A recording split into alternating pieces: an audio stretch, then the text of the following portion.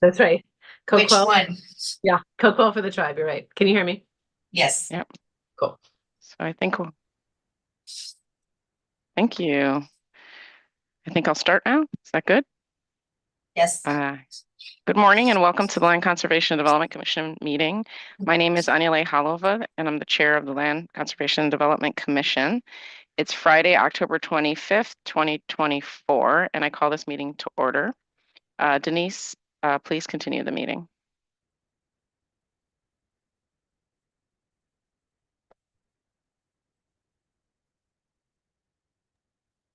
Denise, I think you're on mute, ma'am.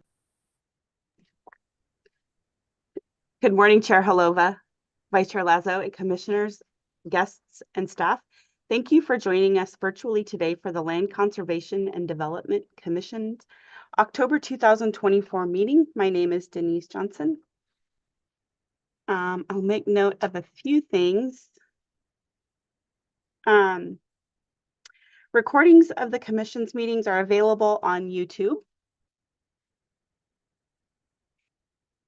Give me just a second and I'll share that.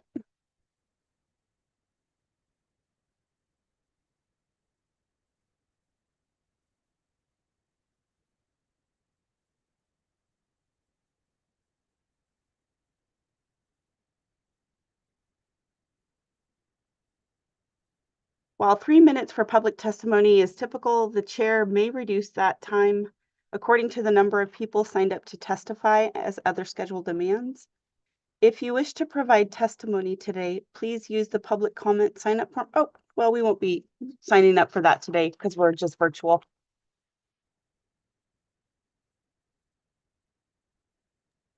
Denise, if I may, pardon me, we still allow public sign up for public comment. There just won't be anyone handing in a green card. Right. Thank you.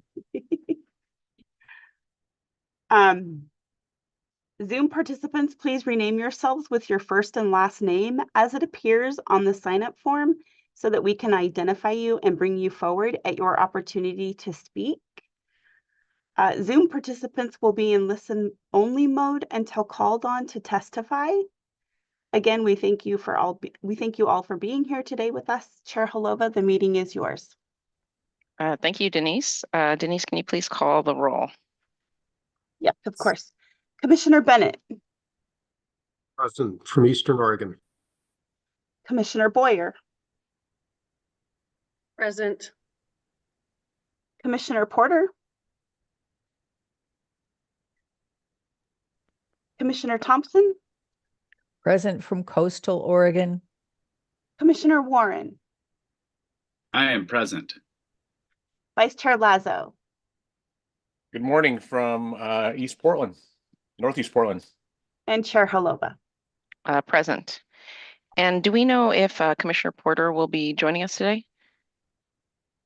I am not 100% certain. I thought she was. Okay, so we'll wait. She is in the waiting room.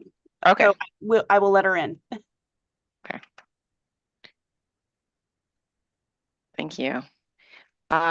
So Director Bateman has volunteered to lead us in the land acknowledgement. Welcome, Director. Good morning, commissioners. Can you hear me okay? Yes. Okay.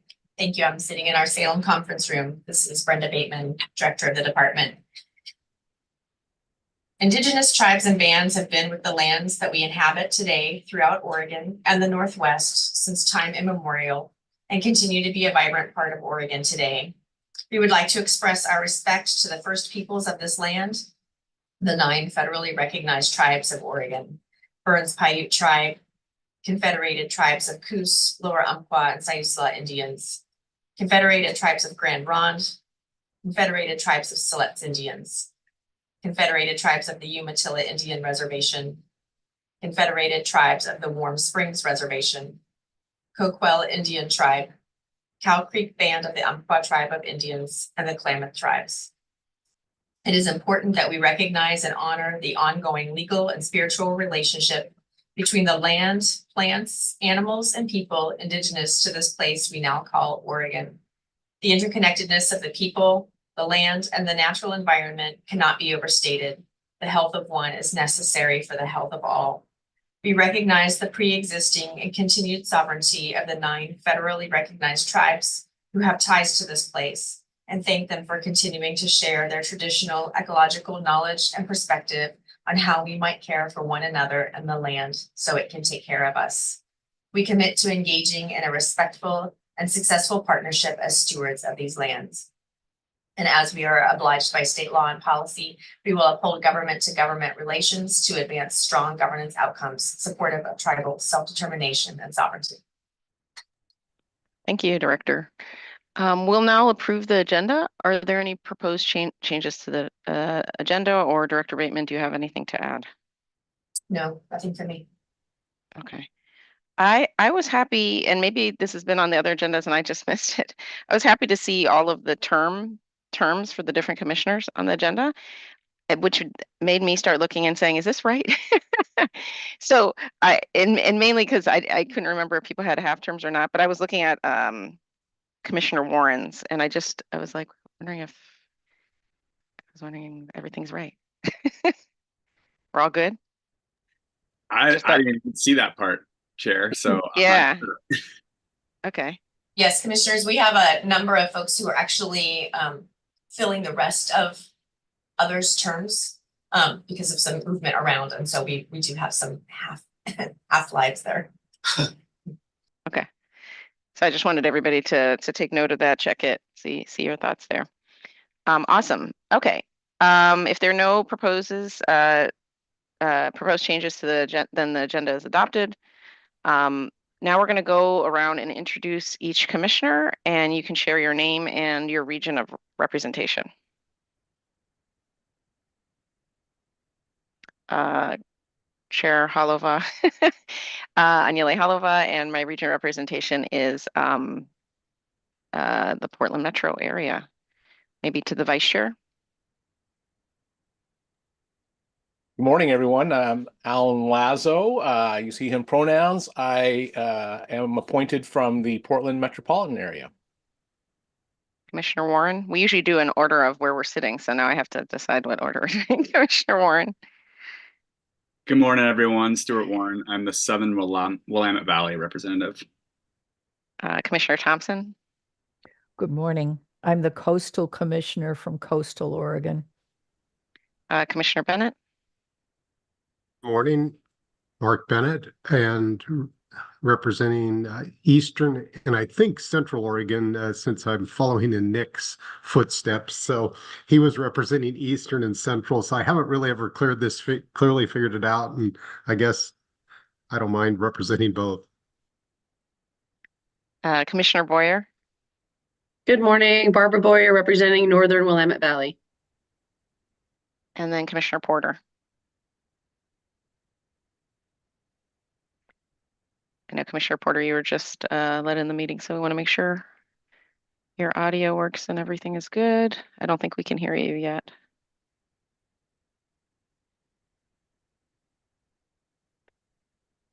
Okay. We think Commissioner Porter's here with us, but we're checking. Maybe somebody can text her. Awesome. And we can come back, Commissioner Porter, later. We're going to then ask the DLCD Director, Deputy Director, and Council to introduce themselves. We can Oh, is that Commissioner Porter? Sorry, we can start here in the Salem office. I'm Brenda Bateman, Director of the Department of Land Conservation and Development. And I'm Steve Shipsey, Legal Counsel to the Commission. Good morning, Chair Halova, Commissioner Vice Chair Lazo, and Commissioners. I'm Kirsten Green, the Deputy Director, and I serve as the agency's tribal liaison, the Director's delegation.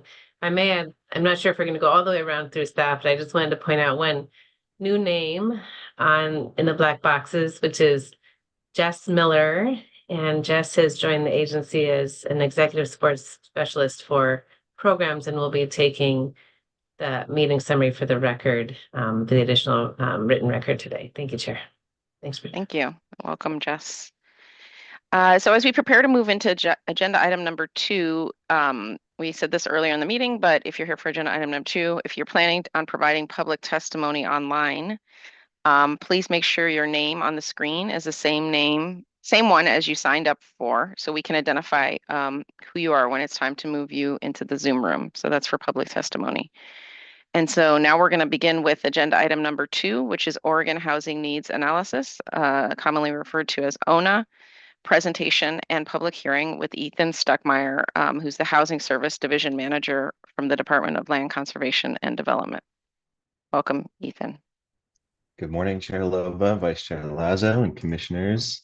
I am excited to share more and spend 4 full hours with you all today talking about the Oregon Housing Needs Analysis and the 2024 draft rules that have been workshopped through a rulemaking advisory committee and several technical advisory committees. As I pull up the slides, I wanted to just send a particular note of appreciation to the Housing Division staff who have been working so hard on these rules and so diligently.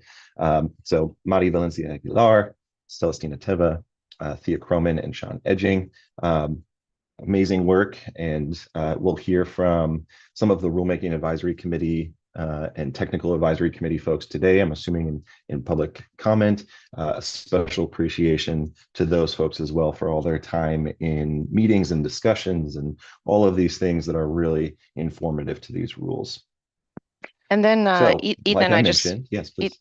Ethan, I just wanted to say for all the commissioners, the staff is going to be giving a 90-minute presentation, and we're going to have time for questions between the sections. So Ethan, whenever between those sections, then you can inform me of that.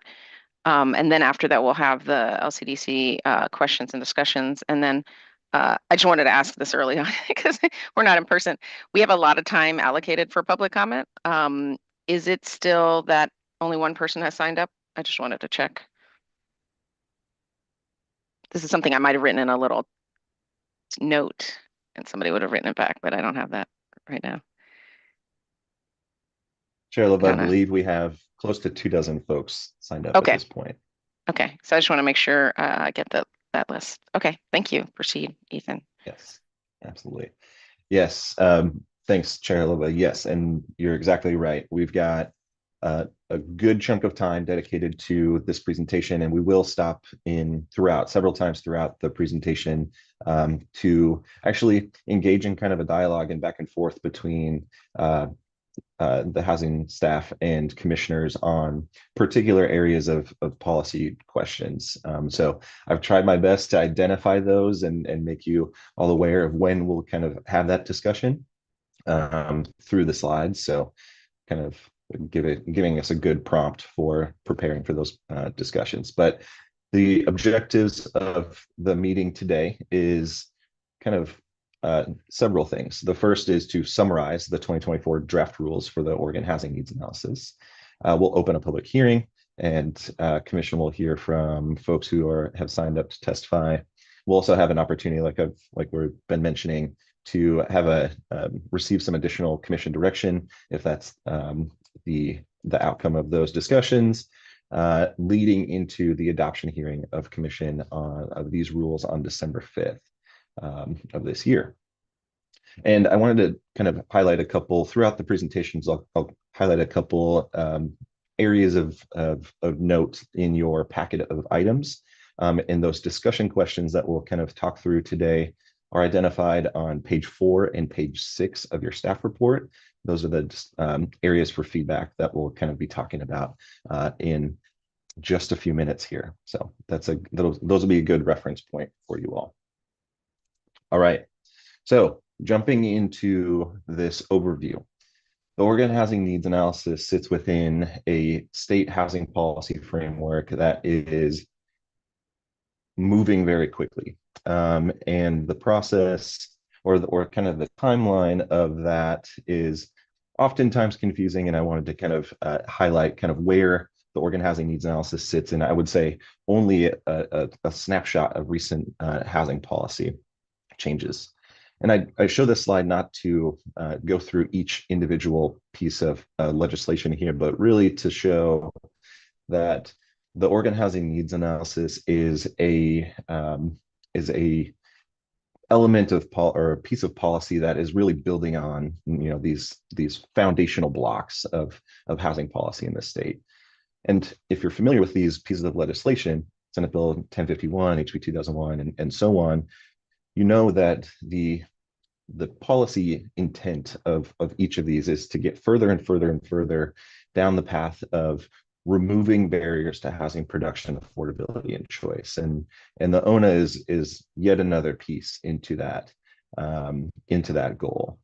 The Oregon Housing Needs Analysis is really kind of that structural change, that and the long-term change and reform of the housing policy, housing planning landscape, whereas some of these other pieces of legislation are really hyper focused on particular elements of housing and housing production, affordability, and choice. And ONA is really kind of that longer term systematic type of change. I wanted to note a couple things here, which is that in particular, the Oregon Housing Needs Analysis is not just a DLCD-led effort. There are other state agencies that play key roles here, and we'll talk about those agencies and their specific roles. But I wanted to note here that the Oregon Housing Community Services state agency or agency at the state and the Department of Administrative Services play key roles, are key partners in the implementation of the Oregon Housing Needs Analysis. And like I said, we'll kind of talk about those pieces in a little bit more detail. So I think as we talk about the Oregon Housing Needs Analysis, it is a lot of things. It is a statewide methodology. It is an obligation for local governments to take affirmatively furthering fair housing actions. It is a shared responsibility of the state. It is a system of tracking housing production. It is all of those things, but to kind of cut through that and summarize that in a way that's a little bit more useful, describe ONA as really a suite of programs and policies that direct the implementation of statewide Planning Goal 10. Hopefully that's a more simplified way to articulate what ONA it is. Of course, all of those individual pieces, but really at the end of the day, it is a implementation of the statewide Planning Goal 10 that is a rethink and a restructuring of the statewide Planning Goal 10 of the last 50 years.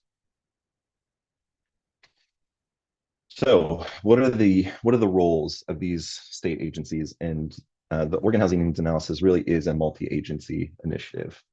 The Department of Administrative Services, specifically the Office of Economic Analysis within the Department of Administrative Services, plays a role of estimating housing need of the state and allocating that need, the regional need of that housing, to local governments in a manner that considers population growth, access to jobs, and a equitable distribution of housing need.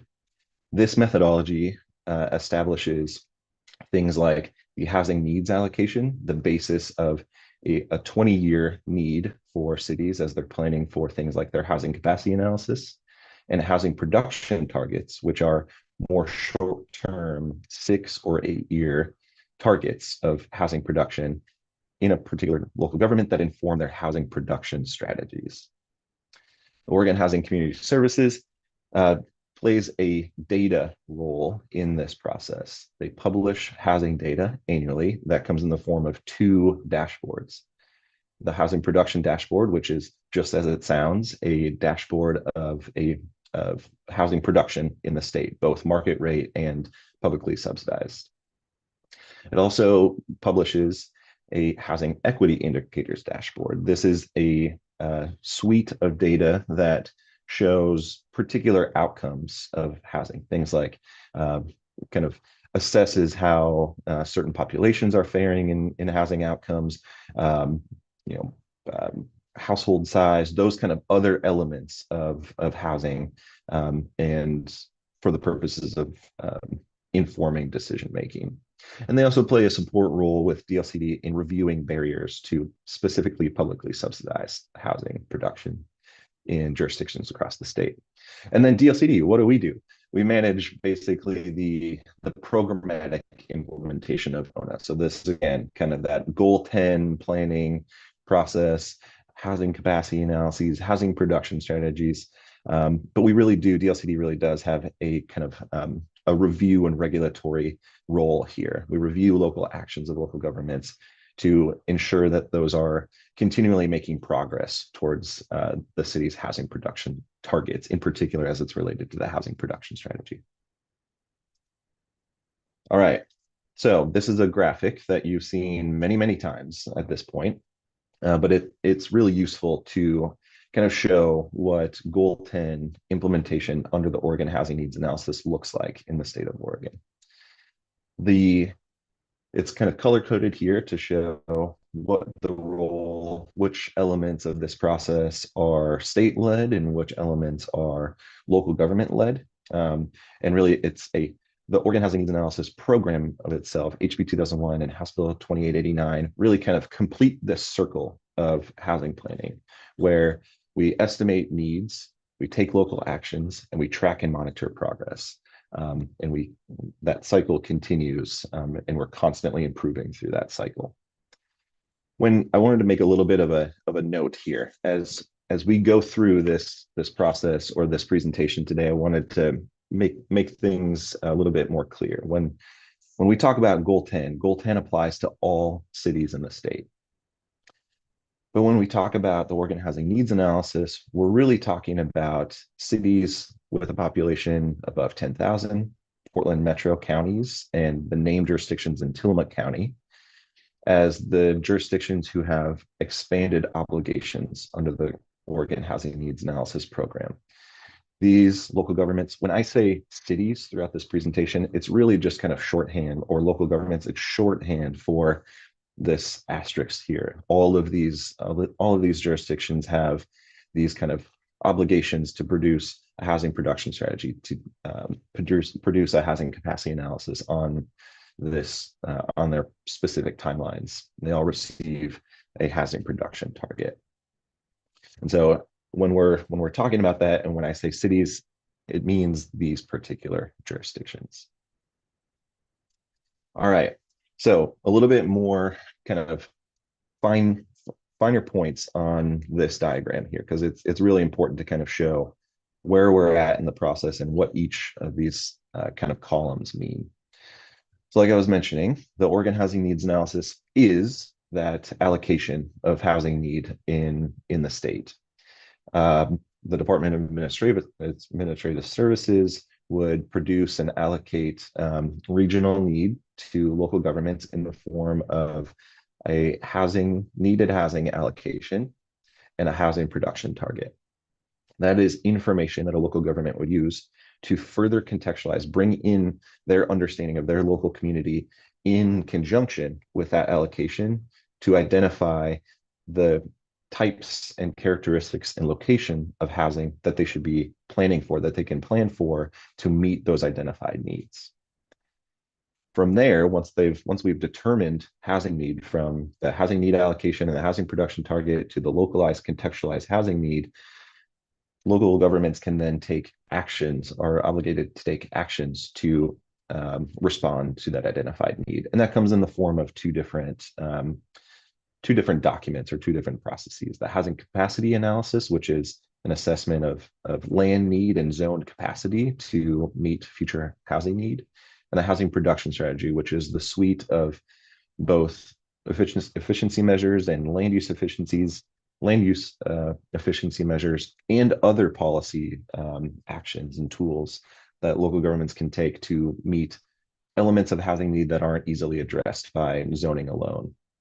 And then finally, and this is a new process under the Oregon Housing Needs Analysis Program, which is an element of tracking and monitoring progress, right? These housing production targets are something that we're striving to make progress towards. And if we can do that faithfully, that requires that we actually are assessing whether or not we're making progress. And there is a program as part of the Oregon Housing Needs Analysis suite of regulations that establish what's called the Housing Acceleration Program, which we'll talk about in lots more detail here, that brings together the state and local governments to overcome barriers to housing production, affordability, and choice that lead to them either falling behind or not making progress towards their housing production target. All right, I wanted to actually kind of pause here and see if there's any questions from commissioners about just the ONA program generally and how these steps in the process work. Commissioner Thompson? Thank you, Madam Chair. Ethan, I was so touched by your declaration of your ambition to have every single Oregonian be able to have housing that's available and affordable to them. I fully support you in that. I wonder though, in Astoria, there's a chunk of land, but the owner doesn't want to sell. Are we contemplating condemnation or anything resembling that to increase the land's usage, to mandate it more directly?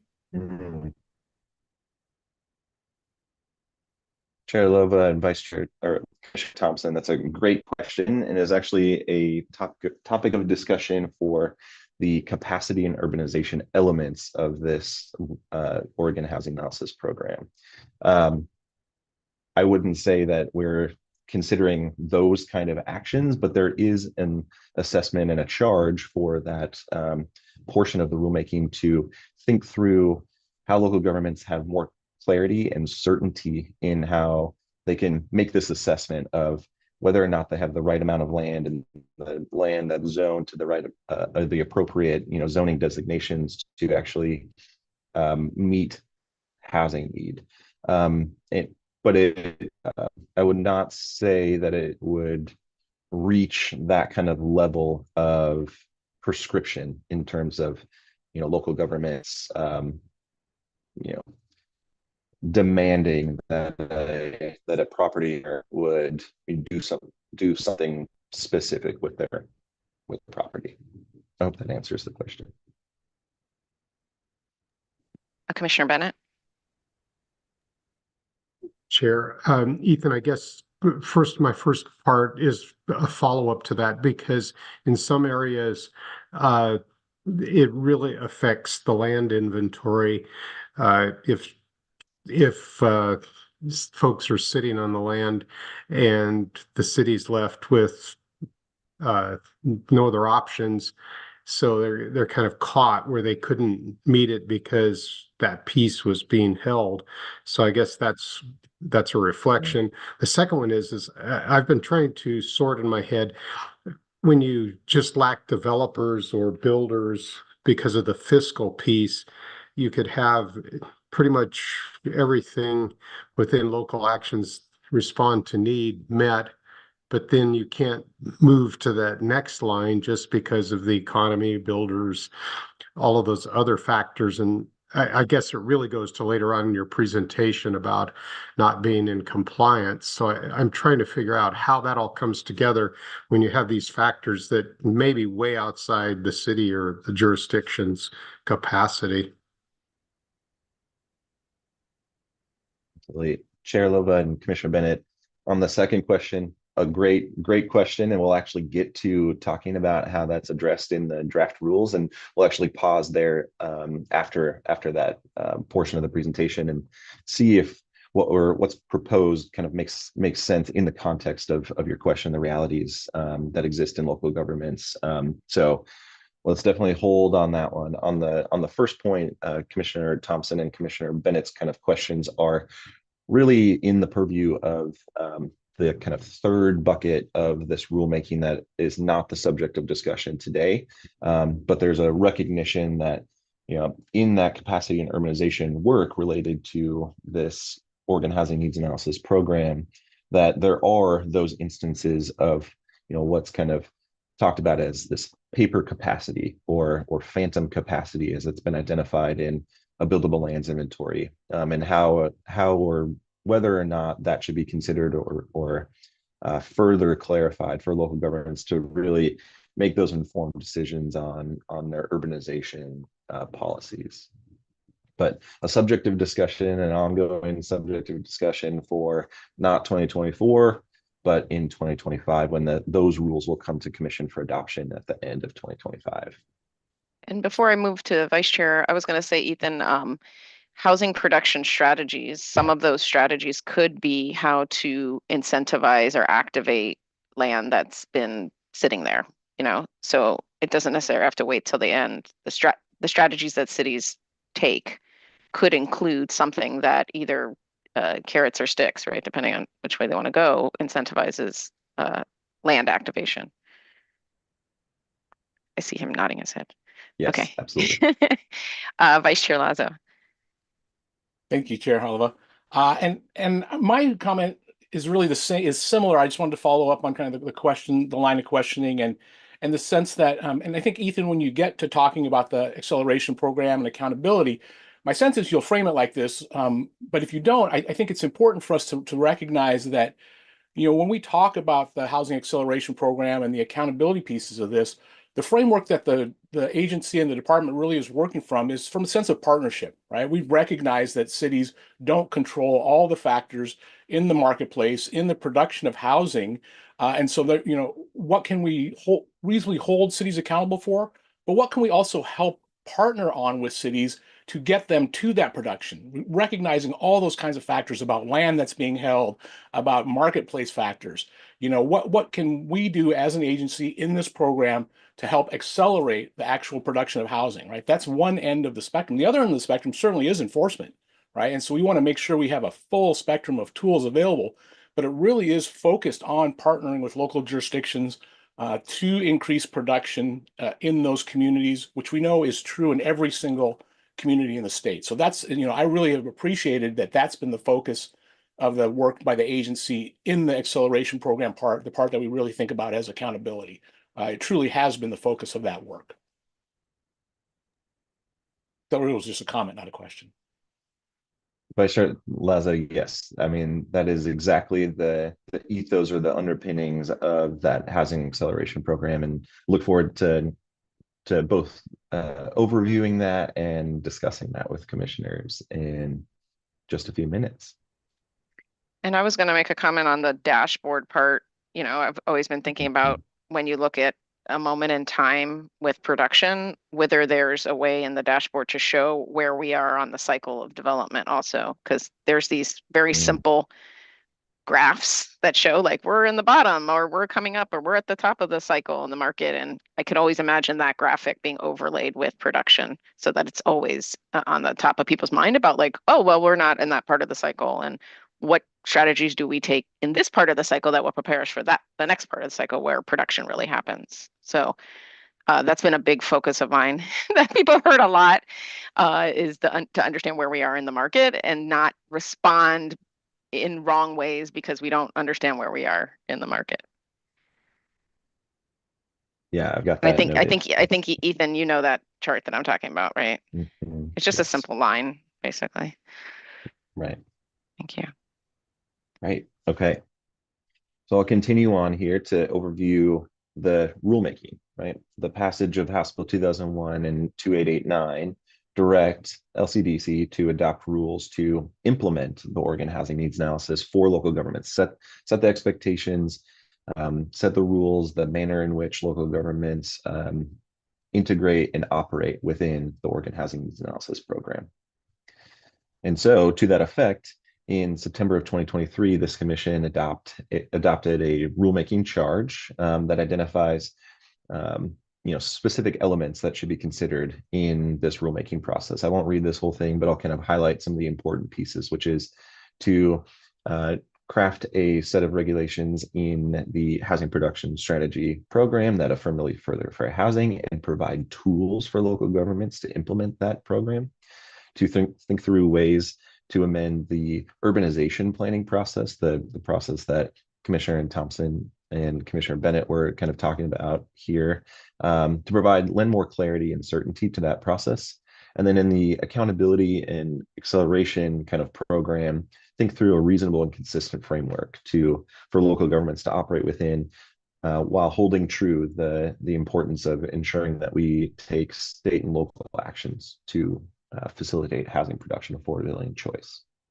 So with that in mind, the rulemaking process kind of is shaping up into 3 different categories of work.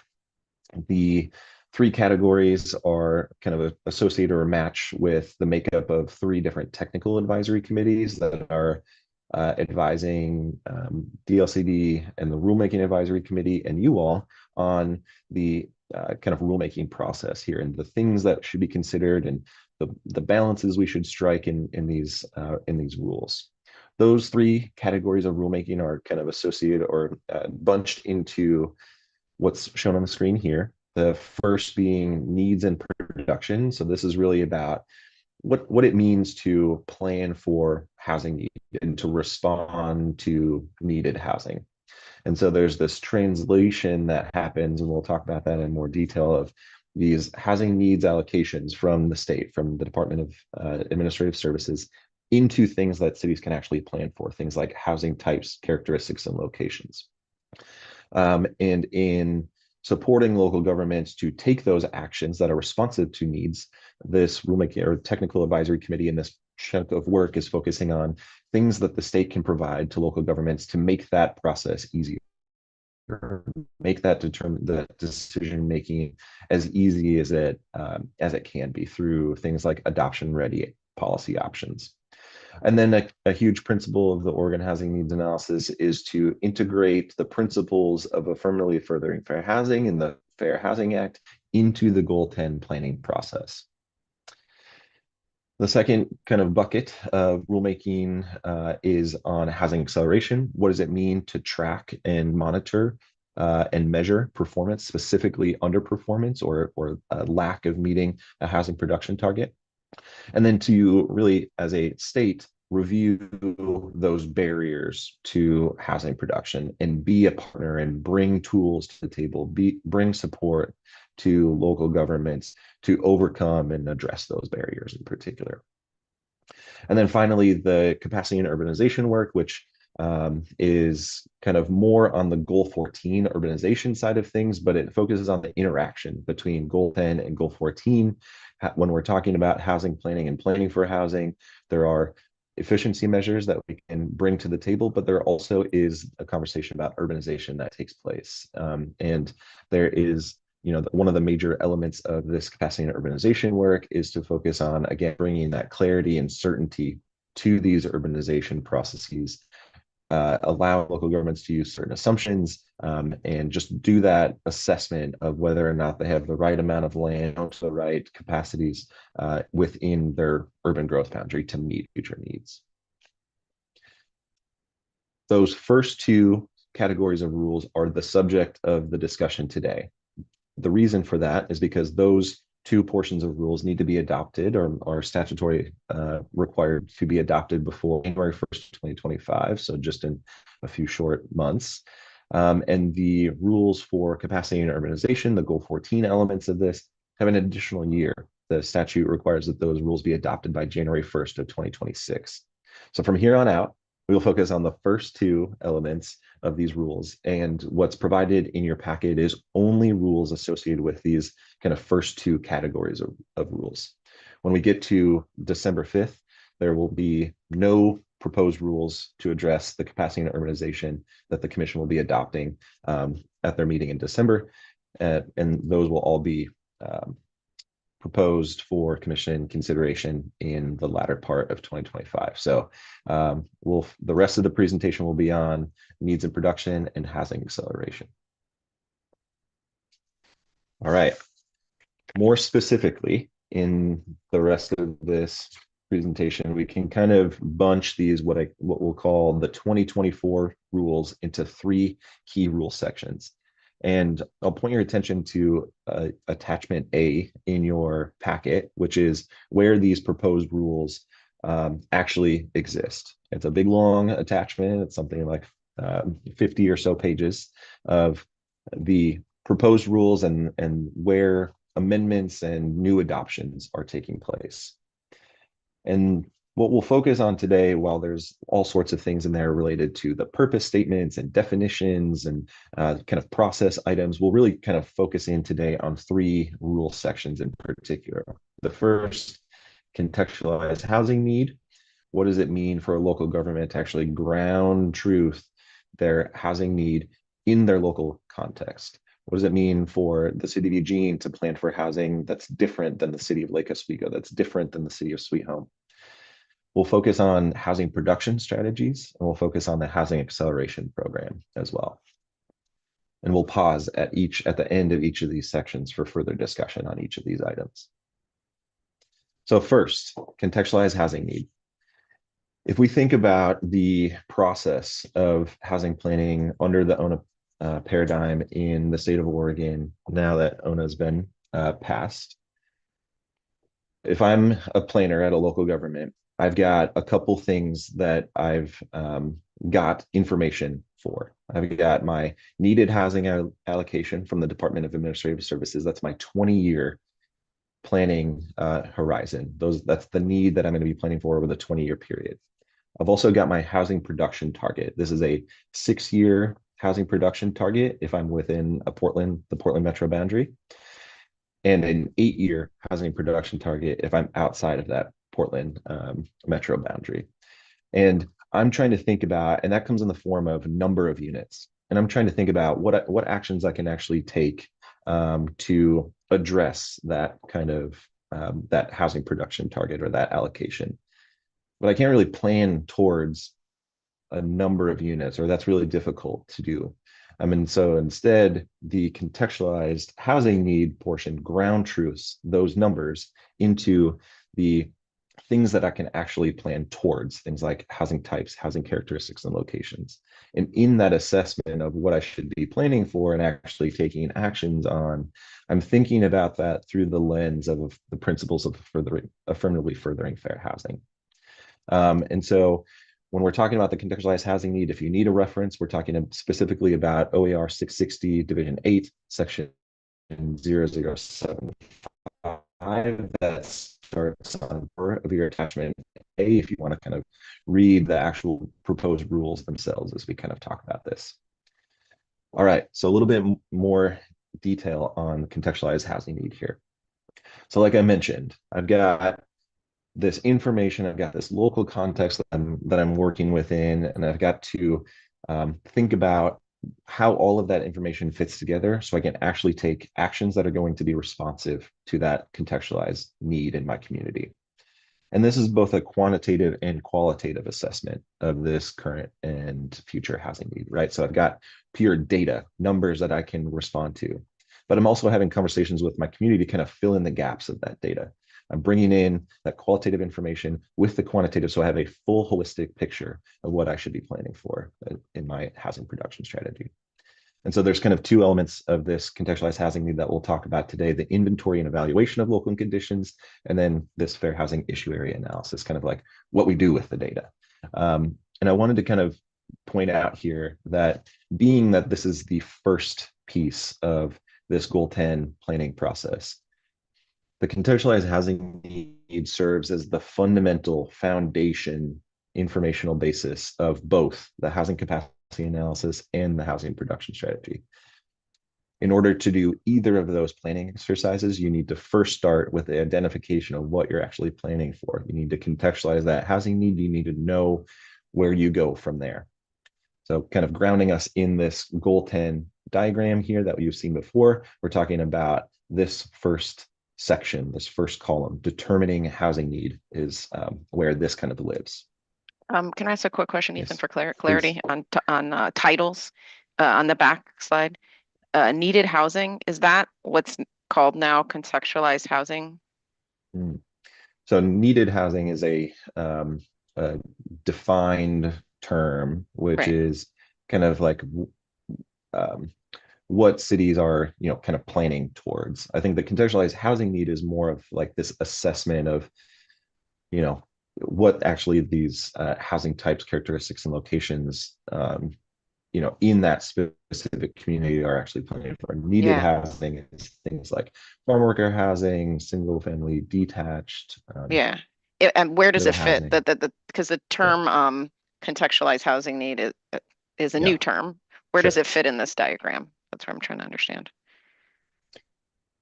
Gotcha. Yeah. So sorry, my cursor. There we go. So it is contextualized housing need is the Oregon Housing Needs Analysis, housing allocation number, and the housing production target, with the types, characteristics, and locations determinations smashed together. So it's I would kind of describe the contextualized housing need as both of these pieces combined, or it's an assessment of how this needed housing allocation and the housing production targets feeds into the types of things that local governments are planning for. Okay, it might be Does good that to help put clarify? that new term on this diagram. Sure. Just because it's the only term I feel like that's not on this diagram. Sure. Okay, Gotcha. thanks. Okay. All right.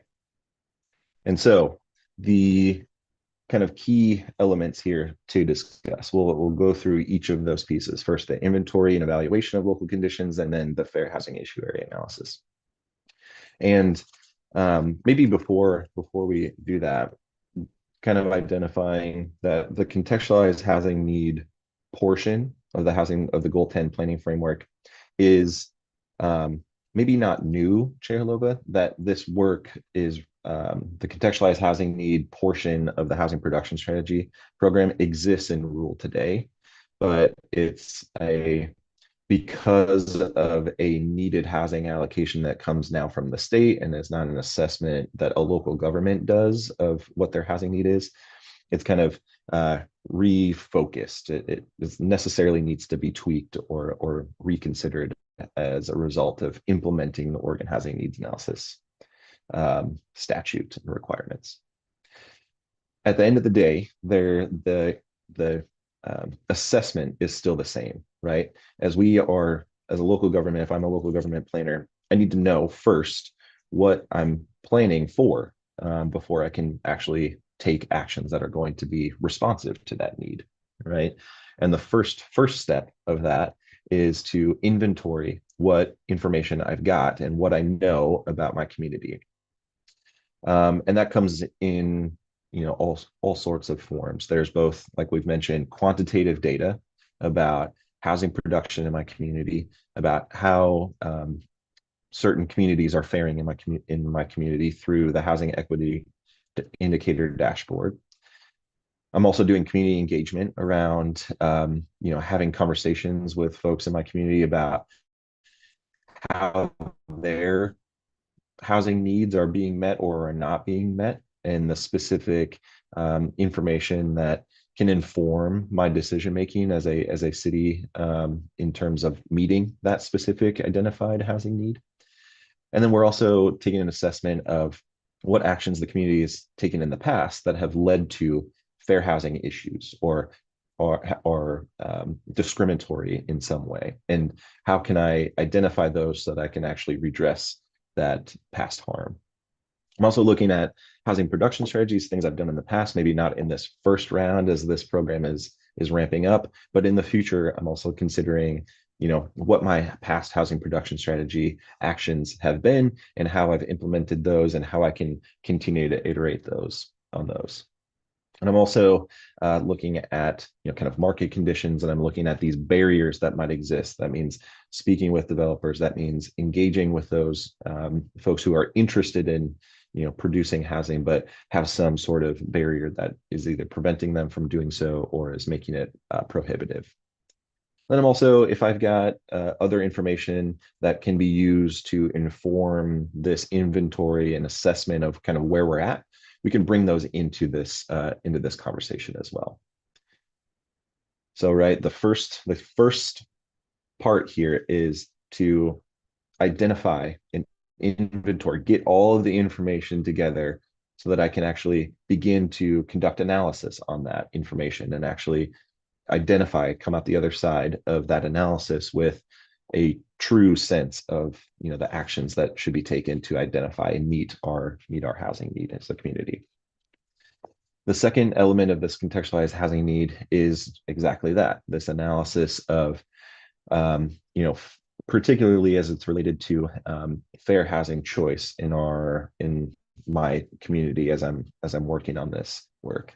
I've got all of this information, and I'm beginning to identify the areas that where there's gaps, right? I know in my community, based on the data and the conversations that I've had, I know that folks experiencing disabilities do not have adequate housing choice, for example. And the assessment through this fair housing issue area analysis and on these 7 fair housing issue areas leads to this conclusion that I should be taking these specific actions to address these particular housing types, characteristics, and locations that my community needs, right? This is truly the package of this contextualized housing needs. Step 1 and step 2 really identifies and describes the kinds of housing that my community needs. And then I can, from there, take these actions to address those particular needs. So I wanted to show a couple resources for you all that are in development, but are pretty exciting. So as local governments are conducting this assessment of where they're at, there is information that the state can now provide in a comprehensive and neatly packaged way through the Oregon Housing Community Services Agency of the state. And like we've mentioned about these dashboards, there's 2 dashboards: housing production dashboard, which shows peer numbers, like what are the units actually being produced, permitted and produced, both for market rate and publicly subsidized. And then there's also this equity indicators dashboard, which you see an example of on the screen.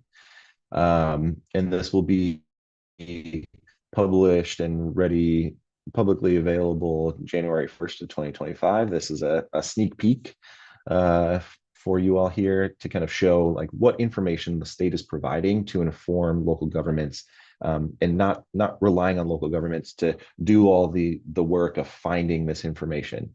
It's actually provided for them in a, you could, on this dashboard, you could search by your city, and all of this information automatically generates from data sources that the state has access to.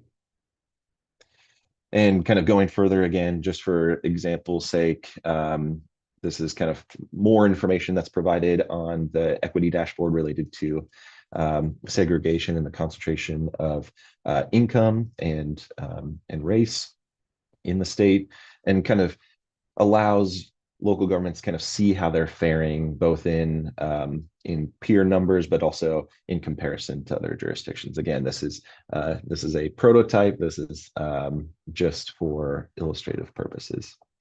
And even further, there's kind of a mapping element to this, particularly as it's related to displacement and gentrification. And this is based on some of the work that Dr. Lisa Bates has done for both OHCS and DLCD. So we don't need to talk about, or we can talk about these things in detail, but really it's for the purposes of showing that the state is providing information for local governments to do this kind of work, and they don't have to generate this or pull this on their own, to kind of remove some of that administrative burden for local governments, and really kind of set the expectations of what information should be considered here.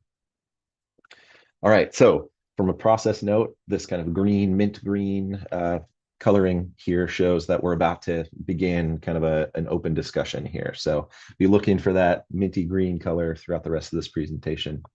And in particular, this question related to contextualized housing need is on page 4 of your staff report. So there's some additional context there as we're kind of talking through this that might be of interest. But the big kind of fundamental policy question here on the contextualized housing need is, under HB 2001, right, the state and cities have obligations to affirmatively further fair housing in their housing production strategies.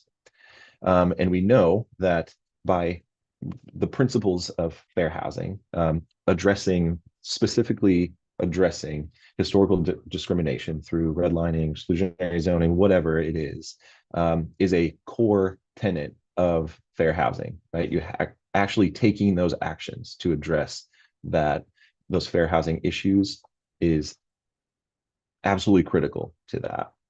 And so setting a process for local governments to kind of identify those issue areas is the first step in actually taking those actions to address those issues, to remedy those issues, right? And so we have that principle in this planning process here under the Oregon Housing Needs Analysis. And so there's questions about how that can come together, right? We have this obligation, we have this requirement.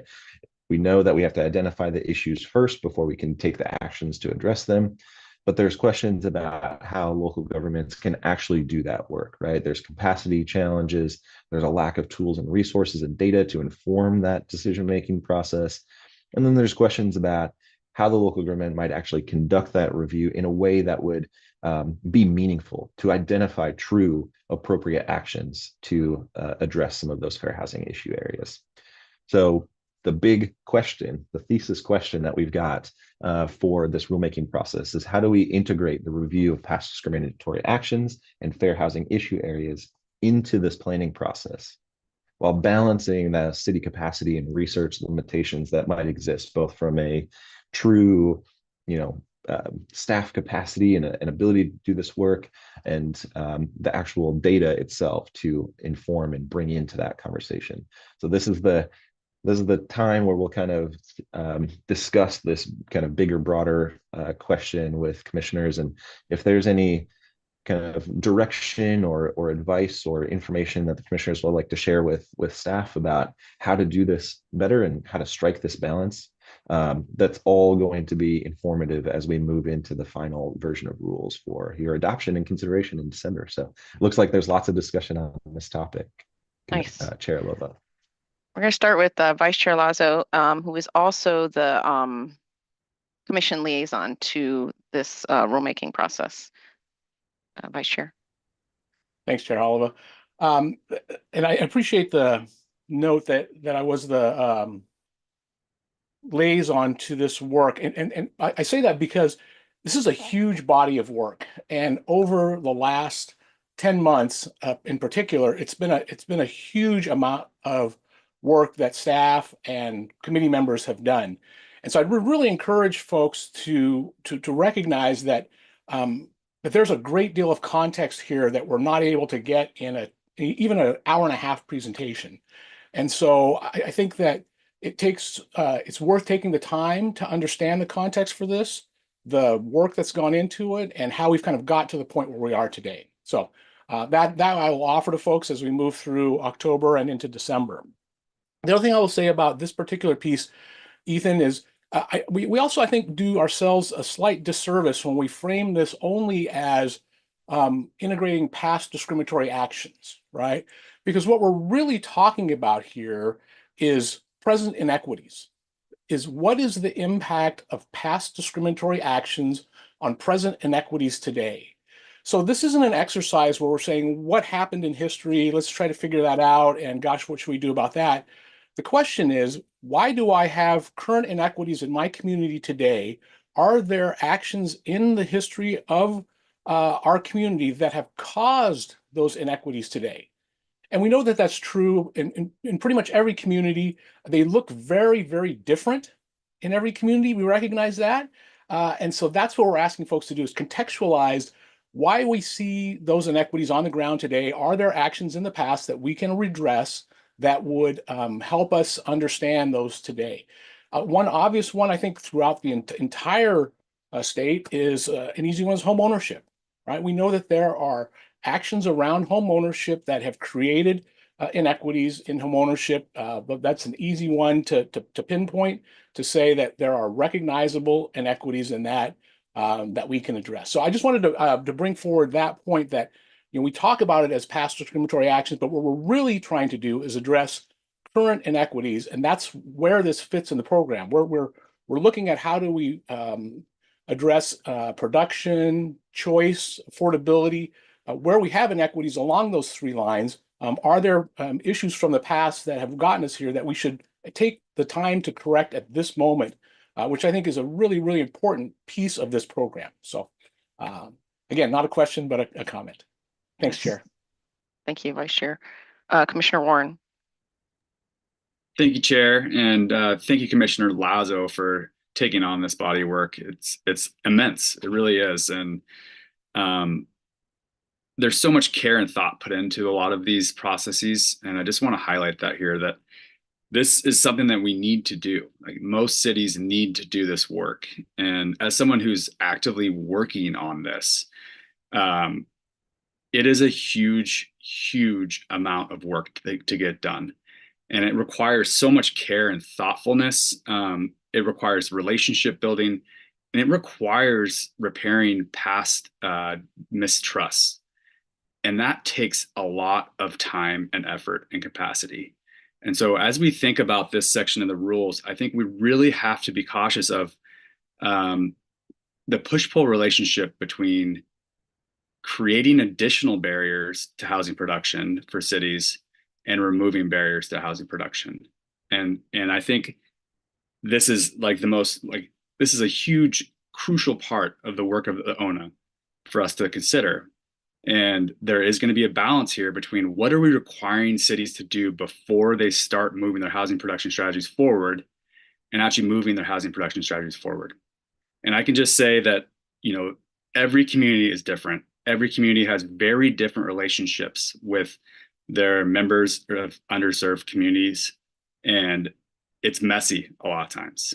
And so my sense with this section of the rule is we either have to give cities ample amount of time to work through these relationship building processes, these just like on the ground efforts to understand how past discrimination currently impacts people's ability to own a home, for example, to find a home, for example, or to remain in a home that they feel safe in.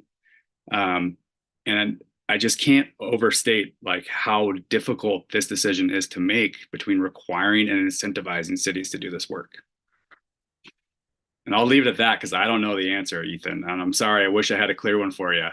But I think maybe what would be helpful for me to understand a little bit more is what is the time frame that we're requiring cities to do this in? Are we giving them, a year? Is this a 2-year process for them to go through to understand this body of work? What does that timeline look like? Yeah, Chair Lova and Commissioner Warren. So in terms of timeline, we know that we've got housing capacity analyses and housing production strategy adoption time deadlines, right? Those are in rule, and the commission updates those on an annual basis based on the adoptions that have taken place and work planning conversations that DLCD and those cities have. That's a deadline, but there's no identified start date of that work. Local governments can begin those that work planning in advance of that specific calendar year. So on the front end, there's a city can start that process at any time, really. Obviously, there's budgetary timeline, work planning conversations that need to take place there and inform that decision-making process. And the hope of the technical assistance program through grants that DLCD can provide to local governments is to be flexible as we can and provide local governments with a lead up time to do this work, which is also paired with a suite of resources in terms of templates and engagement toolkits and technical support in terms of expertise that the state can lend to that process. But there's no specific start time that's identified for a jurisdiction in that process, only a deadline at the end. So are we talking on average a year, 2 years, 5 years? Like, what does that look like? Well, I think the contextualized housing need that in a housing production strategy rules that exist today, as we've been seeing that work roll out, I think we're and funding those technical assistance projects through grants, we're seeing 12 months as the kind of timeline to do that work. There's I think an unanswered question about how much like pure days or months that these proposed rules might add to that, or might how that timeline is adjusted. But we're kind of looking at the timeline of I would say 12 to 15 months of work, and that includes adoption and consideration of actual policies and that public adoption process.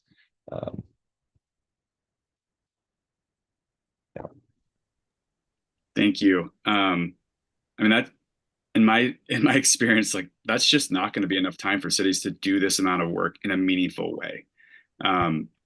And I mean, this really does take a ton of staff capacity to do. And it takes a lot of time being in community, building these relationships, which, as I indicated, are not always great for cities. It's messy, and it's not true for every community. Every community has a different relationship with other communities, like the Black community, for example. But things are still kind of tough. And so we know that because they're tough already, a lot of those community members are overburdened by being asked to participate in city processes, right? Because we know that we need to be talking to them in so many different ways that they're being pulled into a lot of different projects that are happening in cities right now. And so on top of that, it doesn't always go well. And so for one department to be now asking them to come back into this conversation, which they've kind of already had with a different section of the city, to understand how they're feeling burdens in the city at this point in time, it's overwhelming in a lot of senses. So I would just suggest that we be flexible with the time in which it takes for cities to implement these kind of rules, and give them ample time and resources to do this in a meaningful way. I just wanted to Sure, ask Ethan, related to this, I'm always like about improvement over time. So obviously there's a first time you do this. What is the process on that? You know, you might not do it the best the first time you do it, but yet there's other chance, there's the whole planning process, right? To keep on forging those. Is there a sense of that, Ethan, on the timeline with regard to when you renew this activity again, or? Yeah, Chair Lova and Commissioner Warren, those points are important and real points to make, definitely, about constant improvement in this process and the time it takes to do this work, and how engagement fatigue kind of factors into this work. And on the point about continual improvement of engagement, that is a required element of the Housing Production Strategy program now, and continues in these proposed rules of, as local governments are conducting that engagement, we know that there's not going to be, a local government's not going to be able to do all of it or do it perfectly every time. And so, but there should be some articulation of like, oh yeah, we held this meeting and it didn't, really, it didn't work the best for whichever reason. And in the next iteration of this engagement that we're going to do around housing, we would like to do this additional thing, and kind of identify what that engagement improvement might actually look like. The second piece, and Commissioner Warren, your point is a really good one about, are we needing to do engagement on this topic over and over and over and over again, and have the same conversations in different venues with the same people? Or could we have conversations at one point in time and use that for several different planning processes? And that's really what this engagement is really kind of leaning on, which is that latter piece of, when a city is at the point of, all right, I've got to do this housing production strategy, I've got to do this housing capacity analysis. The answer to the engagement question may not be, I've got to start a entirely new engagement plan, and I need to have these same conversations the way that I've had them in the past. If a local government's recently conducted something like engagement around a climate-friendly area study, or to implement the climate-friendly equitable communities rulemaking, that engagement may talked about needs of community for housing, and that engagement can serve both of those purposes. And it should be building on the conversations and those relationships that cities are building over time, and not kind of continually going back all the time and asking very, very similar questions to those folks. So I want to make that point really upfront here, is that engagement around any of this goal 10 planning stuff is not necessarily like bespoke in that manner, or that's not the requirement of the expectation. It's, are you having conversations with the community on housing? And if you have, use that information to inform your decision-making process. Thank you. Commissioner Bennett? round of thanks to Vice Chair Lazo. Thank you, Chair. And but Alan, you really did a yeoman's work on this, and Ethan and all of your staff. And I can only echo Commissioner Warren's points. I guess moving a little further into that and checking with a couple of the planning directors, the smaller planning directors, the cities that just barely made the 10,000, they echoed Commissioner Warren's statements, articulated them, and were really, really concerned about this. Just a couple of points. First of all, I don't really believe we should leave it open-ended because it'll get procrastinated or just never happen. But I do think that something should be considered is that the timeline begins upon them receiving funding, because not every city is going to be funded on the first go round. And so it's going to be really, really tough for them. Some of the cities really don't even have any dialogue. They really don't even have any assessment. And also I was wondering, Ethan, if you'd worked with the County Clerks Association, because finding CC&Rs in just informally speaking with one clerk, their statement was, well, someone would have to get a list of every subdivision and then come in and read through whatever was recorded. And that's going to be really staff intensive, if there's anybody really available to do that. And plus the lack of consultants in this area is going to be a real challenge. So there's a lot of tough territory, along with what Commissioner Warren pointed out. And I just think that it's such a crucial bit, and we want it done correctly. We want it done accurately, and we want it done usefully.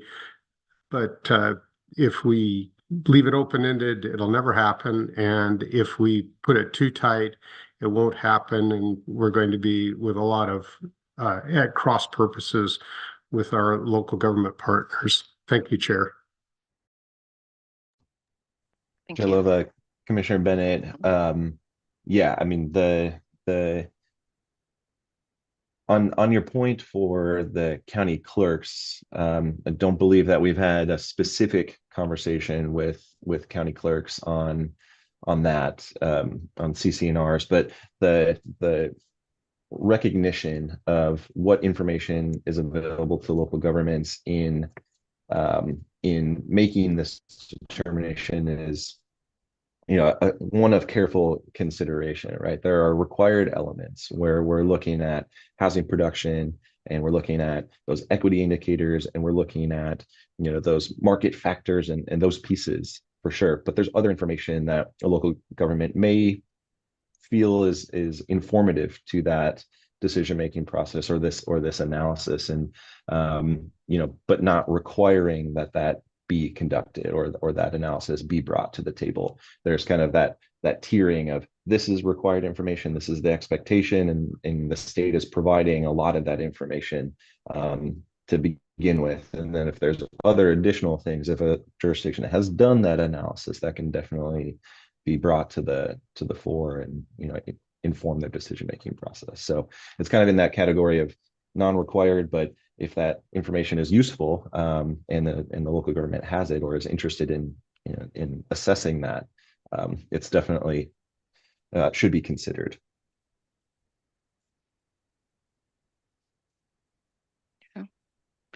Commissioner Thompson?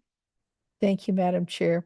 Well, just seconding and amen all the praise for the good work that's been done, the challenging work that's been done, the work we're doing now, and the work that is to come. Echoing the emphasis on relationships, what I've seen is I want to look at a different kind of approach to this. Goal 1 says we want to have people, regular community members, having input on their land use issues, their regulations. That can be used to make development change more expensive, more difficult, more time consuming. and contributes to destruction of relationships sometimes. I wonder, how do we approach this in a way that supports the good community building conversations that I think I heard Vice Chair Lazo say was the intention of this initiative? Because I have heard people say, we don't want to have any more development here, and I have seen that play out. So please help me, Ethan. Absolutely. Chair Lova and Commissioner Thompson, the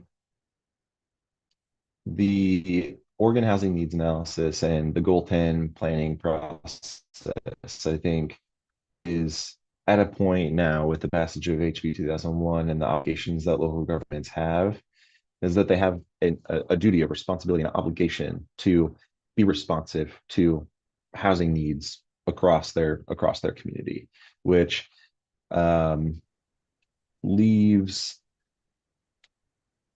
necessitates actions, identification of actions, and implementation of actions to meet those needs. And in weighing those, that the choice of those actions, that is definitely part of that conversation, right? We have this obligation, we need to respond to these housing needs, but we also want to make sure that we're not, creating new barriers to housing production, affordability, and choice. And right, so the local governments are weighing that feedback that they're receiving and their obligation to be taking these actions with, in the actual action selection, those benefits and burdens in particular of those particular actions, and thinking about them as not just individual actions, but as a suite of actions to, address the entirety of that housing need. I don't know if that answered your question, but hopefully it got there. Yeah. We're heading in the right direction. Here's what I see. There's a level of action, there's a level of thought, but then there's a level of feeling. And people's feelings about home and what they want to do to protect it often looks like whatever we're proposing shouldn't happen here. It should be somewhere else. Now, you can call that NIMBY, but it is that natural human instinct to defend what I love from a feeling basis and a thought basis and an action basis. So we're looking at actions that are taken. We can look at data that help inform our thoughts, but it's also at a feeling level that makes this so complicated. That's just the point I want to make. Thank you. And Commissioner Porter's next, but Commissioner Bennett, I wanted to see if you could unraise your hand. Because it makes me not know if you have a new question. Thank you. Commissioner Porter. Thank you. And again, an impressive amount of work. So thank you guys, all of you guys that worked on this. The discussion item up on the screen right now, that it's extremely thought provoking. I guess I'd never really thought about this from this perspective, and I find myself, even as we're discussing this, to get, kind of go down, the mental avenue of trying to ponder on this question. I guess there's going to be some communities where some of the past discriminatory actions are going to be more obvious than others, and especially like in the smaller and rural communities. I think may be a little bit more challenging to try to identify some of those past actions and how they played out into the current situation. And I think you started to answer this in someone else's question. And so if we can just kind of flesh this out a little bit, is there going to be like a list of examples that some of these, I guess, more challenged communities can look to, and then how are you all gonna kind of assess, each community's analysis of this? What tools are you gonna use to is there criteria? And I think that's where you kind of touched on the answer to this one in a previous question. Any chance you can flesh that out a little bit? Yeah, Chair Lova and Commissioner Porter, yes, actually. So as part of this continual refinement and iteration of these rules as we continue to have more conversations with our advisory committee members and you all, you know, this question of, okay, we've got this obligation, we have this you know, set of, you know, this framework of what kind of analysis we are expecting to see through the fair housing issue areas analysis. And I think we're trying to answer, what we're trying to answer now is the how cities, local governments conduct that analysis. And actually, that has been the subject of the technical advisory committee's work since these rules have been published on October 1st. And actually, as we move closer to the 5th of December, actually trying to think through, like, can we articulate either in rule or in guidance? And that's kind of one of those fundamental questions, the how of local governments. Can we provide examples? Can we describe the expectations, like how a local government might actually, you know, conduct this assessment of their fair housing issue area? So, you know, that kind of discussion is ongoing now, and we'll have an opportunity to come back to the rulemaking advisory committee in November to further land on that question. But you know, we know whether or not that ends up in rule or in guidance. We know that there needs to be some articulation for local governments on what are the expectations? Can we provide clarity to them so they can actually move through this assessment of their community's needs and their fair housing issue areas and right into the action selection portion of this work. Okay. And I've been told we might need to move on, but I wanted to get Vice Chair real quick, and then I wanted to quickly say some things, and then we have to move on. Vice Chair. Thanks, Chair. It's a shame we have to move on because this is such a rich and discussion. I think one that we could continue to have over and over and on and on. What I will say is, again, I appreciate the context that everyone has provided, that this work is so important as a basis for how we move the rest of the work forward around housing production. And that's a fundamental change in what we're looking at in Goal 10 housing planning, right? This has not been a consideration over the past 50 years, and we understand where it's gotten us today. What I'd say in the conversation we had is, you know, one of the things I really also appreciate, Commissioner Warren, is the depth and caring of which you hold this work. And I think it might, to use the college parlance, it might skew the curve on how we're looking at this. I think the work that you all are trying to do in your community, to some degree, far exceeds what the rules are initially asking anyway, right? Because one of the things I'll point out, for instance, is that there's only one community in this state, the city of Portland, that had an official redlining map, an official homeowners loan corporation map. There's only one community in the whole state that had that official map that would need to be considered. The rule itself says, you know, to look at those past actions as they relate to current patterns of racial and ethnic integration, segregation, as well as affluence and poverty. Where I would start as a community is with a current GIS map that shows patterns of racial and ethnic integration and affluence and poverty in my community. If I don't have disparities or inequities in that, then I might be done, right?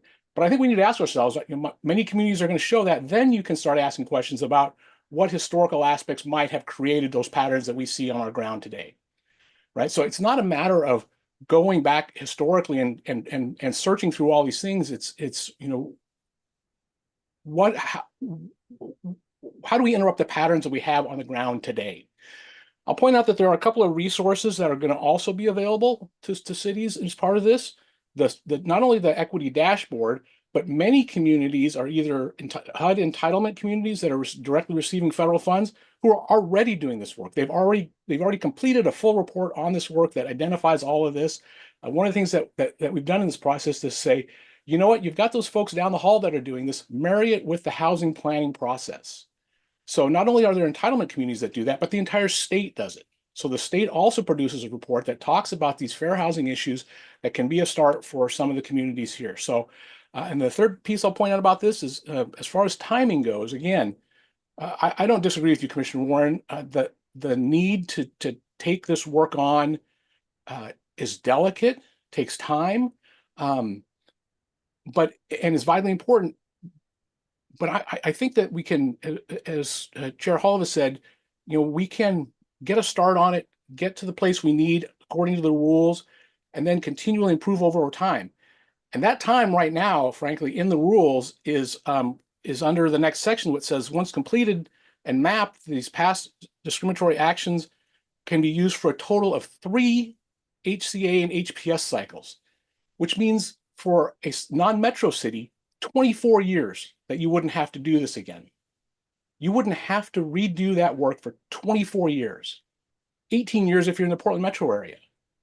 So there is time to get it started, and then another 18 to 24 years to which you have to turn it in and get it right. I think there was some discussion in the NAPTAC about that being too long and how we could resolve that.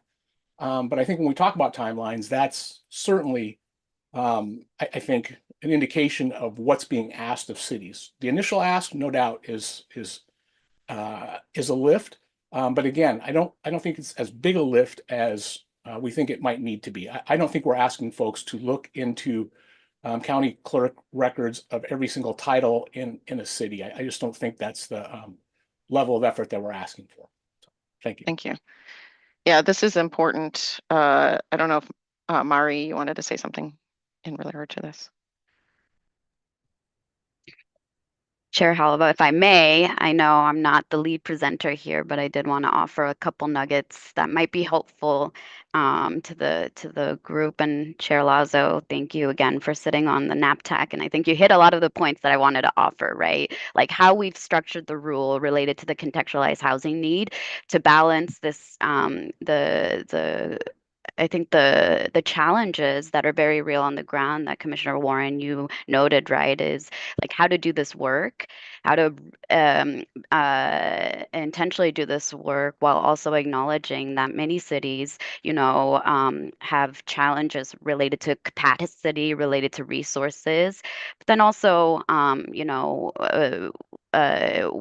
and recognizing that where can the state provide that support. And so the rule does offer that flexibility that Vice Chair Lazo just noted about this particular rule as it relates to cities now review past discriminatory actions, do it at your first HPS cycle, do it again at your in the next 3 cycles. I'll also note too that we're still considering that, given the challenge in capacity and resources, what that might look like even as we continue to refine the rule. I also want to note that Vice Chair Lazo, you noted this piece about reframing the question, and I appreciate you bringing that forward because I think this particular rule is about cities understand your past history, but the HPS is already written in a manner that you understand your current needs too. So it's actually, this is one piece that brings both pieces. Now, a look back to what is now what you're seeing on the ground and act on that and via your actions in your HPS. So I did want to make that note that that I think your comment is astute, but also want to offer that it's both that the HPS rules kind of talk to. And then the last nugget I want to offer too is to Commissioner Thompson's point about just engagement and some of the sentiments that are very real. The rules in this related to the community engagement do offer, as Ethan noted, a rule for cities to conduct engagement and reflect on how that might have gone and how to improve in the future. But there's also rules in there to say to ensure that the feedback you're hearing from community is informing that action. Like it's really about the quantitative and qualitative pieces and taking both collectively and forming that action. And so it is critical to hear the sentiments, but also the reality of the needs is also important, and those actions need to address those needs. And the piece to affirmatively further fair housing is so strong because of maybe some sentiments too, and it's a collective learning I think that the HPS program is intended to do. Last note, and I swear I won't take too much more time, is the state is also grappling, or we're also grappling with how to continue to support local jurisdictions in this work via guidance document. And so we've already had the how for the fair housing issue area analysis, and this particular piece about the past discriminatory actions was always going to be in the guidance, but how involved is the one is how we continue to is the work of our 2025 work. And I think there are some cities who, as Vice Chair Laza noted, have been doing fair housing planning for a while, and the rules allow for that work to be folded into this work.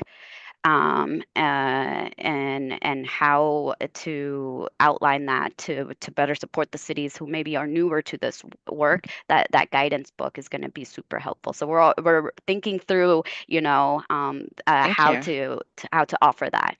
Yeah. Thank you, Mari. My quickest comments. I mean, I know we spent too long on this topic. However, it's very important. So I'm really happy that we did this. Quickest comments. I was pleasantly surprised. I guess I didn't fully understand that the equity dashboard from OHCS was going to be a resource for the cities. I thought it was more like a dashboard in the sense of a recording of what you did. So that was like, oh, look, there's a whole new resource. Am I wrong? I'm right. Okay. It's a resource. That's good. I like the idea of a resource, because I liked a lot what Vice Chair said with regard to there's things already going on, and really we're just saying, let's not have these things operate in silos. Let's let everybody know what everybody else is doing and consider these things. And so I feel like that's going to take down the lift of doing the work. I also wanted to point out, remember, it feels right in the past system that cities had to deal with the actual, like, what is the housing need? And now the state's taken that on. So there's some things that have been taken away and lessen the burden. And then there's some things that have been added. But I think getting that resource list going may reveal a lot more that we have that we didn't know we had, if that makes sense. And I would say that could apply to outside organizations of government who have created dashboards, kept lists, and done things. And so we should think about those organizations, their list or their resources also. I wanted to say I've also been talking to a couple foundations in Oregon who are interested in how to play in the housing space and advance this work. I think there could be definable scopes of work that a foundation might choose to fund. So I think that's important to know. That's something that would benefit all Oregon, I think would be awesome. And then what's interesting from the developer's perspective is we're talking about burdens and this and all that. If a city does all this, and it's very well known what a city needs, that makes it way easier for a developer to come in and provide that need. Because as a developer, a lot of times you're like guessing the need, like, I think there needs to be this, that, and kind of producing it and hoping that people buy it or rent it. If a city comes and says, this is what the city needs, and the city has told us this, it actually makes it easier for developers to just kind of act on that. So I'm kind of excited about that. And do I have a last one?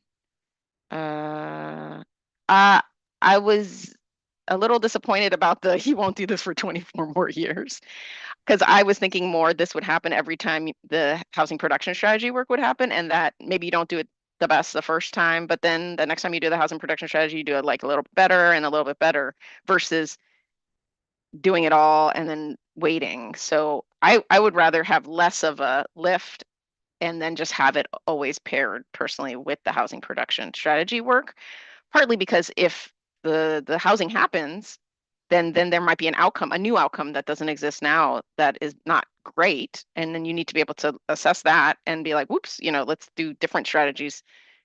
Every time we go, we need to analyze, did the policy that we do, did it work or did it hurt?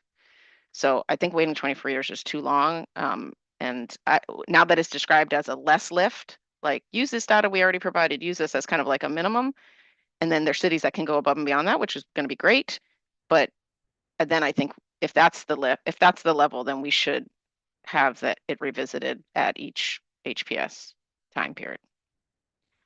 We will let Ethan move on to this next question. Thank you.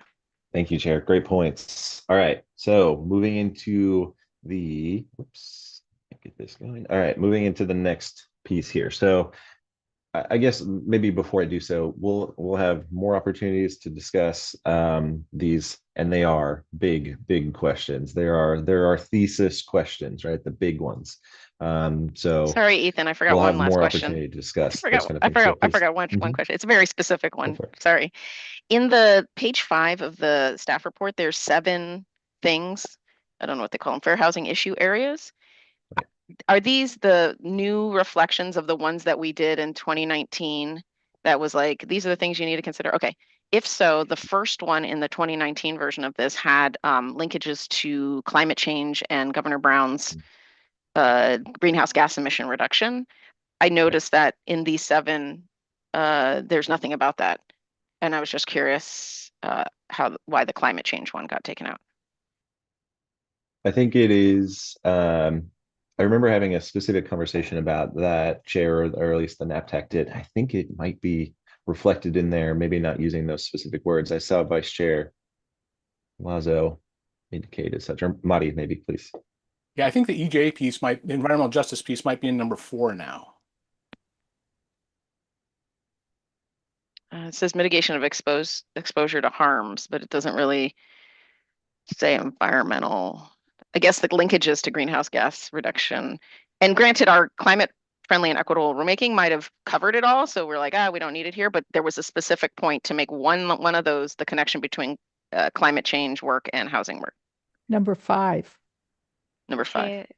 Chair Halava, if I may offer, it still exists in there. The connection from CFEC to the Fair Housing Issue Area Analysis Framework is reflected in issue area number 7. This is particularly pulling in that transportation citation. Not all cities are under the CFEC rules, but this enables That's that the for linkage. those cities. Number 7 is the linkage. Okay. It was just a huge point to make a linkage, so I just want to make sure it was still right. Yeah, it's still reflected. And to Vice Chair Lazo's point, 5 4, access to community assets and mitigation of exposure to harm speaks to environmental justice there too. Okay, thank you. Proceed, Ethan. All right, thanks. So in housing production strategies, right, we've got, this is an existing program. These rules, these proposed rules, evolve that program. What we know about the housing production strategy, it is the game plan, it is the action plan of local government to address those barriers that have been, or those issues that have been identified in the contextualized housing need, right? Specifically as it's related to meeting their 6 or 8 year housing production target. And those actions are informed both by the quantitative and qualitative elements of that contextualized housing need, and they're focusing on, promoting housing production, affordability, and choice. And the citation here is in the 200s section, and that starts on page 41 of your attachment A.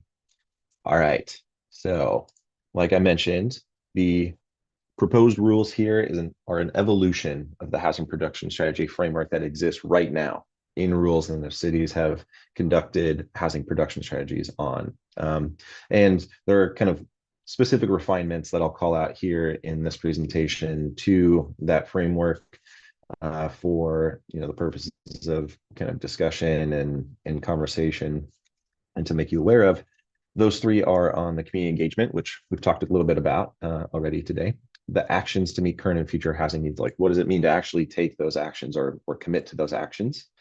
And then a conversation about exploratory work in a housing production strategy. And this one is really based on some lessons learned from the housing production strategy framework that exists today, and through review of some of those first versions of housing production strategies. Obviously, when we're talking about housing production strategies, we're talking about the housing production strategy section of the Goal 10 planning framework.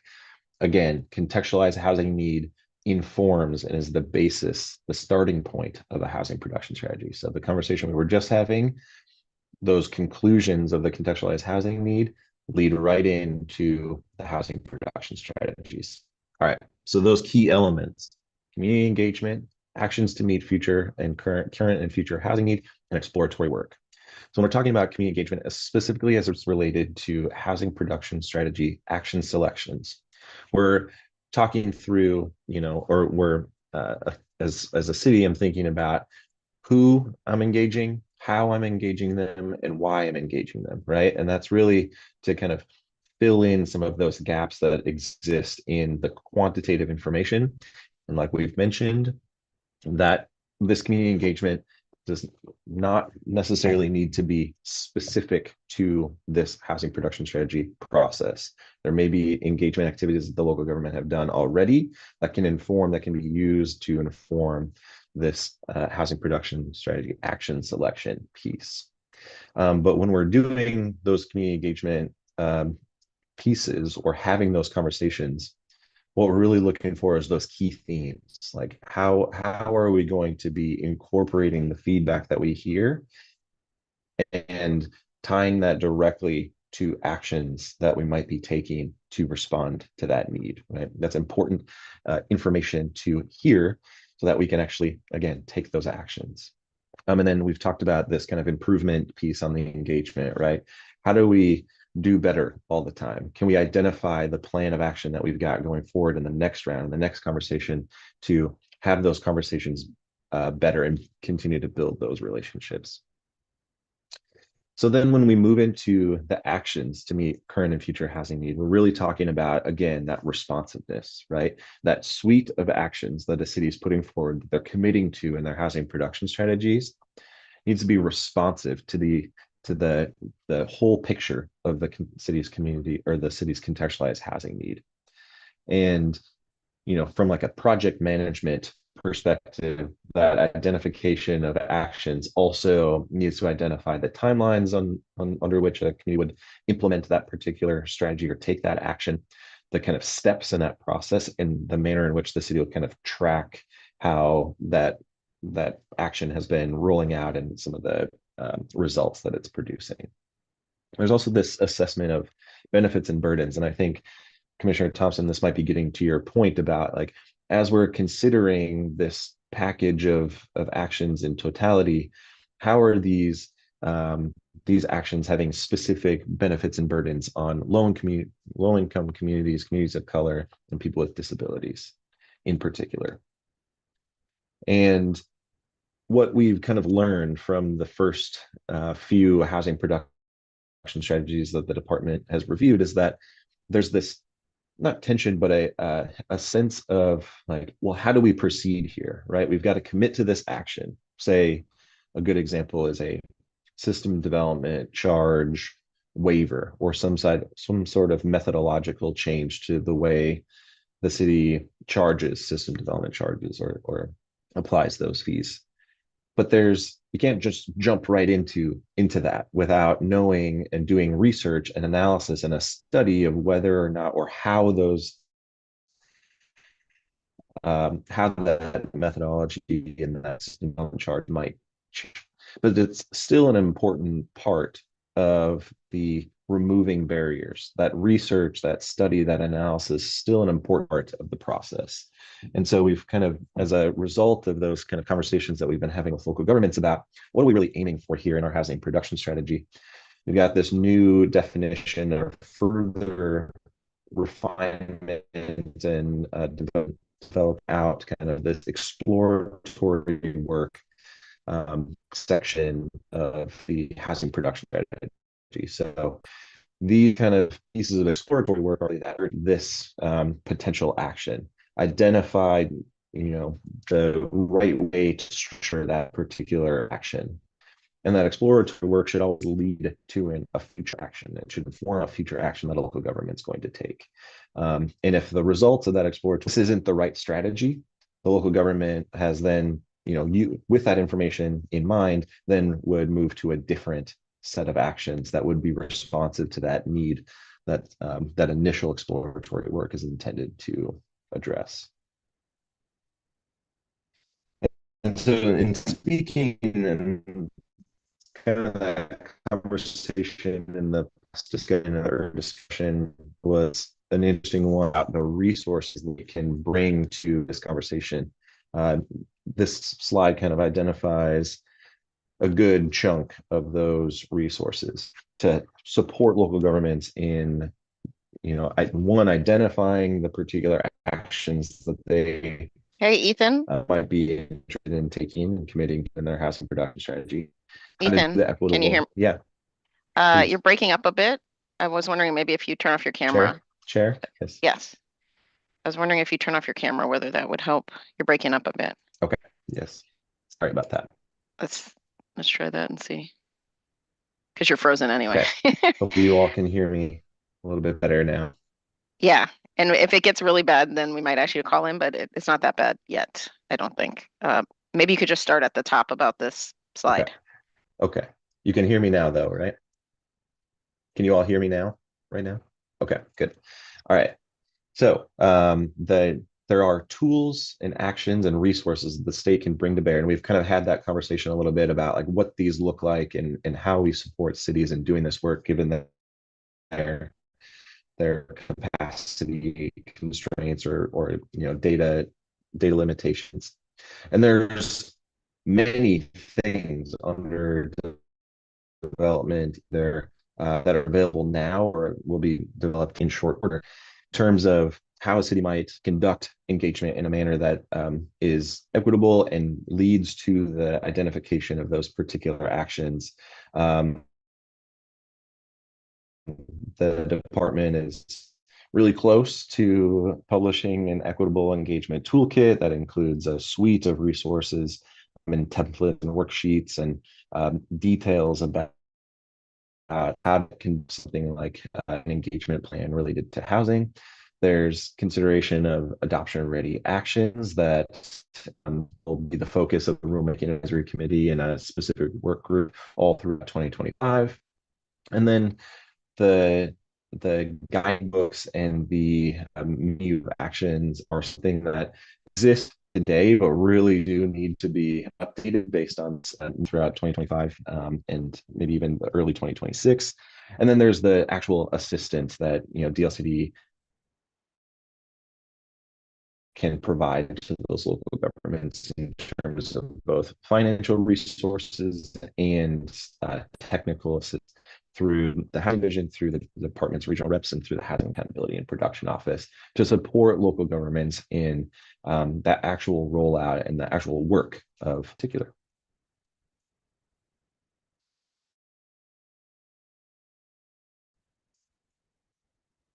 So we've entered into green territory, so we'll be preparing for another quick discussion here. This element of, or these questions, and there's two. The first is committing to actions that are responsive to a community's housing need, right? We know that the housing production strategy is action-oriented. Cities identify specific actions, it's their game plan to achieve particular housing outcomes based on contextualized housing need.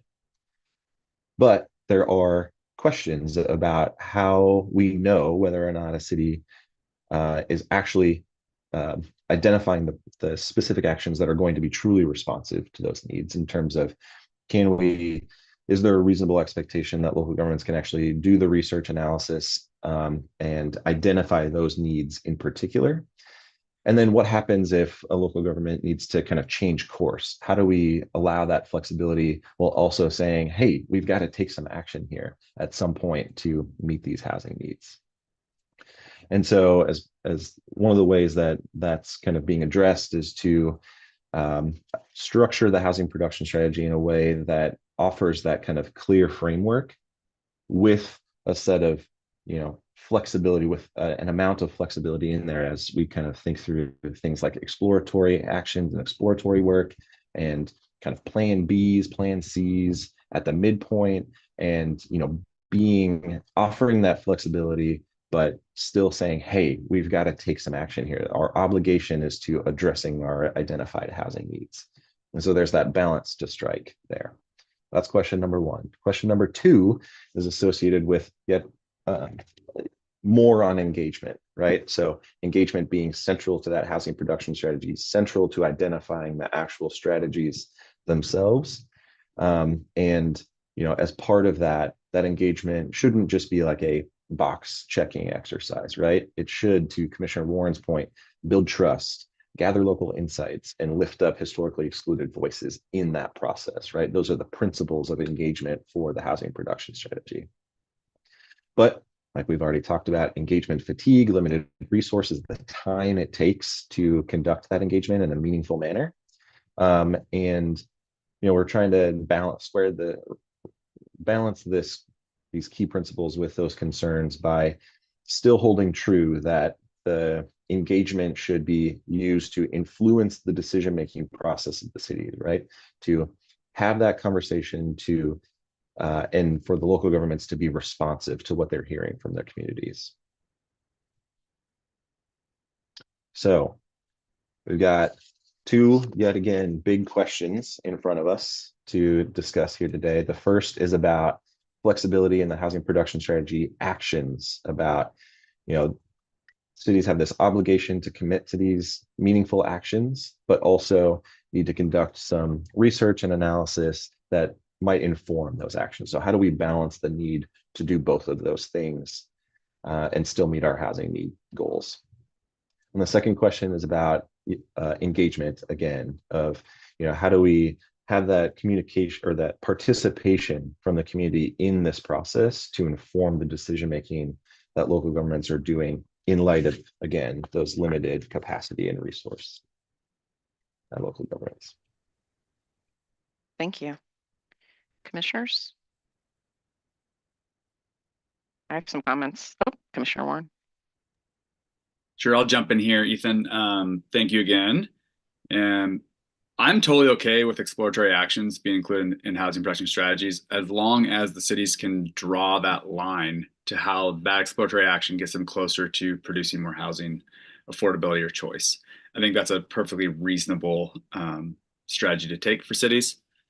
And on the next one about how are balancing the need for meaningful community engagement with the realities of local capacity and resources, I think it's important for us to remember here that regardless of the engagement that gets done around specific housing production strategies, like if we're going to ask communities to help us prioritize which actions the city should take, that still has to go in front of decision makers at the end of the day. And so there's going to be a push and pull with these rules in particular about, are we going to require decision makers then to heed the voices of the community members who participated in this prioritization process? And do we have the authority to do that? Or should we take that authority, if we do have it, to force decision makers' hands to follow that kind of decision-making criteria through engagement? I think it's a really fascinating conversation to have, and I don't know where to land with it.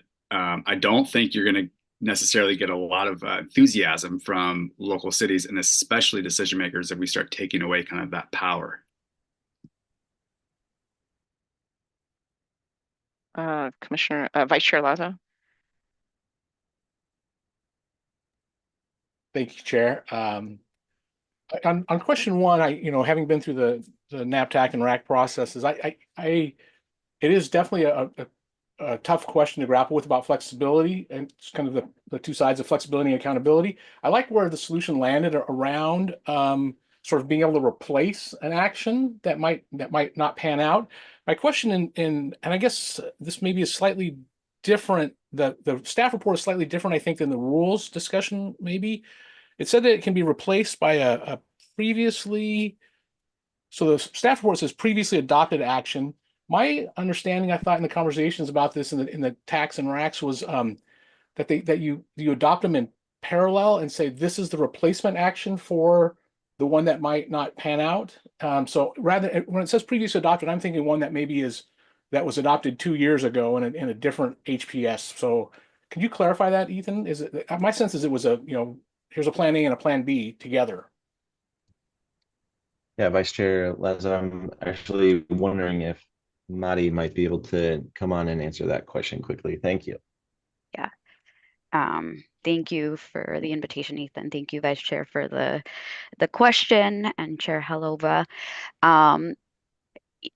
You are correct, Vice Chair, that the way that I'm not looking at the staff report, but the rules itself actually do outline the there's a primary action and an alternative action, both of which can be included as part of the HPS. And this enables the flexibility to a local jurisdiction to not have to request kind of an amendment to that action. It's already part of that. And if Plan A doesn't work well, Plan B is there. It's part of the HPS.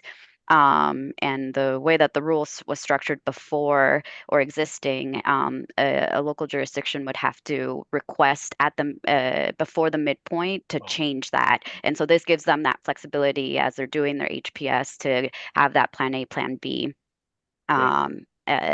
ability. Yeah. I'm wondering if maybe our staff report was developed much. You'll also have the benefit of a lot of the discussions progressed beyond where the staff report was at when we developed it a few weeks ago too. So I'm wondering if that might be what's showing up in the staff report, but I'm not sure. I'll have to check. It's bottom of page 5, and I think it's just the semantics about language, right? I mean, it could just, the word previously could be alternatively adopted, right? So it's, it's timing kind of. Commissioner Bennett? Oh, I had a thing on question 2. I the didn't know Vice Chair. I paused it because I thought Ethan was coming off on question. No, okay. So on question 2, I appreciate Commissioner Warren. Yeah, we could again have a very extensive discussion about the engagement piece, and particularly as you framed it, that was a discussion that happened in the TAC, and I think also the RAC, and also here a little bit around the restorative justice piece, right? That how would we fully implement a restorative justice process that aimed at providing a greater amount of decision-making power or participation for impacted communities. And I think, I think it'd be interesting to see whether or not we have that on our 2025 list of things to do. I think it's something that we need to continue to consider. When we talk about, my sense is when we talk about community engagement fatigue or burnout, as it were, one of the things that causes that is a lack of connection to outcomes from my input, right?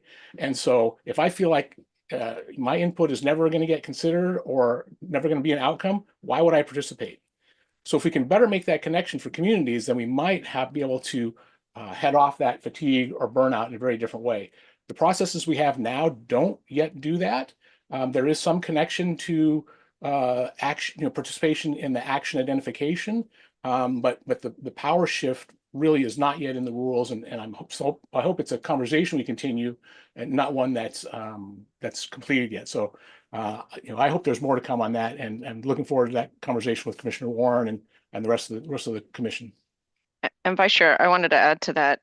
Sometimes it's not even like, yes, you incorporated my comments. It's more, or no, we didn't because of X, Y, and Z, So a lot of times people are asked the same things over again, but no one was told, was their thing from the past time incorporated or not incorporated, and why? Like, people are almost afraid sometimes to say, no, we didn't do that, and this is the reason we didn't, which at least satisfies you and your understanding of like where it went versus kind of omitting it because for the fear of saying, no, we didn't incorporate it, because people need to know why. So I just wanted to add that. Commissioner Bennett?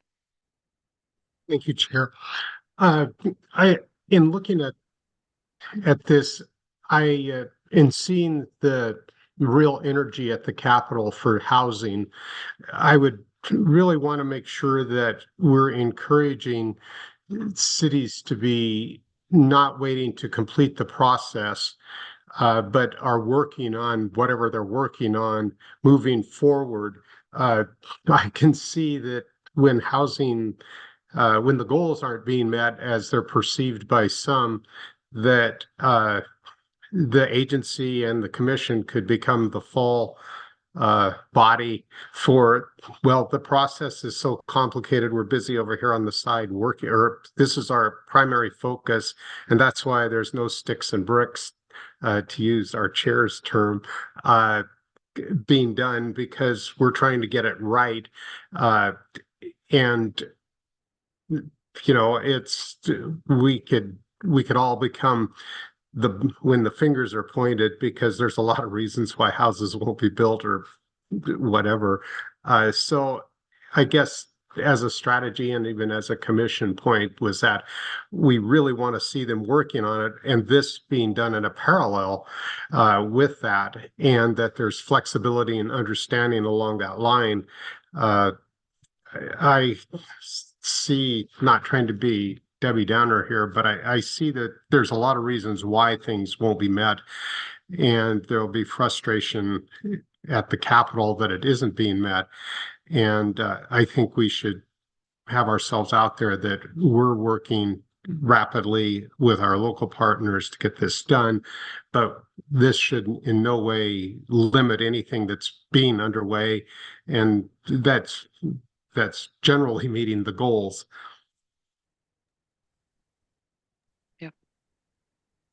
Commissioner Thompson? Thank you. To support Commissioner Bennett. They don't pay electeds to be downers, but we're used to contemplating how do we explain, how do we listen and then explain, so that when we look, for example, at terms like meaningful actions and meaningful community participation, that seems to be not as clear and objective as the department is moving toward. I wonder if there's a way that we could flesh out or make more specific, clear and objective what we mean by meaningful actions and meaningful community participation, as a way of anticipating the listening and the explaining that we will be obliged to do.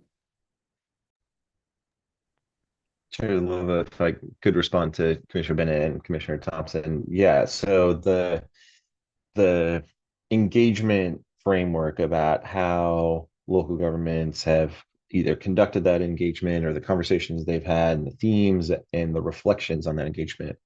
There's a piece there in terms of how that engagement is incorporated, how that feedback is incorporated into the decision-making process, or why it was not incorporated into the decision-making process.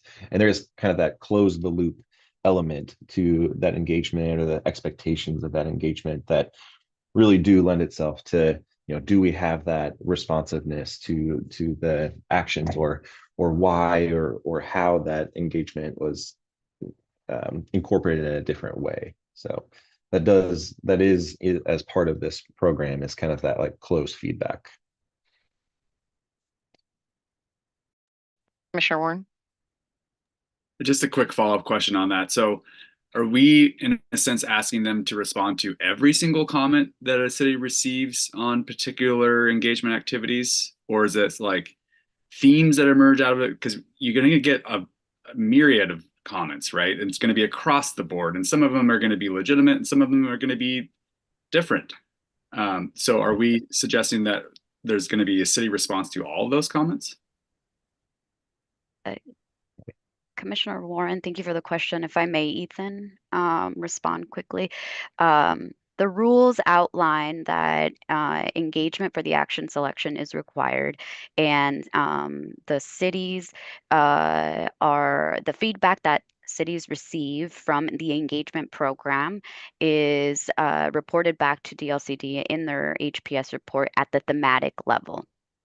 And so we do want, and then I'll also add a note that so that the themes help inform the actions. And on the earlier piece about closing the loop, we also have a rule that says, okay, look at your cities, look at themes that you receive from that community engagement, and how that informs the actions, and then also report on why maybe a city chose not to act on that too. So there's that piece.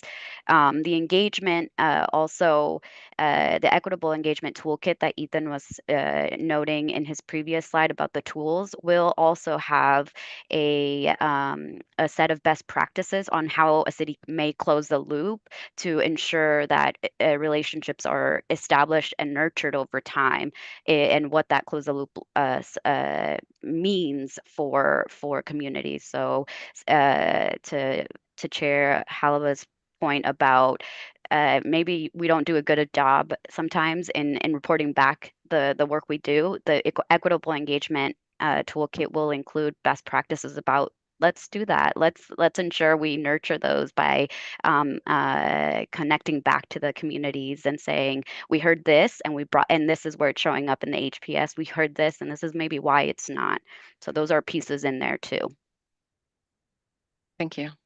Great. My quick Sure. comments are, one is I was a little concerned about the idea of, I think one of the commissioners, I can't remember which commissioner brought up the idea of, do we force elected officials to listen and incorporate public comment and community engagement? The reason I'm a little concerned about that is because we've created an ideal best practices when it comes to community engagement. That's not how it necessarily plays out on the ground in every location. And so the people that are able to participate, it's usually skewed with regard to wealth and access and time and all sorts, and age, all sorts of things.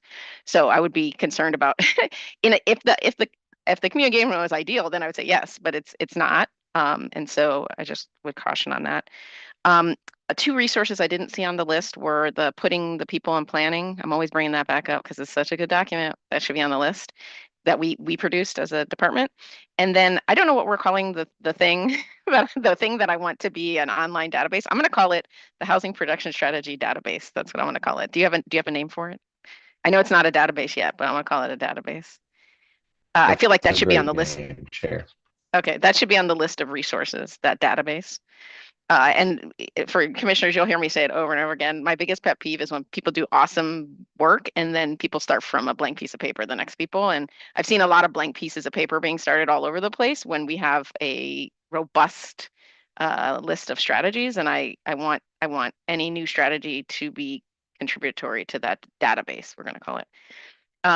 The third is I really, really want to emphasize the point that somehow we need to talk to OHCS about this idea of the line showing where we are in the market cycle. If that is missed, everything's going to mess up because people are going to say, this didn't work, we got to change it to this, and this didn't work, that changed it. It's just like, where are we on the market cycle? What's the interest rate? Where are we on the market? And that has to be always front and center. And that will change what we do at this moment to incentivize a different moment. And government misses that completely at all levels. I haven't seen government do that well. And then I don't know if I have a different opinion than everybody else, but I kind of see this phase as really, when I think of community engagement in this phase, I think about talking to the producers of housing. I think about the market rate developers, the affordable housing developers. I think of the financing people, all those people.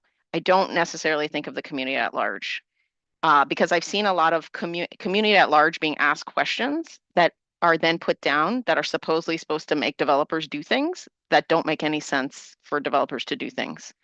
And so we really have to talk to the producers of housing. I think the contextualized housing need is really about the community. What does community want? What, we're establishing that. And that's, yeah. And then now, what are the strategies to make that happen? Those strategies are trying to incentivize development. And only development knows what is going to incentivize itself. And I say broadly, development in a broad sense, in that there are nonprofits that are involved in this work. There are think tanks that are involved. So it's not just literally like market rate developers, but people who are in the business of producing housing or incentivizing the production of housing. So I feel like in some ways that narrows community participation in this, right? Because you kind of know you can go out and find these players versus like we need to encompass all community. And then I think the feedback loop for that is, and that's one of the reasons I was saying it would be good to have that fair housing thing at a better increment, because, community decides what housing is needed, right? In the community, development community comes in and government provides strategies, and then developers do something because the market's telling them something else too, right? Developers do something. Did that meet what the community said in the beginning? Did that change practices of discrimination? Did that exacerbate and make it worse, right? Or did it make it better? And so that's when you need the community to come in and evaluate that kind of fair housing piece to then say, okay, now we got to change what we're doing to respond to that. And that has to happen in a more 8-year cycle or something like that. And then the need of the exploratory work, when I see that as public-private partnerships. So I think that's where, I mean, I've watched Meyer Memorial Trust do like, I was on the jury for new housing ideas and whatever, and all these people submitted, private developers, affordable housing developers, and I was on the jury of like with Meyer to pick like cool and interesting new ideas that are going to make housing awesome for whoever, right? Depending on what the proposal was. So I think foundations can play in that space. I think think tanks can play in that space. So I think if the state shows effort toward exploratory work, I think there's people who are down. There's the missing middle housing fund. They had a competition for housing. There's a lot of competition for housing and innovative ideas, and pairing that with this governmental idea of exploratory work. And then what's my last one? Yeah, I think that's it. Commissioner Boyer. Thank you. To piggyback on what you were saying, Chair, is I was thinking in somewhere in these conversations, the finance industry and the developer's voice, could add a lot of value to these conversations. And I appreciate question number 1 with the word flexibility, but I also think about creativity. I'd really like to see just creative, situations come forward and somehow provide incentives for the creativity. I'm taking copious amounts of notes here. I know I'm not speaking a lot, but I try and think about bringing in the creative side to help with these issues. Yep. I was going to say, at the federal government level, the USDA and the Forest Service have the Wood Innovations Grant. And that grant has spurred a lot of interesting things around the mass timber movement. And there was a point at which I was talking to people at the federal government level with HUD. And I said, HUD should have a similar innovations grant program. They would get a lot of reception to that. And so I think hopefully in the next administration, we may see more things, and just to keep in mind our federal partners and actually incentivizing our federal partners to help create these programs that then we can respond to would be awesome too. So we've been having some discussions with our local HUD folks here earlier. We have a public testimony that we need to take at 10:15. And then we have a 15-minute break that we were hoping to do after that. And so my question to Ethan is, what more on the presentation side do we have after that break? Chair Lova, we've got the housing acceleration program. So the third and final piece of these 2024 rules. And how long do you think they'll take? We could do, it depends on how long you want to have a discussion about it, but we could do the slides in about 10 minutes. Yeah. Okay. I'm gonna have to do some math during the break. So wait till I get back. With that, thank you everyone for your comments. We're gonna have public testimony from Bend City Mayor Melanie Keebler. And then after that, we will take a 15-minute break. Hi, can you all hear me? Yes. Great. Thanks so much, Chair Halova, Vice Chair Lazo, and Commission members for having me here today. You will have seen, hopefully from staff, that our staff has submitted a pretty detailed comment on the rulemaking that should be coming your way with the draft ONA rules from the end of September. And there's some specific comments that we have about the contextualized housing need in the new section 75 and 80. And so take a look at those comments, please, as part of your work on these rules. We really appreciate the work that has gone into providing some more detail and clarity on the CHN and its intended use. And our comments really just raise a number of questions on definitions of key terms and, what kind of data sources cities will need to use to complete, and understanding, we as a city don't necessarily have the best data on property values and rents. And we will need help probably to get that data to make sure that we're meeting these requirements. We strongly support the proposed rule that would allow for sequential review of an approval of a CHN before you proceed to the other housing products. That really seems critical so that we have that CHN done. And then we can rely on that and know that it's final when we move into the housing capacity analysis and the housing production strategy. And if we're faced with litigation or kind of something going on with the CHN, it's going to be really hard to move to those other products. So that was a point that we wanted to make today.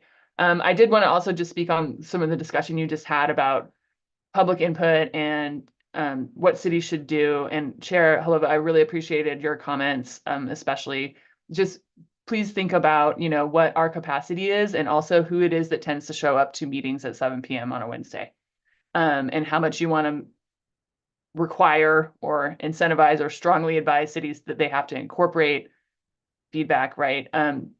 There's a I strongly agree with having public input into these types of processes, but there's many in our community that feel that the word input actually means control, and it really doesn't. So the more I don't want to cater to that attitude. It means input. It means we should listen. It means, and I absolutely agree with closing the feedback loop. We've tried to do that more and more on our city decisions because that's just part of sort of the procedural due process of letting people be heard. I think when you're thinking about these rules and what cities should do, I think it should be in service of making sure folks are heard and not necessarily that we have incorporated or explained why we didn't incorporate every public comment. Right, for reasons I think you all understand. So I just wanted to add that as well. But again, we appreciate the chance to provide input and comment, and we'll continue to stay engaged in this process. Thank you. Thank you. Thank you for your comments. Thanks for coming. And we need to take a break because she had a meeting that they needed to go to. So we will, the idea was to come back at 10:30. And then at 10:30, we would resume with the third item and questions. And then we have public testimony about maybe in the teens.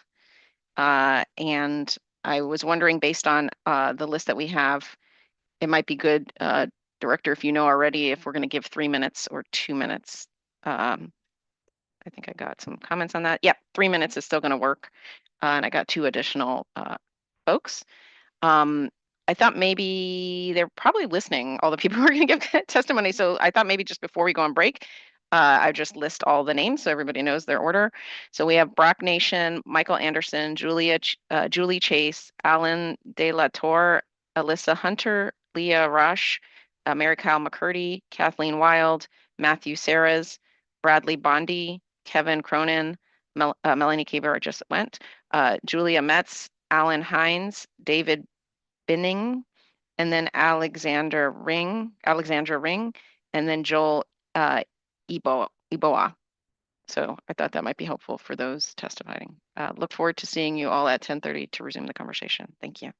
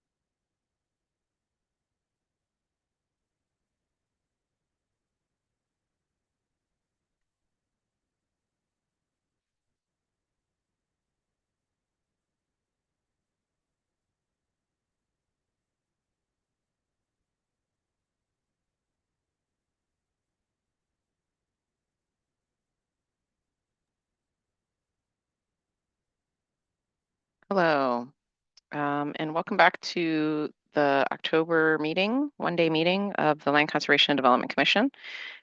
We are resuming our agenda item number 2, which is the Goal 10 Oregon Housing Needs Analysis Rulemaking. And we've previously done 2 parts of a 3-part discussion, and so we're on the 3rd part. And then after that, we are going to have public testimony. And the idea is that we will conclude by 12:30 for lunch. I wanted to add that there was one person who was signed up for public testimony that I didn't mention, and if they're there, which is Mac Cunningham. So I just wanted to say that. Ethan, it's your floor, and I'm going to be here. I'm just going to turn off my camera so I can have a snack, but I'm here. Thanks, Charlova. And welcome back, commissioners, to enter into the 3rd topic of overview here for these proposed rules, the Housing Acceleration Program. The Housing Acceleration Program, if you might remember that Goal 10 diagram at the end of the Goal 10 implementation, we were talking about tracking and monitoring of progress towards housing production targets and needed housing allocations. And the Housing Acceleration Program is really a way for the state and local governments to come together to overcome those barriers to housing production in the event that a local government is not making progress towards those or is kind of falling behind in their progress towards those housing production targets and meeting their community's housing needs. So the citation here is in section 300 of the proposed rules, and that starts on page 48 of your attachment in the staff report. So a little bit of an overview here of the Housing Acceleration Program. So this acceleration program exists to implement a new portion of the Goal 10 planning framework, which is that final step in the cycle of we identified our needs, we are taking actions, and we are seeing how that's going. And in that seeing how it's going, there's opportunities to change course, to further or better meet or continue to make progress towards those housing targets. And in the event that local governments are not seeing progress, the state then is able to, through this process, to step in partnership with that local government to overcome those hurdles or those barriers to housing production in that particular local government. And so there are kind of 4 steps, 4 stages of this acceleration program. We'll touch on each of those 4 being referral determination, audit of barriers, the agreement itself, and then at the end, mediation and enforcement of those of that agreement. So we'll go through each of those pieces, but obviously we're talking about this end piece of this Goal 10 planning framework, that final loop back to seeing how it's going. So like I mentioned, there's that 4-step process, and they are, a city would move through these pieces in a very stepwise manner. So in the determination, in step 1 of the determination of the referral, there in statute in HB 2001, there are 4 pathways for referral. The first 3 are very straightforward, and they relate to whether or not a local government is participating in the planning process, in the Goal 10 planning process. Are you adopting housing production strategies? Are you adopting a housing capacity analysis on the schedule you're required to do so? And are you taking the actions that you committed to in a housing production strategy in particular? And then finally, the commission has the ability to refer local governments into this program through enforcement order. The 4th pathway into referral is the piece in which the Housing Accountability or Housing Acceleration Technical Advisory Committee focused most of their time on, which is low performance or underperformance compared to a city's region and a city's peers. And when we say low performance, we're really talking about jurisdictions in the bottom 50th percentile of housing production in comparison to their region and peer cities. And I want to make a point here, which is the eligibility for referral does not equal referral into the acceleration program. There will be many cities, 50% of the cities, that are eligible for referral into the program, but DLCD needs to make this prioritization element, right? There's more cities eligible for referral than the state could reasonably refer into that program, into the acceleration program. And so there's kind of this determination and process by which the department would determine and prioritize which jurisdictions of those eligible jurisdictions would be referred into the actual program. Those are based on the severity of underproduction, how local governments are doing on particularly affordable housing that's affordable to folks with 80% median family income or lower, and if there's underproduction there, and the housing equity indicators. And these referral decisions and priorities are not a step or you wouldn't first look at total underproduction and then look at affordable housing. It's kind of a suite of, we weigh all of these measures in making that determination decision. Step 2, then, of cities who, from that larger pool of cities eligible to be referred, would then be referred into this audit. Right? And the audit is the next step of the Housing Acceleration Program. This is an assessment conducted by DLCD within 6 months of that referral decision to identify the barriers that might exist within that local government to meeting their housing production target and housing production affordability and choice. And there's inputs into that audit process, including city information that they've provided in their housing production strategy, or the actions or the adopted housing production strategy that they have in place currently. There's an element of public comment in this audit process, and then engagement with builders and community members in that jurisdiction on what are these barriers that they're perceiving as well. And one of the important notes here, and I think we got to this way in the beginning of this conversation with Commissioner Bennett and others, about how do we take into account the unique and nuanced and contextual barriers that might exist in any given local government, knowing that those conditions, those market factors, the cost of consultants, the cost of builders, the availability of those resources in any given jurisdiction. How do we consider that in the audit process, or should we consider the process? The proposed rules actually prioritize that local context as part of the decision-making process and the considerations in this audit. And really kind of the conclusion of this audit is a couple things.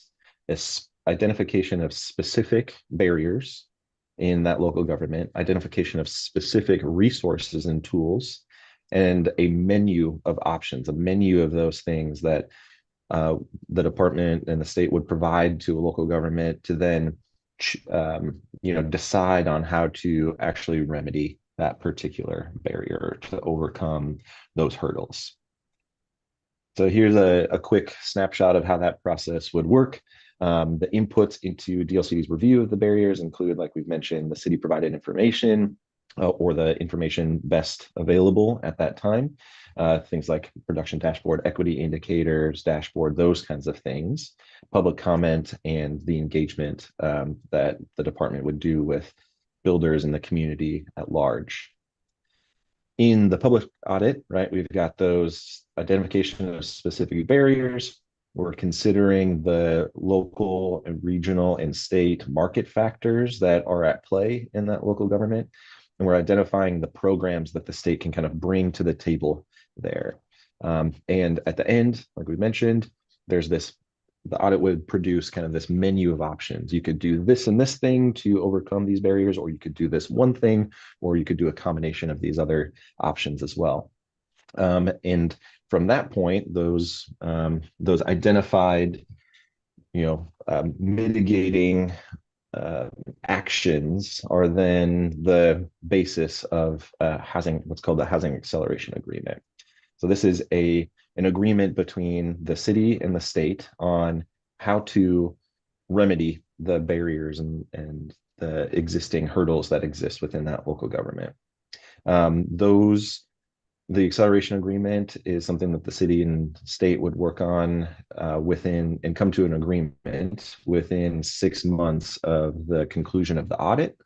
And there are various responsibilities for each of these entities, right? DLCD is in the kind of regulatory review space of, what is an appropriate response to an action, what's within the city's control, and also on the hook for bringing those resources in the form of financial and other external resources to support the local government to actually overcome those barriers. And then the city's responsibility is then to take those actions in a reasonable amount of time and a mutually agreed upon time frame. And the other key part to this agreement is that the actions that are available to a local government to be responsive to those barriers are only ones that are determined to be within the city's control. And there's kind of this three-part test to that assessment of what's within a city's control. The first is, does the city have jurisdictional authority over that particular issue? The second is, does the state have resources, financial or otherwise, to lend to that, to overcoming that barrier? And the third is, does the local government have like the capacity and resources, in conjunction with the state to actually overcome that barrier? So that's a really, really important part of this process here. The state and local government would not consider things like outside of that three-part test as part of this acceleration agreement. Really focused in on, the actions that cities can reasonably take to address these barriers, and not saddling them with something that they don't have any control over or even jurisdiction to address. All right. And finally, the fourth step, the step that we all hope maybe we don't get to in this process, which is the enforcement part of this. And so as we're considering, this acceleration agreement, we'll have to consider things that, what happens in the event of non-action or going outside of the bounds of what's identified in this housing acceleration agreement. And so these mediation and enforcement elements are identified in the agreement and kind of established as like what could happen if a local government does not take the action that's been agreed upon in the acceleration agreement. And there's kind of a process here about, we've set forth this action, and you've got these timelines associated with taking these specific actions as we've agreed to them. And what happens if a local government's kind of delinquent on those particular on the agreed upon actions within the agreement. And then there's an opportunity for an extension with reasonable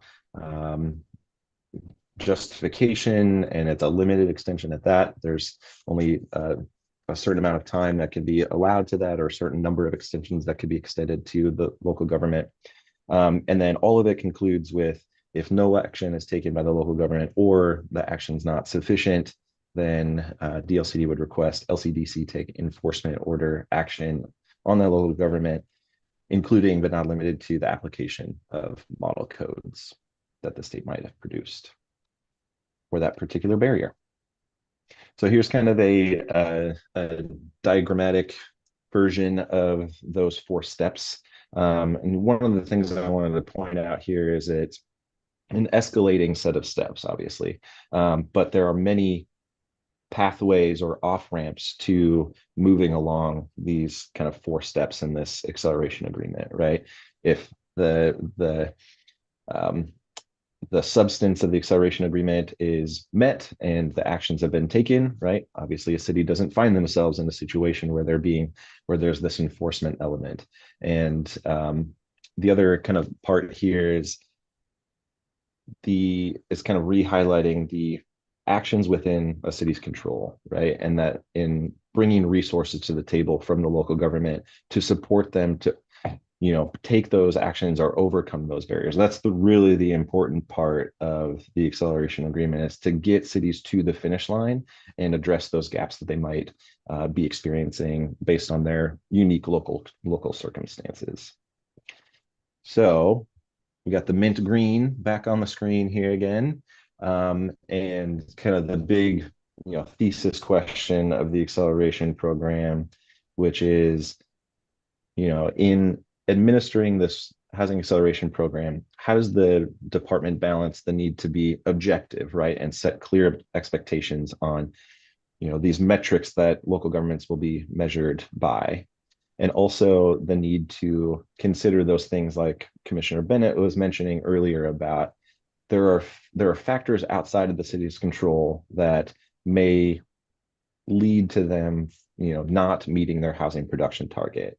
And how do we create a system that is both objective and provides those clear expectations, but it also allows the flexibility for the state and the local government to focus in on those particular unique barriers that exist in any given local government. So that's the big question that I pose to you all for discussion. Thank you. Commissioners?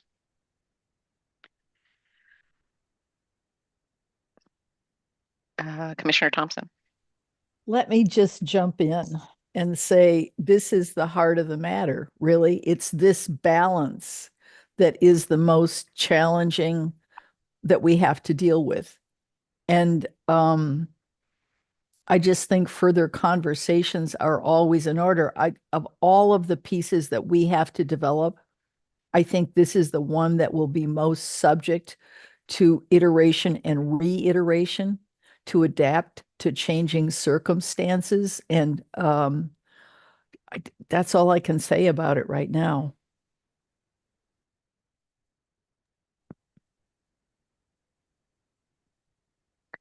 I had just a quick question, which I've assumed, because Ethan, you're talking that this falls under your area, I'm just looking at the org chart.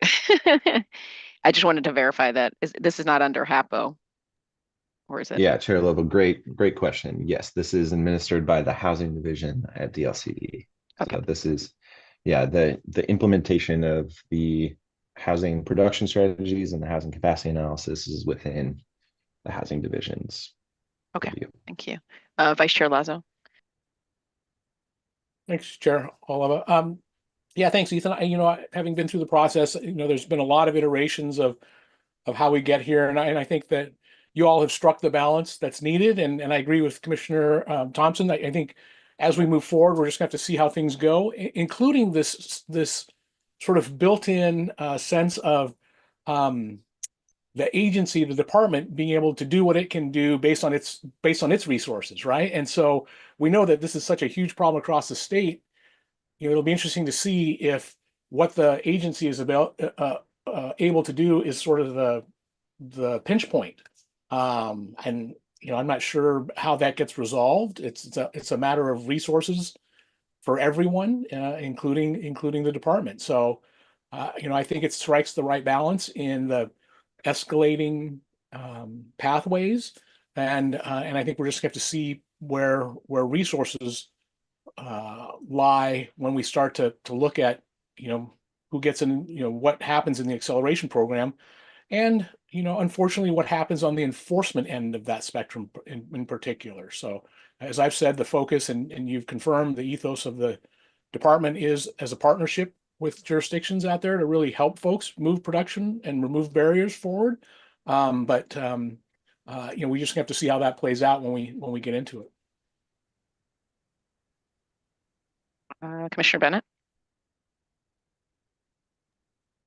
Chair, I guess really, I wanted to echo Vice Chair Lazo's statement. I never want to be a golden retriever that barks a lot and doesn't do anything. And so this is also, I suppose, a question for Director Bateman. Thinking about a 1% increase in the budget this year, what is this even doable? I mean, it's kind of like, great. Are we going to be able? We'll make the rules, but then can we help the cities and those that don't choose to do it? Can we go through all of these audits?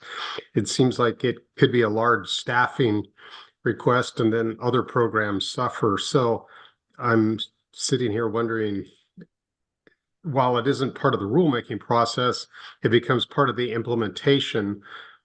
by the agency and by all. So it's, if the agency can't do it, then how can you expect local government to do it? So that's kind of my concern, is kind of a build out on the vice chairs.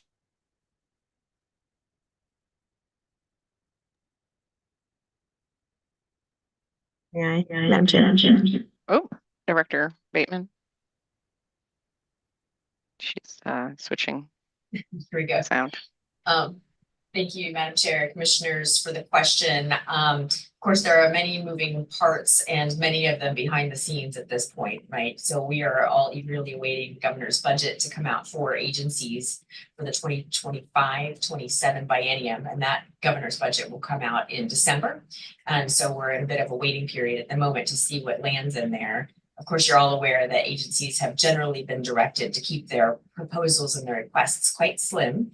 But I will remind everyone, this is a governor's priority. And so we are in discussions to remind the governor's staff and budget writers of not only the agency's responsibilities in this arena, but also our local partners' responsibilities and needs, and the fact that they're stretched quite thin at the moment. So they're quite aware of that. And as I always remind our partners and our staff, when we're talking about budget, it's not over until the gavel comes down.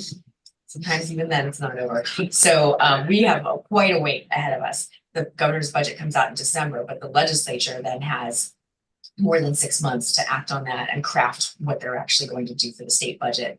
And so we actually will have no certainty about what's in, what's out until closer to July 2025.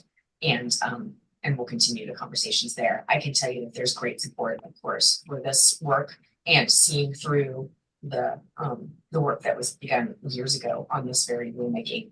Folks are not willing to let it just die on the vine. They know that resources are much needed to make it happen. And Director Bateman or Thea, because I know you have your hand raised, when is the first time, date-wise, year-wise, that we would be working on an acceleration program with a specific jurisdiction? I'm just trying to see how that falls into the budget cycle. Chair Holova, for the record, my name is Thea Croman. I'm a housing planner with DLCD, and great question. I think we are looking at probably about 2027 or 2028 for the first performance-based audits to go into effect. So there is a bit of time to think about and try to adjust the budget to the best of our ability. And if I can respond to Commissioner Bennett's question also, I think that you're naming a really, really critical element of this. And the way that we've attempted to design this program is to be really nimble so that we can kind of scale it up and down depending on the resources that are available without undermining or totally taking the legs out of the program. It's, as far as we can tell, the best we can do with sort of the framework that we're working within. And certainly we don't want to say we're going to, be able to completely change the marketplace for every community in the state when that's not something that we can do. But really finding efficiencies and being targeted. And one thing that I think we will see is that as the program goes forward, the strategies that we put in place will become more and more developed. So I mean, as Director Bateman says, the budgeting circumstance is always sort of changing, so we can't guarantee anything. But I will say that hopefully the program is durable enough to weather those ebbs and flows. Thank you. Commissioner, thank you for that. That's really important what you said. The budget, remind me, Director Bateman, the budget cycle, so I was back to that 2027, 2028 is the first time we might see this, and the budget we are working on this year would be for what biennium? Chair,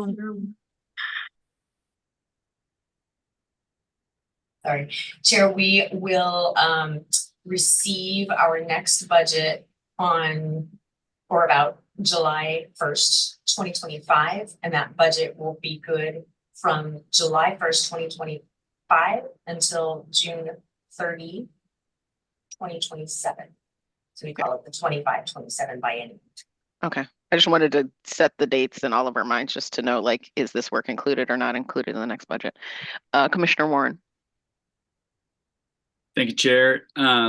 Ethan and Thea, could you talk a bit about the model code that's referenced in bullet number 3 under the number 4 enforcement? Just wondering, like, what's the timeline for that creation? What's that process look like? Who's going to be involved? Is this something that we will adopt as a commission? If you could just talk about that, I'd appreciate it. Chair Halava, Commissioner Warren, great question. I can answer some of this, and I might pull on Sean to answer some of those other elements. The model code will be developed in, that's part of the next phase of the rulemaking work.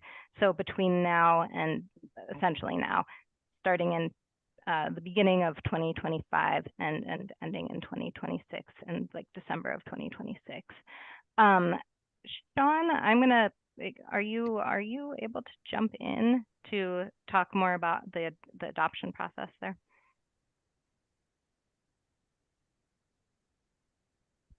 I don't believe so, Thea. Or maybe he's coming over from the participants tab. But so Commissioner Warren, to your point, there are elements of the what's called adoption ready actions. Sean has appeared, if that's needed.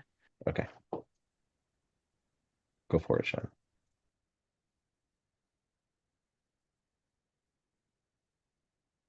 So you're not on mute, Sean. We can't hear you.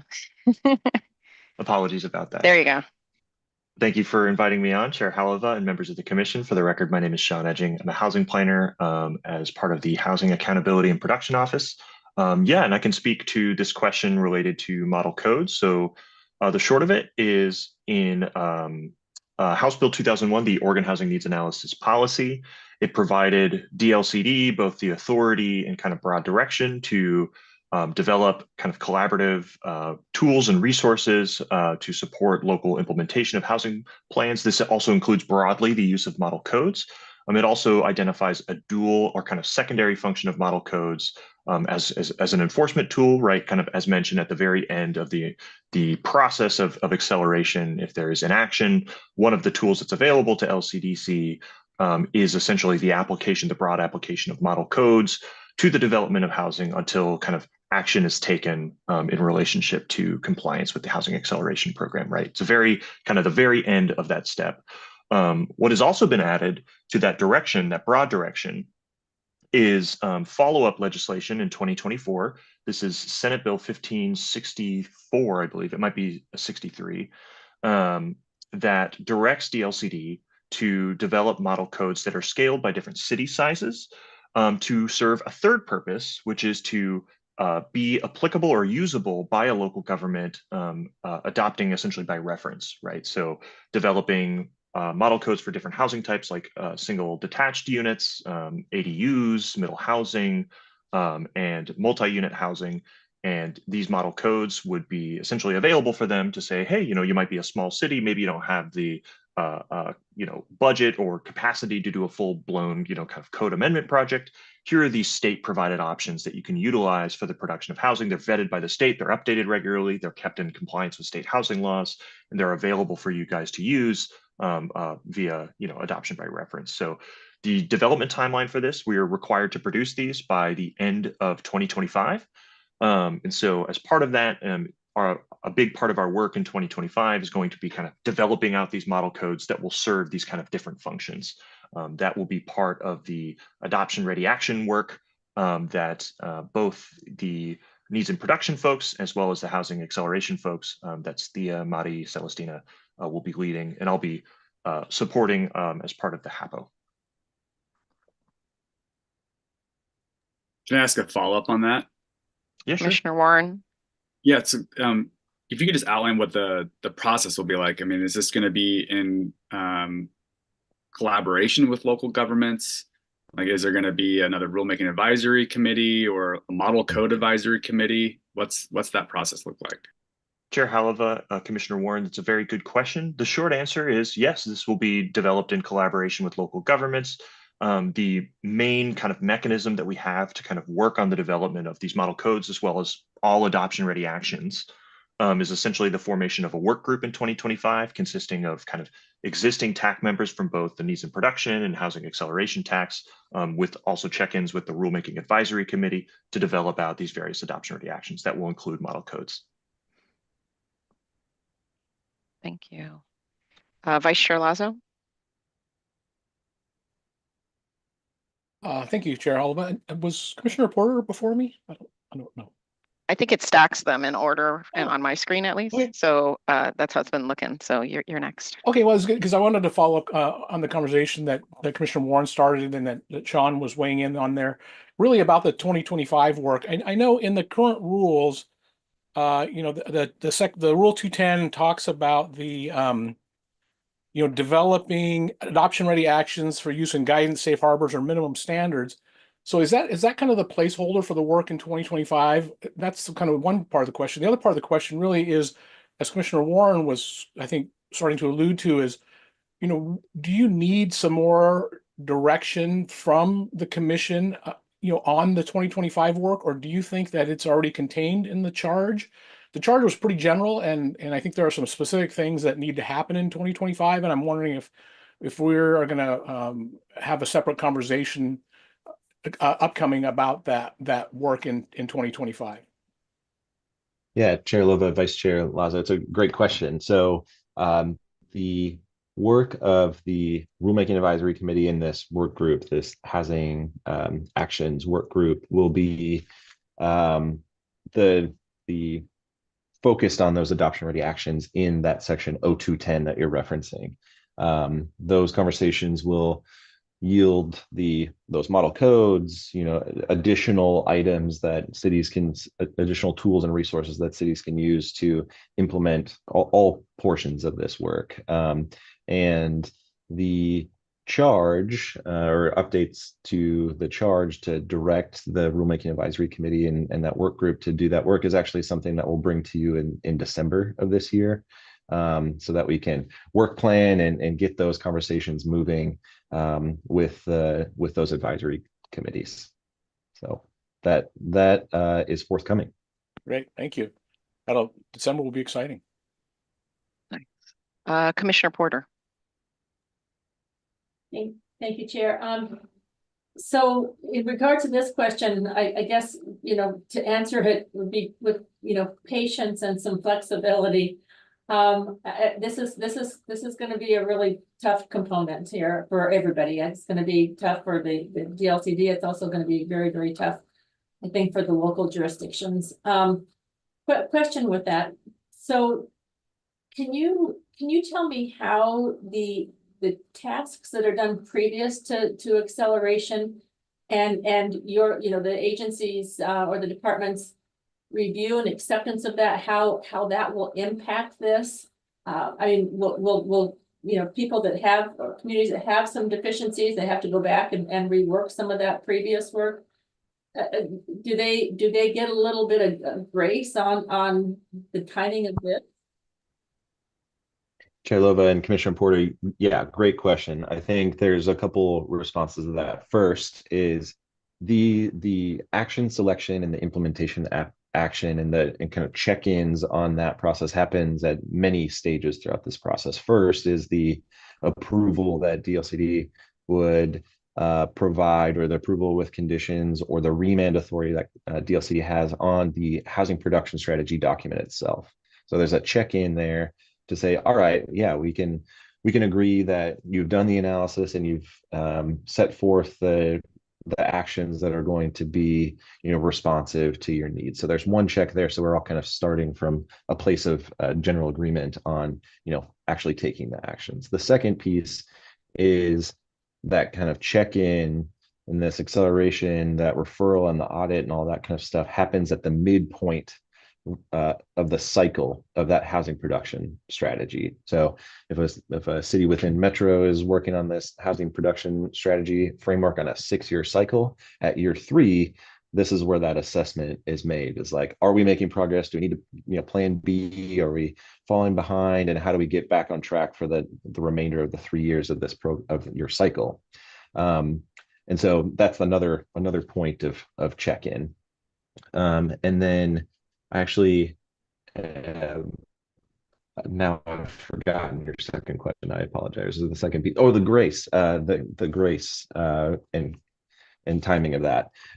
So to that end, this is something, like you mentioned, a new program in the state of Oregon in particular. And so I think inherent in that is an element of grace of saying, all right, we've got this new thing. We're trying to figure out, like, what are things actually in your control. We have to weigh our ability to actually provide the resources to you. And that's going to be, a work in progress, definitely. And I think we have the ability at the state to, be nimble and dynamic in the way that Thea was describing, of like, we can't be asking jurisdictions to do something that they really don't have any control over, or they really can't reasonably accomplish. So there is some discretion and some discussion and nuance to the way that this program would roll out as a result of that kind of situation.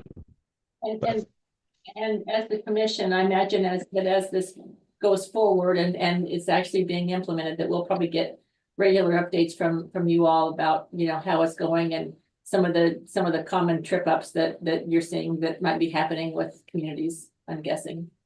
Absolutely. Yeah, it's a good point. And it's actually something I'll raise there is that on an annual basis, DLCD provides a summary to the commission on the housing production strategy program as it's happened in the year previous. And so we'd be happy to include those kind of reflections in that through that annual reporting, or if you would like to have us back and present on this in particular, we'd be happy to. But Thea has a hand up.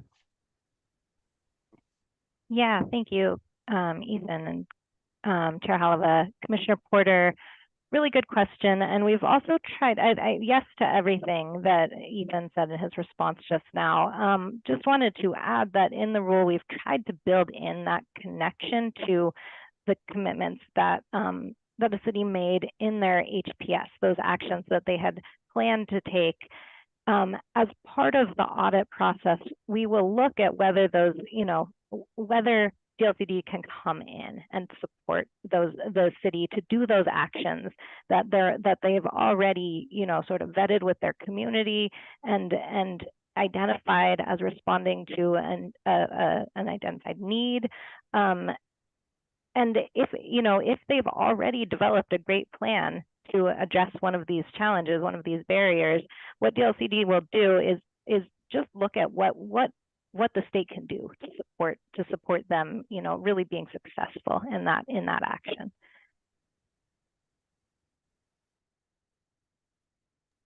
Thank you. Commissioner Boyer? Thank you, Chair. So I'm curious, is this being done because the department sees the need, or is this coming from somewhere else? Is my first question. Chair Lova, Commissioner Boyer, I can answer that question. So this is a required element in statute as the passage of HB 2001.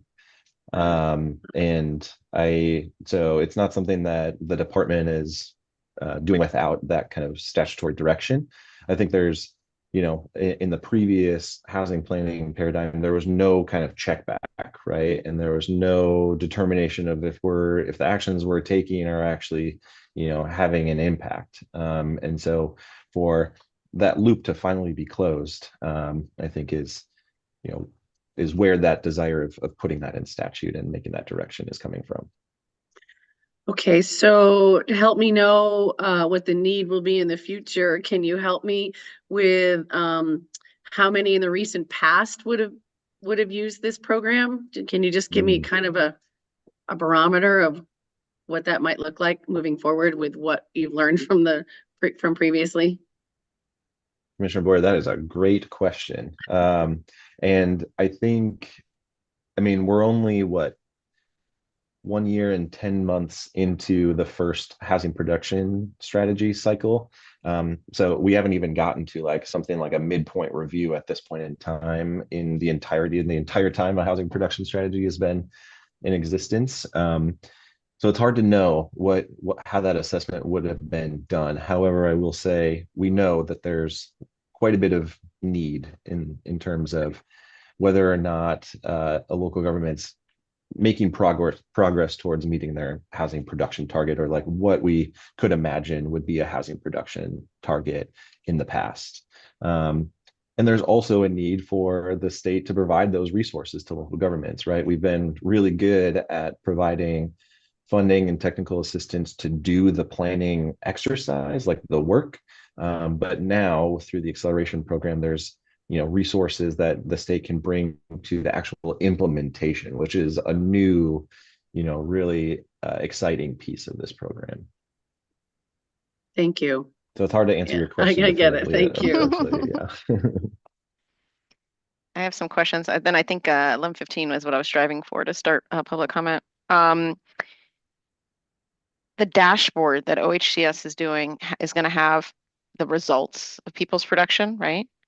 It'd be great, since it's a dashboard, just to be able to say like, these are the 4 strategies that they did, so that you could kind of flip between cities and be like, okay, this is where they're at. I know that there was a lot of inference that people will be making, but at least there's a snapshot for somebody not to have to like go find a report, and they can just say like, okay, they're doing SDC waivers, something, whatever they're doing, and they're doing this, and that. That'd be nice to know. The comments I'm going to make are actually related to the item before, but they feed into this, interestingly enough. I was just thinking after the break, I was like, if a city, now I know this is not a criteria, I don't believe, in defining housing need. I know it's by price point and different other factors. However, in that contextualizing housing need, a city could decide to get into some kind of nuances that, that's coming up in community. And so I was just thinking of areas of development. Development is not all the developers do everything, even within housing. And so I was saying, like, if a community is like, oh, we really need senior housing here, there are specific developers that do senior housing, period. Other people don't do it, just the people who do senior housing when it comes to specific types of senior housing. There are specific developers that do student housing, right? So if somehow a city with a lot of students said, hey, we need more student housing, there's developers that would be attuned to that. And then basically, there are specific developers that do home ownership, and then you could say affordable rental housing and so on and so forth. Like, most developers don't participate in many different product types. And so given that contextualized housing is super important, and then also given that those are the people that you want to use your community participation with to say like, hey, our community senior housing, where are all the senior housing developers at, right? So I thought that was important. In all this, I kept on thinking about how can the state help? There's lots of different ways that the state can help. And some of them are, and when I say state, I mean the large state, not necessarily us, because I think a lot of the things that help housing are not in our area. It's in our area to encourage due to the housing production strategies, but it's not in our area to give resources to, right? When it comes to like, can the state provide guarantees to, emerging developers? Can the state provide a loan program with lower interest than the market? Like, there are major tools that the state can do that are not in our department's jurisdiction. One of the things that I think the state can help in, which feeds into this acceleration program, is in order to do development, you need investors. And I think people always forget about these investors. And a lot of times the investors are not in our state. And, there's a public narrative around our state that it's not for various reasons, that it maybe is not a state that encourages development in some, there's a public narrative out there. I'm not saying it's the reality. Maybe we don't encourage development. Maybe we're anti-housing. Maybe we're this, maybe we're that, right? So I think there could be a role for the state to say, the state of Oregon is open for housing development. We are actually encouraging it. We're doing it through these different ways and changing the narrative so that investors feel welcome to invest in Oregon. And the reason I'm bringing all that up is to say, in the accelerator program, I could imagine a lot of cities ending up in this program in areas that are more rural, or areas that aren't traditionally, developers aren't looking at those communities to do housing in. And what is the public messaging and campaign that can go out there that says, hey, these cities are actually looking for housing and trying to matchmake, but through a public relations way, kind of a broadcasting of this need to matchmake with I imagine smaller cities. So that was a lot that I just said, but yeah. Oh, and then the last thing I was going to say is I see the acceleration program also as a learning and exploration exercise, not just an enforcement exercise, because by partnering with cities and getting engaged in the actual details of their issues with producing housing, then I think we as public partners can then say, hey, state, could you provide this loan program because nobody will lend in this area, or right? Because you get into the details, then you know what the solutions could be. And a lot of those solutions, like I said, will not be in our department. So while I like the idea of model code, I just want to encourage us not to think of like code solves everything, because it honestly doesn't at all. It removes a lot of barriers, but it doesn't necessarily solve, it can solve things, but it's one of the many tools. And so if we just throw model code at people without partnering to do the other stuff, like the resources or the building codes or the public-private partnerships or the raising the awareness and the public campaign, that's only one tool. I think that's it for the comments. I think we're going to go to public comment now. That's good with everybody. Okay. Each person testifying is going to have 3 minutes, and we have a clock. That will take us to 12:30 if I did my math right. So up next is Brock Nation with the Oregon Realtors. Hello, Chair Halava, Vice Chair Lazo, members of the commission. Thank you for the opportunity to provide testimony. My name is Brock Nation. I'm the policy director at Oregon Realtors. Oregon Realtors represents more than 17,000 real estate professionals across the state of Oregon, who in turn represent hundreds of thousands of Oregon home buyers, sellers, landlords, and tenants. We support the rules as drafted, and we appreciate the department and the housing team for their commitment to this work. We also greatly appreciate the replacement of the proposed housing type safe harbor with a directive for staff to develop adoption-ready actions in 2025. Because of this and because of what I've heard you guys saying during your staff briefing this morning, I think we're really on the same page as far as where these rules are going. And so my focus for this testimony is primarily going to be talking about a couple of the principles established by Section 8 of House Bill 2001 for this rulemaking and their implications to the future work of this department throughout 2025 and beyond. For context, there have been some suggestions that minimum standards, things like model codes, should be codified in rule as part of the 2025 work of this department. We respectfully disagree, and we ask that minimum standards or model codes not be applied until they are shown to be necessary to achieve the intended outcomes. From our perspective, and what it sounds like from what I've heard from you all today, ONA was established to ensure appropriate policy responses to unique local conditions affecting housing production, affordability, and choice. Specifically, this is supposed to provide for localized production-driven planning that responds to community-specific housing shortages. The guiding principles support this. Two of those principles are particularly relevant to adoption-ready actions. The first being that the HPS should be the focal point by which the department collaborates with local governments to eliminate local barriers to production. Many communities may experience barriers to producing a certain subset of housing, for example, affordable housing, but the barrier that exists in those communities may be unique. For example, in one, it may be a more restrictive development code, in another, it may be exorbitant SDCs. And so in a case such as this, if a minimum standard or model code were applied on the front end through an HPS, it would potentially benefit the city for whom that specific model code addresses the burden, but for another city, it may give them a false assurance that sufficient action has been taken when it has not. The second principle is that tools and resources, technical assistance should be provided to local governments, but not to the exclusion of enforcement authority. Under the current rules, as Ethan described to you in this process, if a city is not doing what they need to be doing, they will go through an audit, enter an acceleration agreement. If there's continued noncompliance, then you can come in and you can enforce those model codes and those minimum standards. However, if that model code or minimum standard is applied on the front end, the HPS, or for a city's HPS, the potential stick, carrots and sticks, as you talked about, Chair Halova, are potentially weakened. Oregon needs bold action to address our housing crisis. Bold action in this case means diversion from the status quo, which in the past has been prescriptive planning. So we urge you, and as Commissioner Lazo said, we think that this is the right process. So we urge you to let the process play out and to determine if additional requirements are actually needed before adopting them in rule. Thank you for your time and consideration. I'm happy to answer any questions. Thank you. Michael Anderson from Sightline Institute. Chair Holova and Commissioners, my name is Michael. I'm Director of Cities and Towns for Sightline Institute. We're a regional sustainability think tank. We're also part of a coalition of housing advocates you'll hear from individually and collectively this morning. Our coalition is urging the state to predefine well in advance, as Commissioners Bennett and Porter suggest, a clear set of minimum standards for local housing policy, and to, in 2024, give staff direction as to what sorts of adoption-ready actions staff should prepare and exactly where they should interact with the ONA process. I'll tell a quick story about why I think this is the right approach, in contrast to the greater ambiguity you just heard Mr. Nation ask for.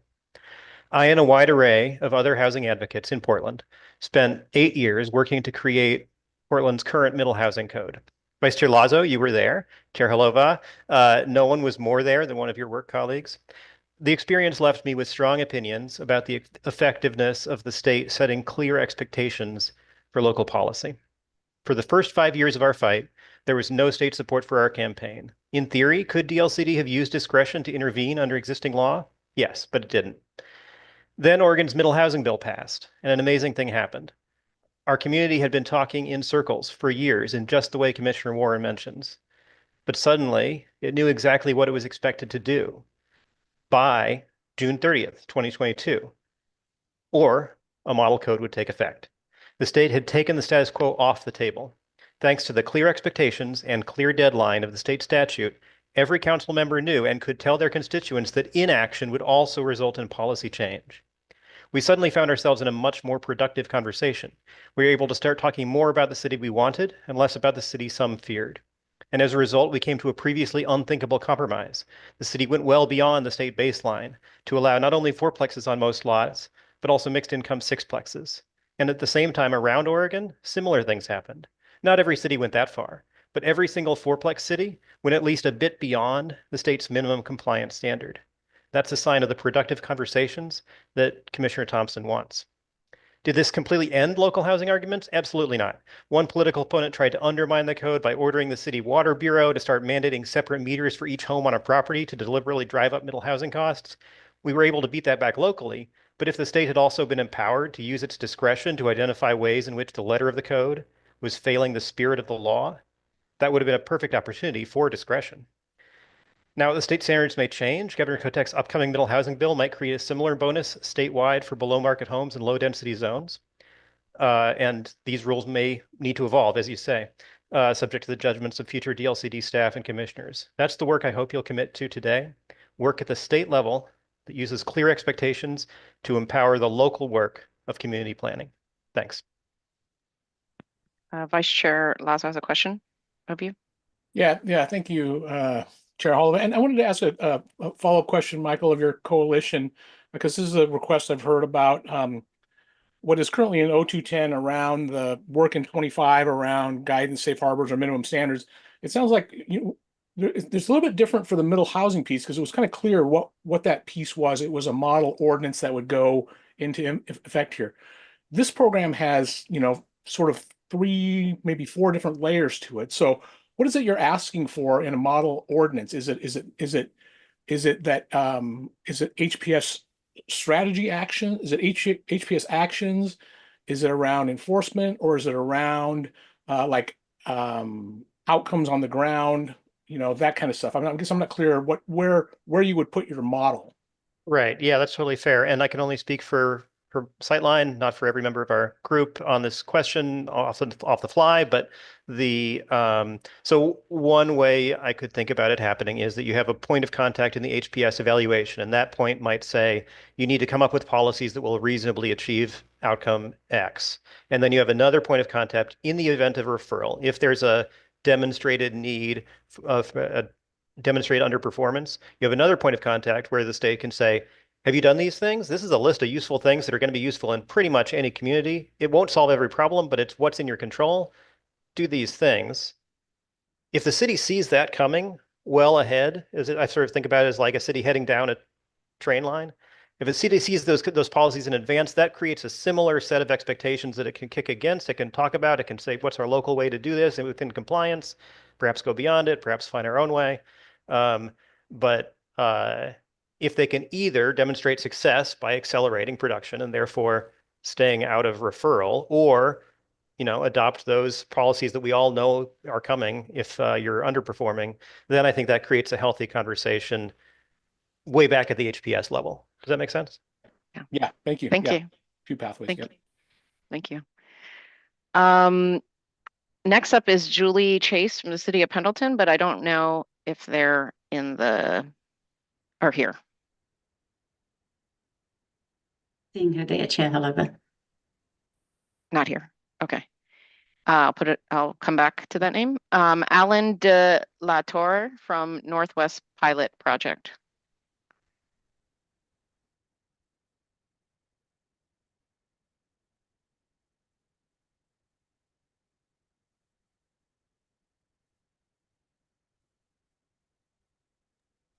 Do we know? Oh, you're on, you have to unmute. Yes, thank you. And then before you start, I just want to make sure that we can bring in the next 3 people who are going to be testifying in a row, just to make sure they're here. Okay, Alan, please. Thanks, Chair. Hello, Commissioners. Thank you. My name is Alan de la Torre. I serve as a community builder for Northwest Pilot Project and as faculty at Portland State University in the Institute on Aging. I'm a gerontologist who's been working for about 18 years on creating age-friendly cities. Portland was the first age-friendly city in the United States that we've been working toward. And so I'm going to talk primarily about older adults, people with disabilities, and caregivers today. To start, I support the rules version 3.0, and I sincerely appreciate the work that DLCD staff and the committee members have put into this.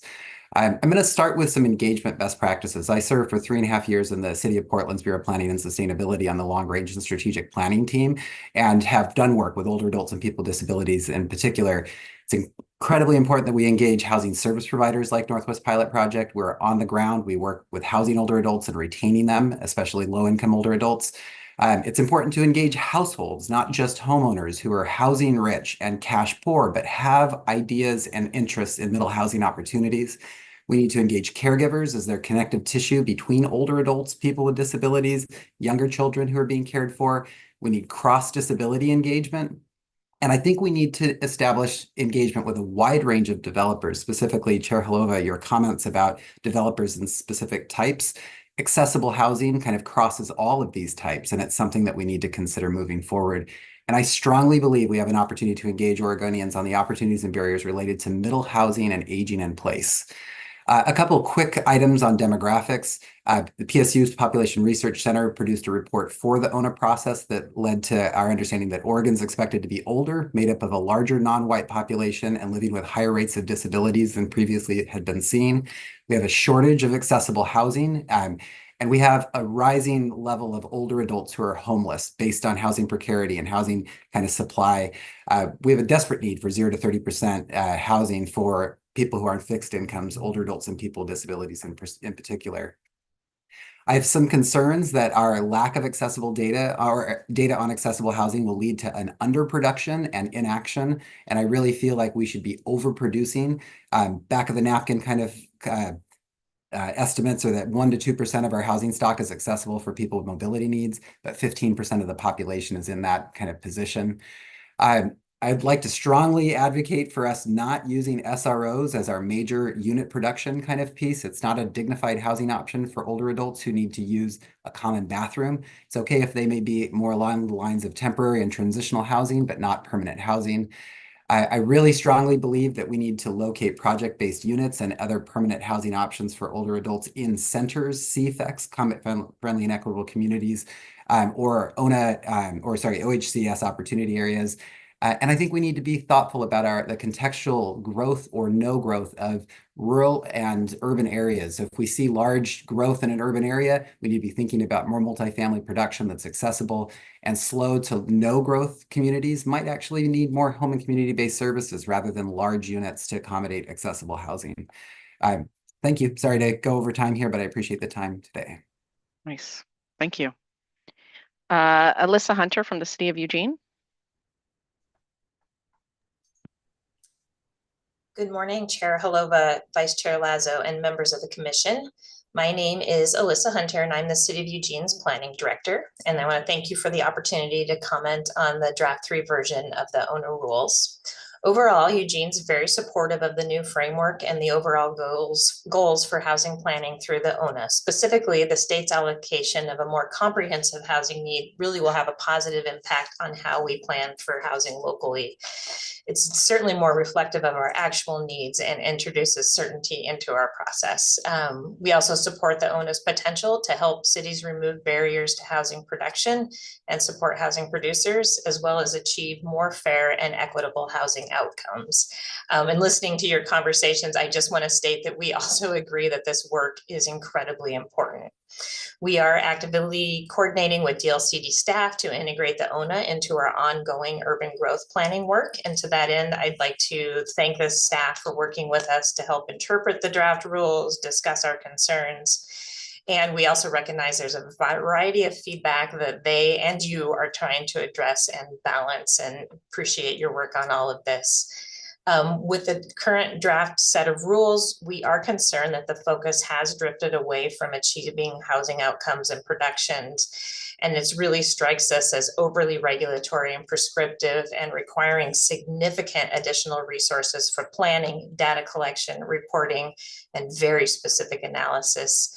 Given the budget realities of local governments today, the resources needed to dedicated to the state required process will take away from us working on getting more housing produced and desired local outcomes on the ground.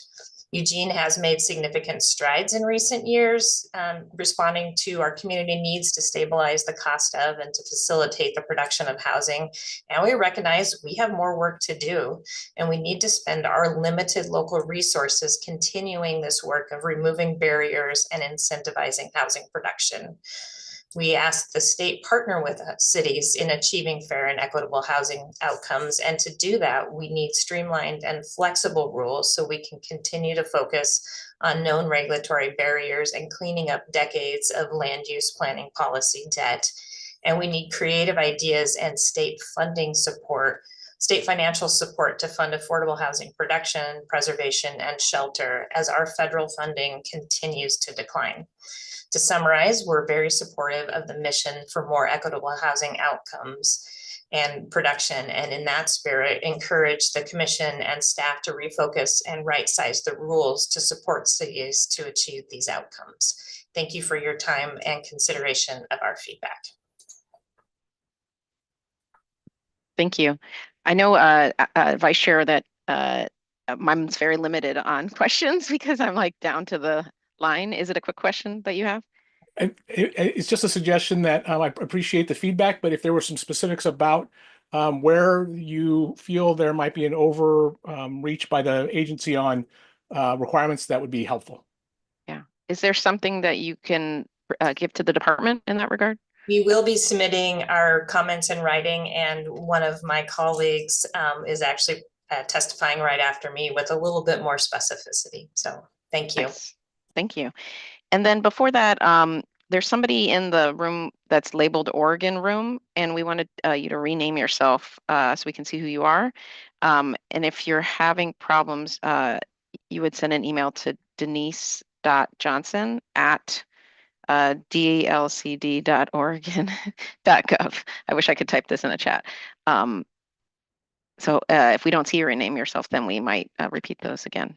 Next up is Leah Roche from City of Eugene. Yeah, hello, good afternoon. I'm Leah Rausch. I'm with the City of Eugene. I'm a senior planner there. Thank you, Chair Halova and commissioners for having us today.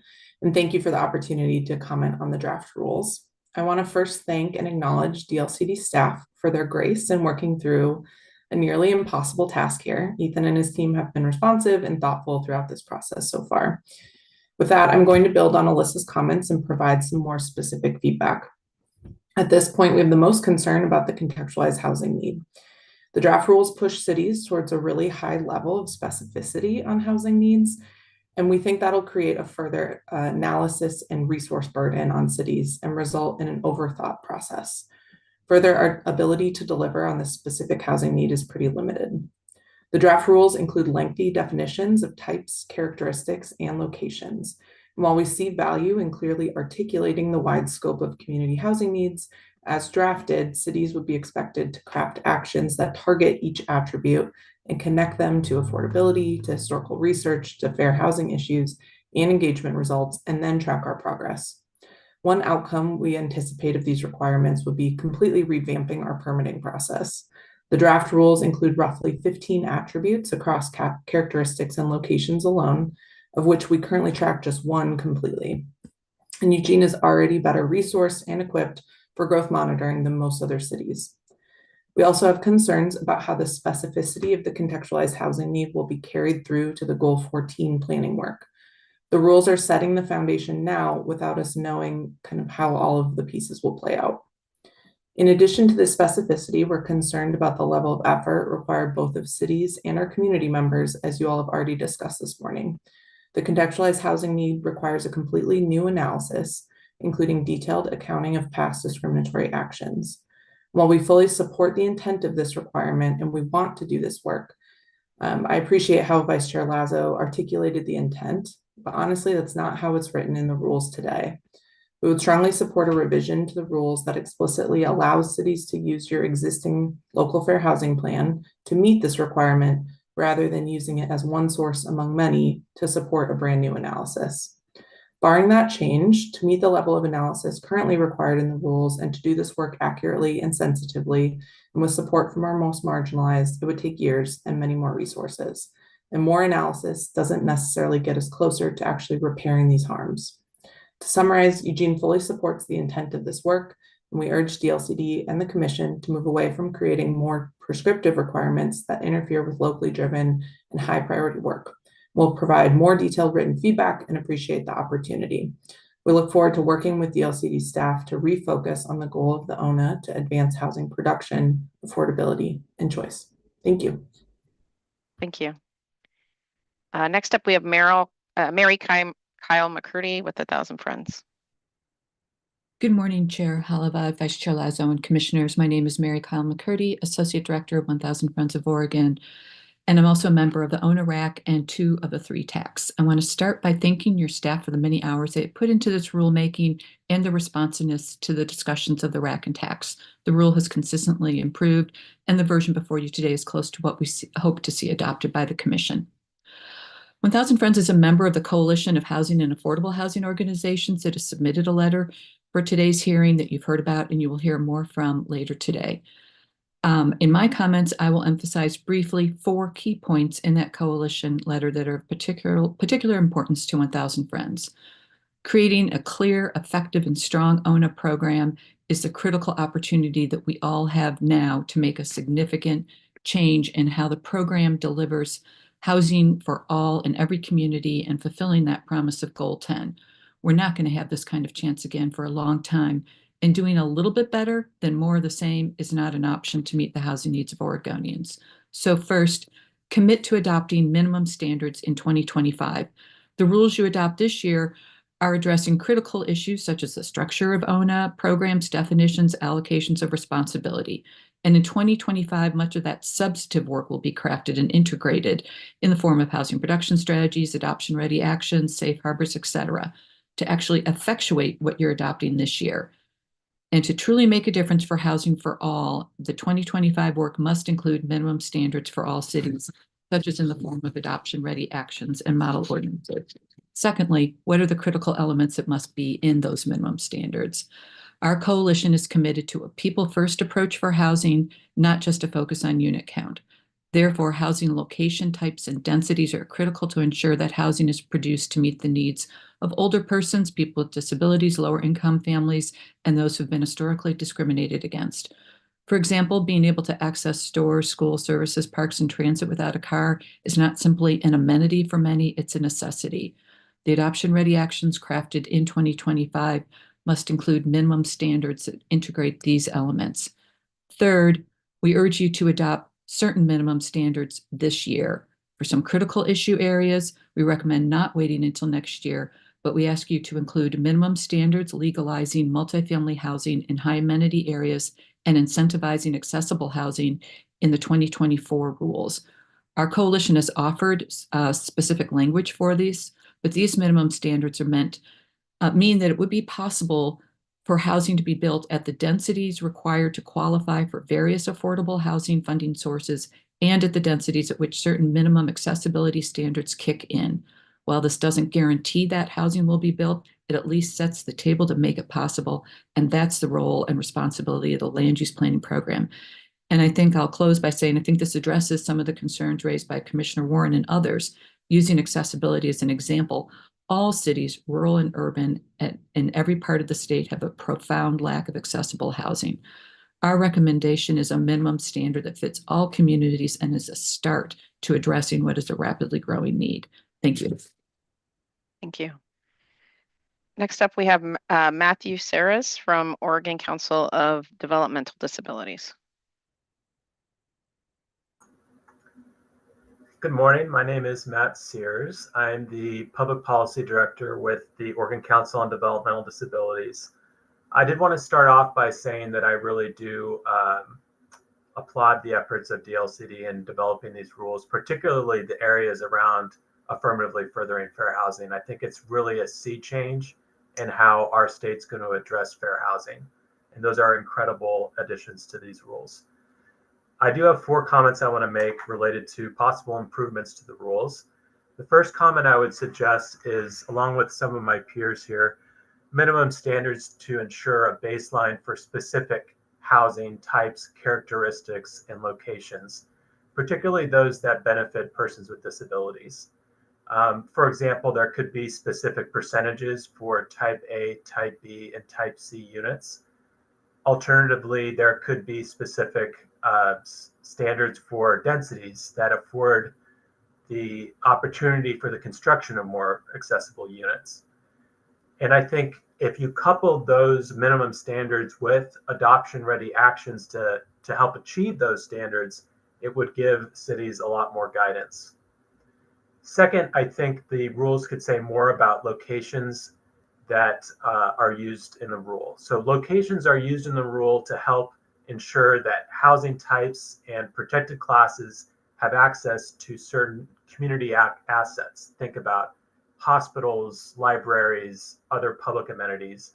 However, there are several community assets important to persons with disabilities that are not reflected in that definition of location.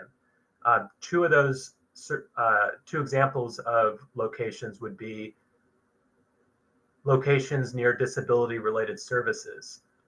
The other key example would be paratransit. It doesn't reference paratransit, and that would be helpful. Thirdly, references to fair housing choice in the rule are really integral to an effective fair housing issue area analysis. And the draft could do better at focusing in on what cities should look at for people with disabilities. For example, fair housing choice for people with disabilities means realistic opportunities to obtain housing with accessibility features. It means community assets that are available, like paratransit. It also means integrated community-based settings. And lastly, the sections related to past discriminatory actions are less effective without a specific reference to disability. Here, what I mean is, let's go ahead and define what integration is. Let's define what segregation means in the rule, and include specific references to the aspects of integration and segregation that are important to people with disabilities, namely community integration. And I think with those changes, these rules would be even stronger than they already are. Thank you. Next up is Bradley Bondi with Association of Oregon Rail and Transit Advocates. Chair Holova, Bradley and Kevin are not with us online. Okay. Next up is Julia Metz from Coalition of Partner Organizations. Good morning. My name is Julia Metz, and I'm here representing a coalition of partner organizations convened by Sightline Institute and Thousand Friends of Oregon, many of who you'll hear from today. Our coalition includes groups from across the state focused on affordable housing, land use, tenant rights, environmental justice, design, and more. This coalition is united by guiding principles that we've prioritized throughout the ONA rulemaking process. Our primary goal is to ensure that this process leads to clear, effective requirements and guidance for key stakeholders and implementers. We've emphasized a people-first approach, keeping front of mind the people affected by this rulemaking, not just the unit counts. We hope you'll continue to do the same. We support the overall direction of the draft rules and have outlined specific recommendations in our written testimony to ensure ONA delivers real change for Oregon's housing crisis. For my time here, I wanted to highlight our interest in adoption-ready actions, and in particular, what we see as the importance of ensuring minimum standards are considered and included in ONA. We recognize the difficulty in accurately defining housing needs, especially for marginalized communities, due to limited or inconsistent data. And while we hope that data will improve over time, this shouldn't lead to inaction or lack of clear expectations in the meantime. Decades of inaction have significantly contributed to Oregon's unmet housing needs, and we believe establishing minimum standards for key areas, in particular, affordability and accessibility, is essential. And ideally, we want to see these included in the 2024 process. This approach, detailed further in our written testimony, looks to ensure that inconsistent data doesn't impede critical progress, especially in providing accessible and affordable housing in amenity-rich areas.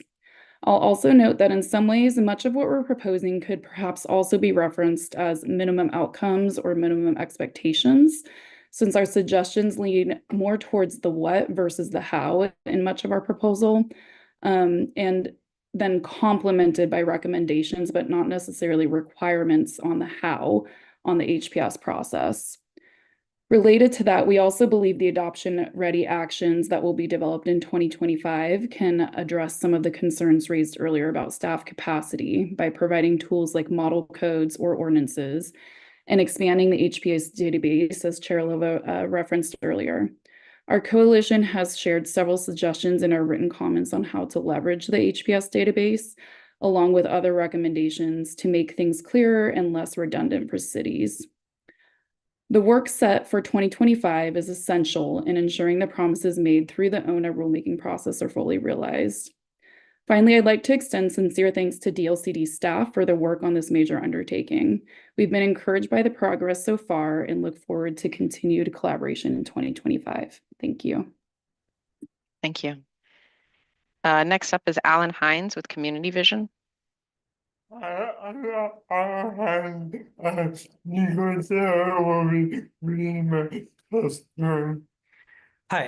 my name is Alan Hines, and Nico Sara is going to be reading my testimony.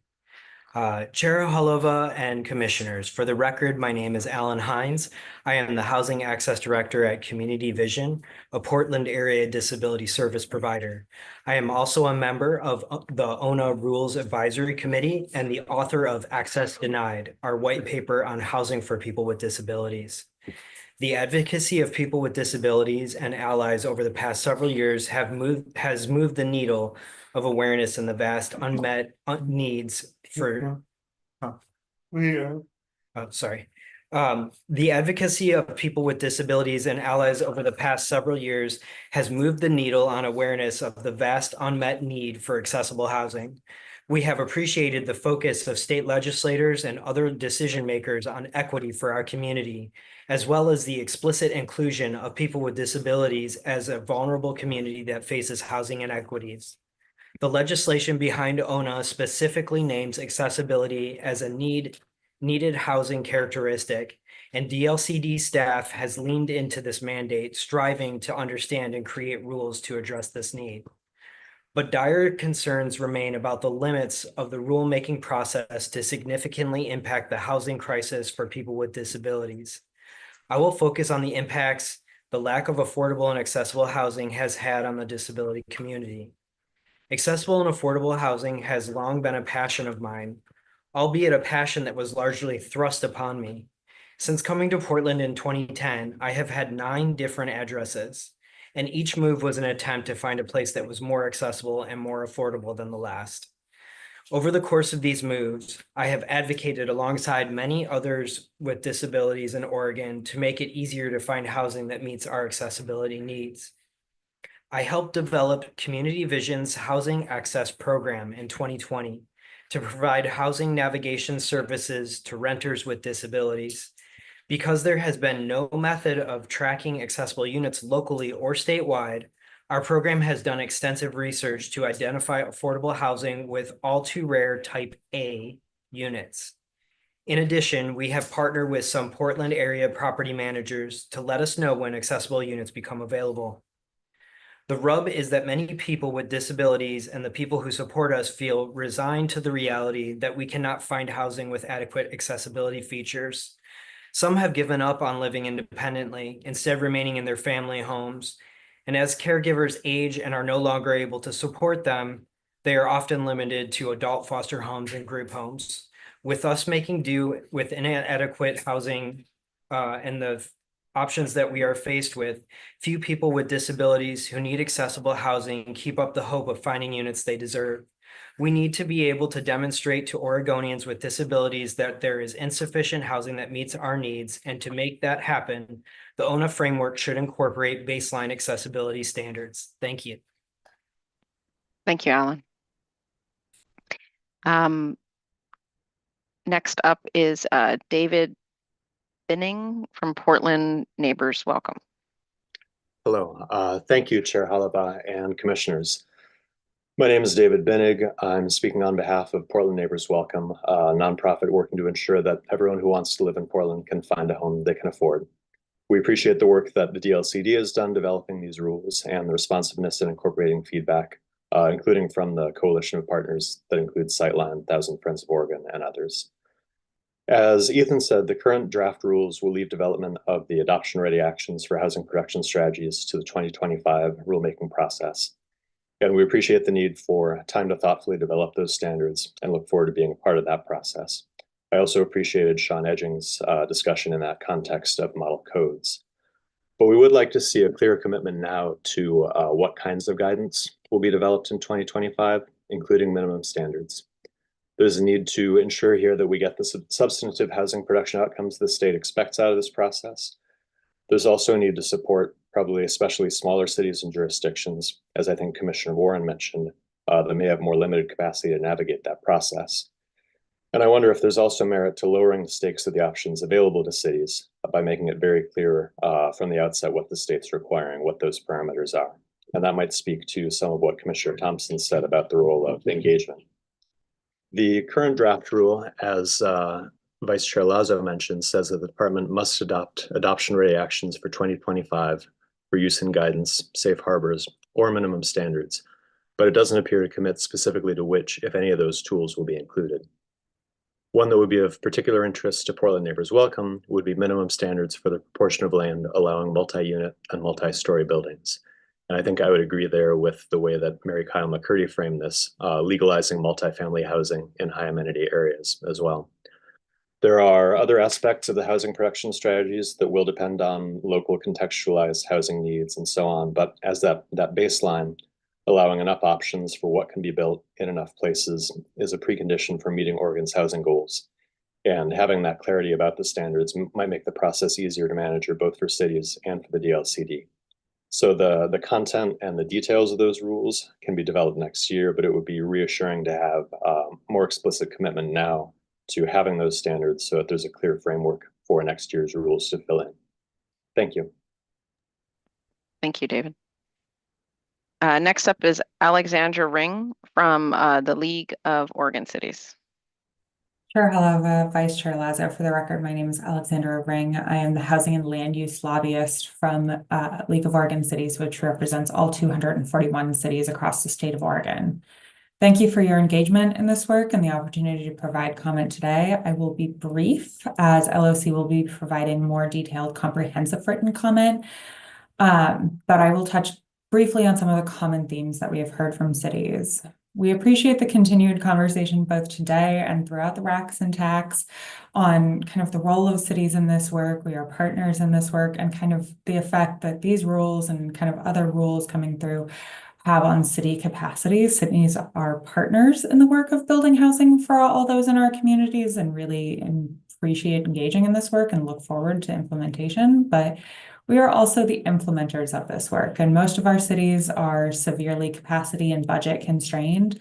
And there are concerns that the ways the rules are currently written are overly prescriptive and lack the flexibility that would allow cities to implement these rules in a way that does not overly tax city capacity that is already extremely limited. We appreciate your continued engagement in this conversation. We thank you for your time, and we will look forward to submitting written comment on this matter. Thank you. Next up is Joel Eboa from the Oregon Just Transition Alliance. Hello, Chair Halova, Vice Chair Lazo, and members of the Land Conservation Development Commission. My name is Joel Eboa. I live in Eugene, Oregon, and I'm Executive Director of the Oregon Just Transition Alliance. We're a movement of environmental justice organizations who believe that every Oregonian deserves a healthy, affordable, and resilient home. For the past few months, we and several others on this call have been part of the ONA rulemaking because we see the intersections between housing and environmental justice. It's our firm belief that this rule can create long-term structural change and accelerate housing production while also improving affordability and location choice. Want to just talk about a few appreciations. Firstly, we appreciate hearing from DLCD the intention to ensure that ONA can rectify past harms to environmental justice communities like those in our alliance. We appreciate and acknowledge the harms and discriminatory practices that have played a role in EJ communities, such as BIPOC folks, people with disabilities, all the other marginalized communities we mentioned. A lot of these discriminatory practices have caused that many of these communities have neighborhoods that are right next to a freeway or in other polluting areas, and consequently have had to live for decades and generations with the health impacts that other neighborhoods simply do not. Yet there are a lot of unanswered questions about how cities will avoid repeating practices that place these people in neighborhoods with the worst health outcomes. We need to have clear guidelines for cities to ensure that housing can be affordable in any location. We need to ensure impacted communities have the choice of where they want to live, rather than be forced into polluted neighborhoods or forced to stay in polluted neighborhoods because they don't have the choice to move. We appreciate the wide variety of data that cities can use to create their contextualized housing needs, especially because it engages with communities prioritized as protected classes from the local to federal level. Yet they need more clear direction from DLCD about how they will utilize this data to create the housing needed at all income levels. This rule currently suggests using the Oregon Environmental Justice Mapping Tool to guide housing development locations. As a former chair of the Environmental Justice Council, we're currently closely monitoring this tool's development, but it's essential to consider environmental, economic, and health disparities in the meantime. We have the data. Oregon's natural resource agencies and other agencies in the state of Oregon have this data that DLCD could go out and ask for. In the meantime, we suggest that DLCD uses the EPA's EJ screen to better understand these housing issues and the issues that every city needs to look at for their specific housing needs. We appreciate the time to give testimony and appreciate that you all will help ensure communities across the state be more resilient and ensure that they have safe and affordable housing. Thank you. Thank you. And I just had a comment for Ethan. I just wanted to make sure that any tools that the community brings to us as potential resources that we record those on our list. So I heard another one today that I don't know if it was on our list. Just want to make sure those get captured. Thank you. Next up is Mac Cunningham from Community Partners for Affordable Housing. Hello, good morning. It's still morning. Good morning, commissioners. Thank you for the opportunity to testify before you all. Again, my name is Mac Cunningham, and I'm a housing developer at Community Partners for Affordable Housing, or CEPA, as we like to call it. CEPA is a community-based housing development organization operating in Multnomah and Washington counties. We provide services to our residents and homeless services in Washington County. I'm also a member of the ONA Rulemaking Advisory Committee. We here at CEPA are grateful for the thoughtful engagement and work the DLCD staff have put into crafting the rules that are being considered before you all today. As an affordable housing developer, I am thrilled to see that one of the key criteria for referral into the housing accountability process is a local jurisdiction's rate of production of affordable housing. This emphasis on affordable housing production is critical to the identification of barriers to greater housing choice for low-income Oregonians to ensure that they have abundant housing opportunities in all communities throughout the state. Because only producing market rate housing for those with higher incomes alone will not solve our state's housing crisis.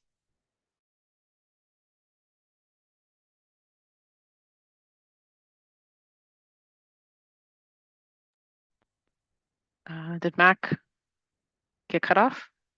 Yes, Oh, there you are. it looks like I was just transitioned back to a participant, Okay, sorry about that. No problem. Sorry, I just need to reconfigure my screens here a little bit. As I was saying, while the rulemaking process to date has accomplished quite a lot within a short period of time, we are deeply excited about the opportunity for more work and further refinement of the rules in 2025. The rulemaking process in 2025 will be especially critical for our state to meet our objectives and goals for affordable housing production and bolster ONA's intended outcome of affirmatively furthering fair housing through the crafting of minimum standards, model ordinances, and more. Developing affordable housing is challenging, even in the best circumstances. However, we at SEBA believe that the work in 2025 will help uphold ONA's commitment to offering housing across the income spectrum, both affordable and workforce, including in areas of high opportunity across the state. Thank you for your time and your service on behalf of all Oregonians, and apologies for the technical difficulties. Thank you. The person that I called earlier, I just want to make sure they weren't here, which was Julie Chase. Otherwise, we do not think we have any other testimony unless I'm just going to give a little time in case somebody's around that we didn't know. Okay, I think that's it. We were going to break for lunch, but I guess the question is, did the commissioners want to have any more questions for Ethan or any other feedback before we end this item?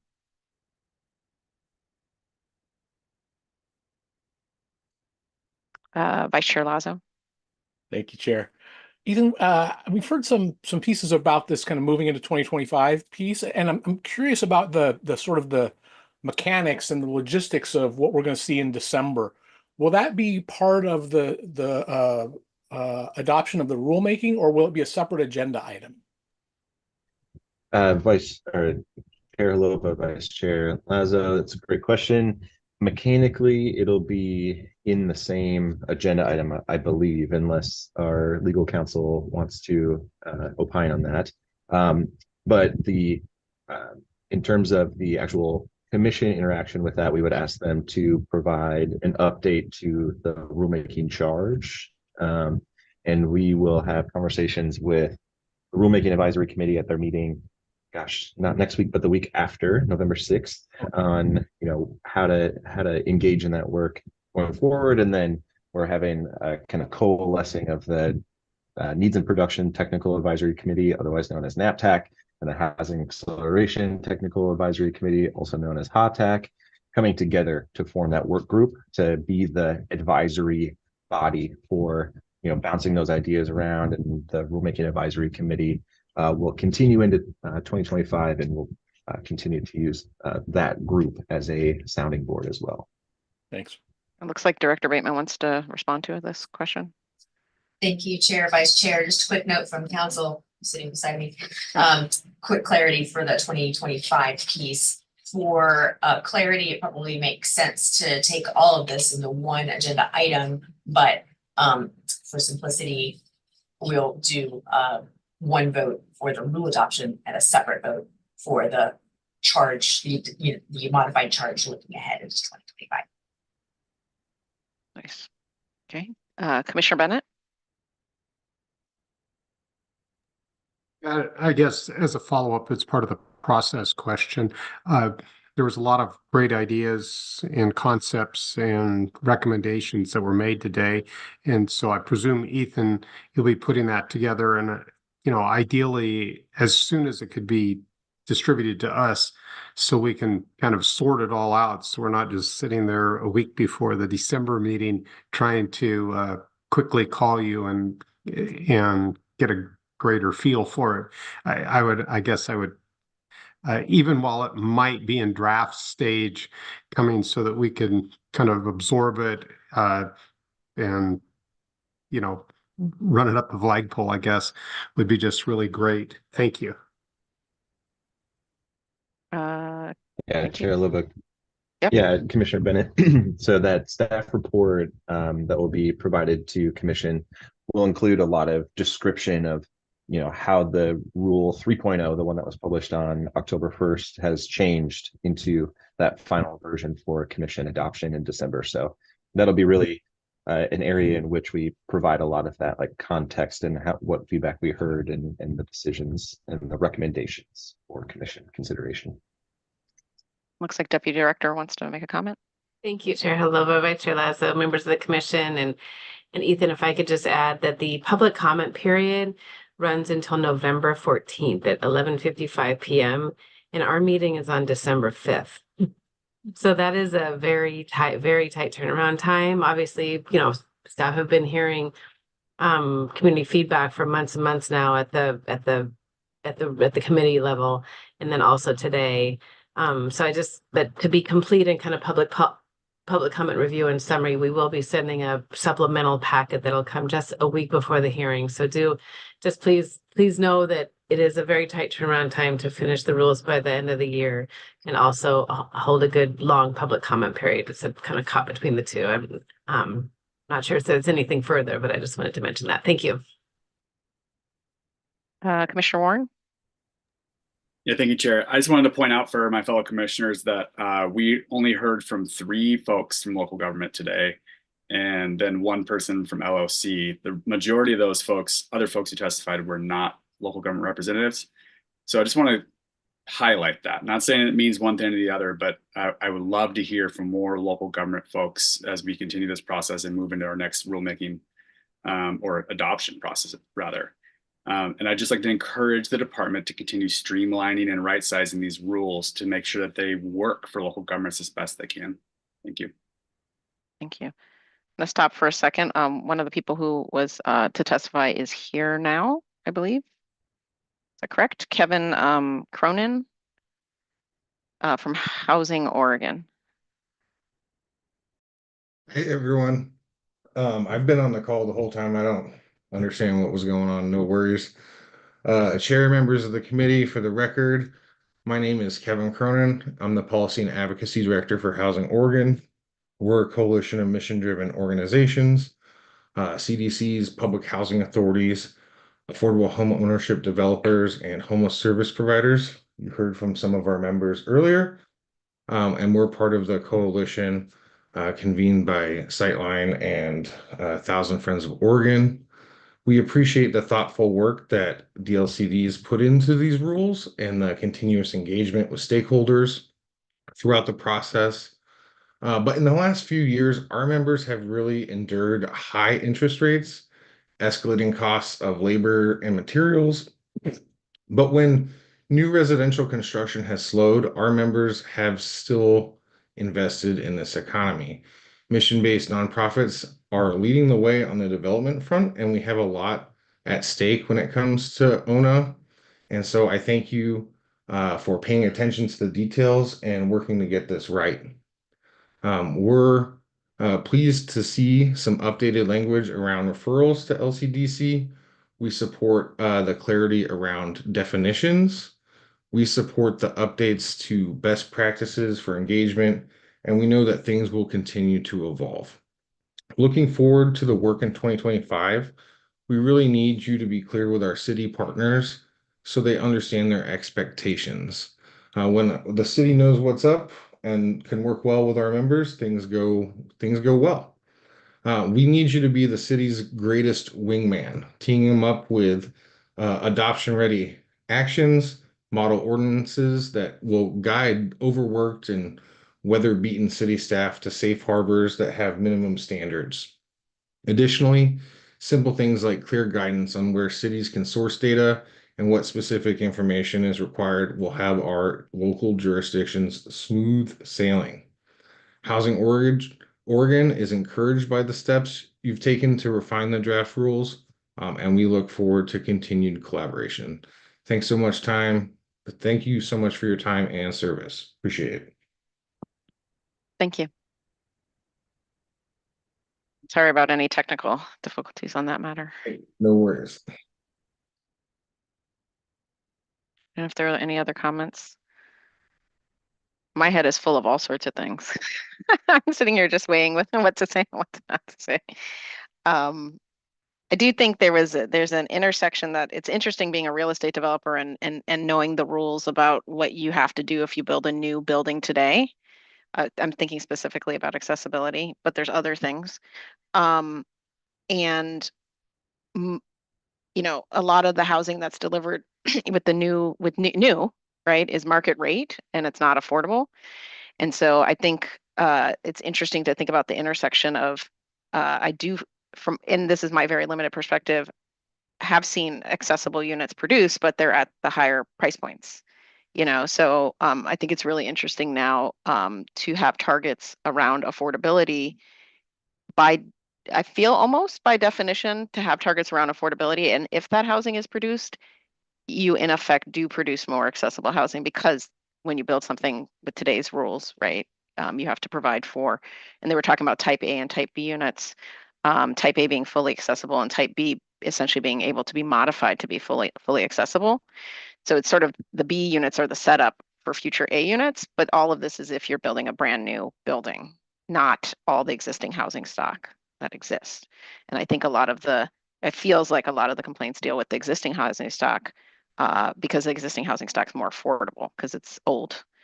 So it was just interesting thinking about the intersection of existing housing stock that's older, some of it really probably substandard, with new that might have the accessibility built in, but it's not affordable. So that's mainly what I've been sitting here thinking about. I do think also we had started to talk about that, and I really like that discussion. So I just want to make sure the future rules capture what Vice Chair was saying around there's things that exist, use those tools when thinking about your housing, use them. Then there's the cities that want to go above and beyond because they are now diving into that world and they're like, wow, there's really a need, and encouraging that however which way we can encourage that. And I would say there's an in-between space between the aspirational, right, which is, you know, people are, let's do this, and use these tools. There's that in-between part, which is this resource list of other things, right?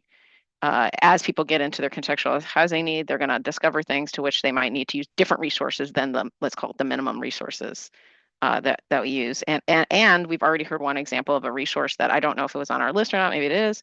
I think there's more. I definitely know there's more out there of dashboards of data.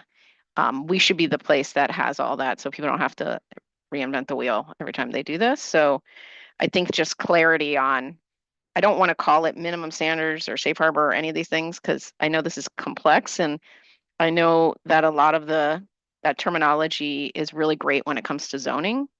It's like awesome, like middle housing. You're like, let's do middle housing. Let's create a code. Awesome. A lot of things we're talking about are not like that at all.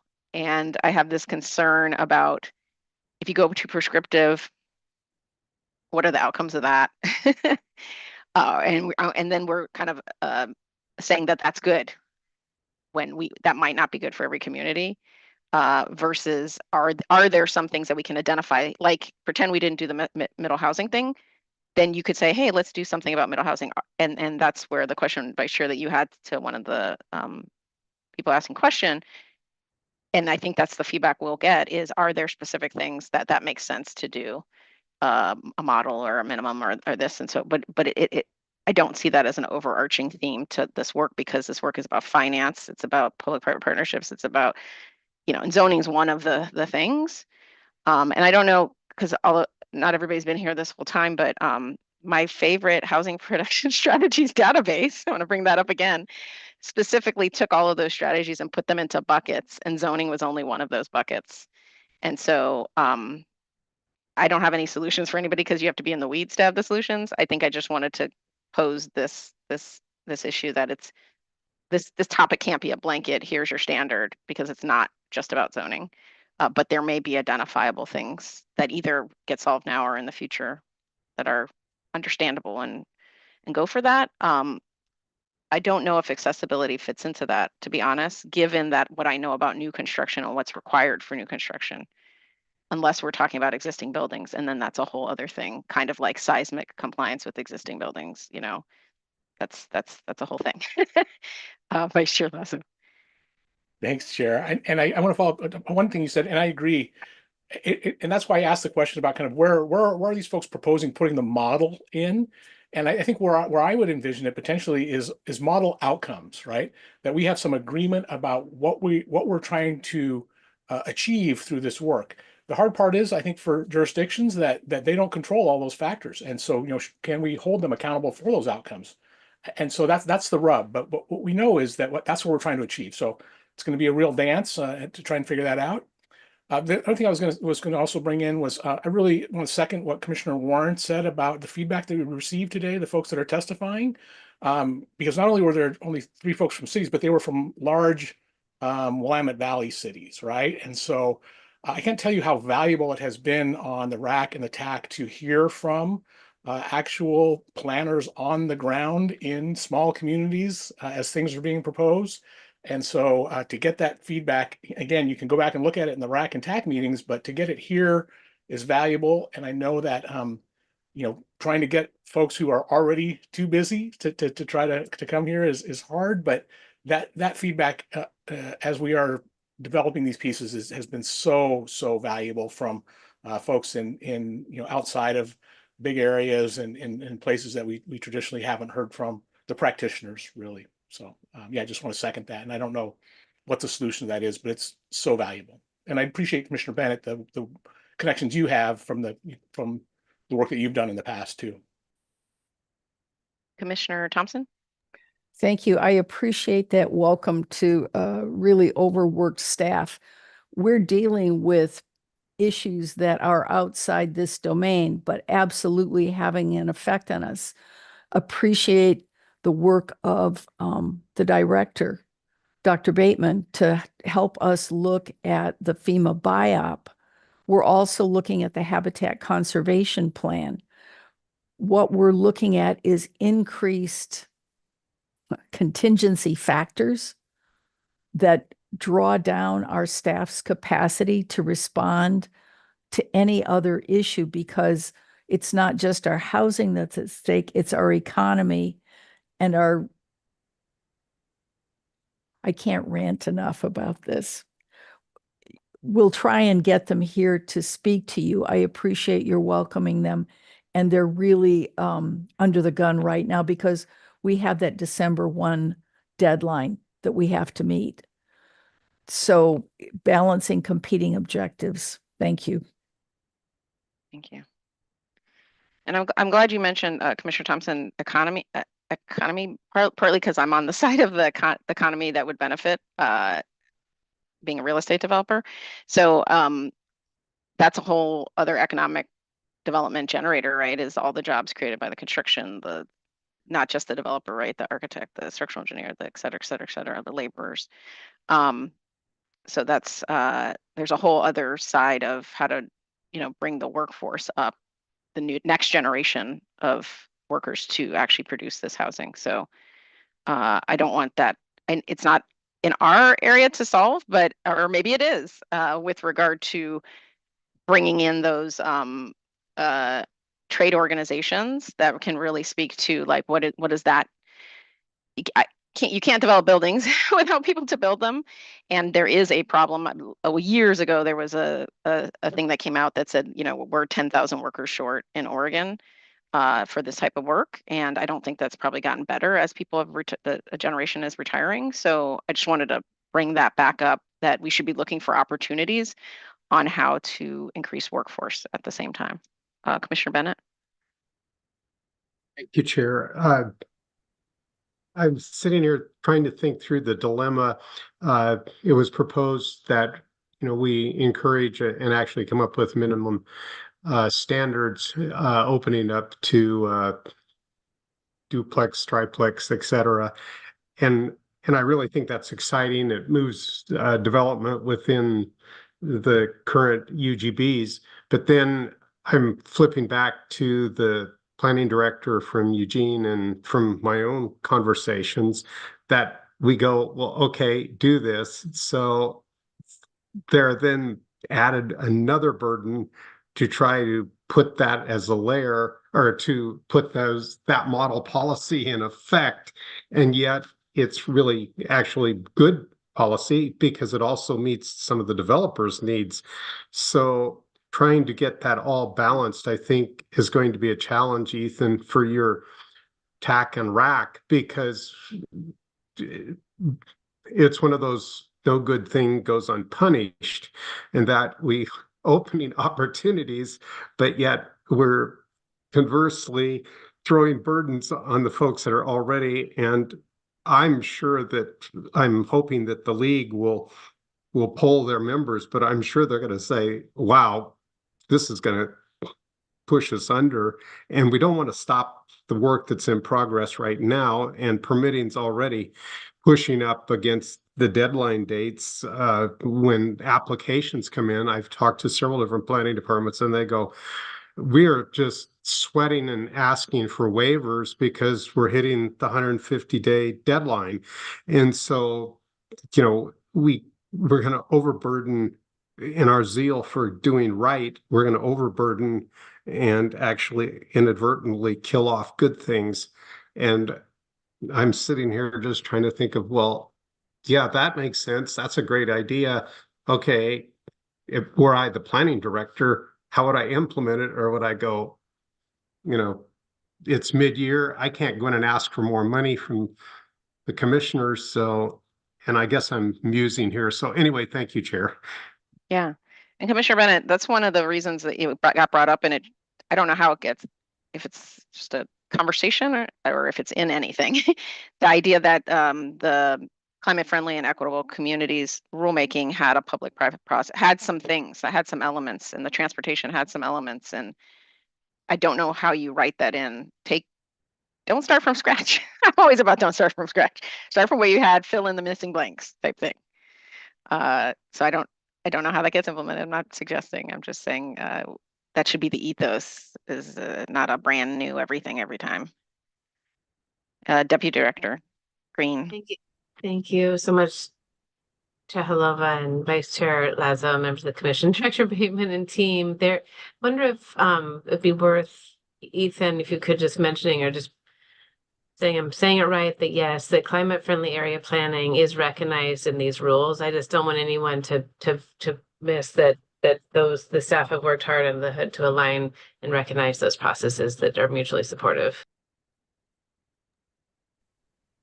Yeah, Chair Lova, Deputy Director Green. Yes, I mean this work layers on top of the existing work that is happening at local governments. Is not intended to be like that. Previous work is building blocks into this housing planning program, right?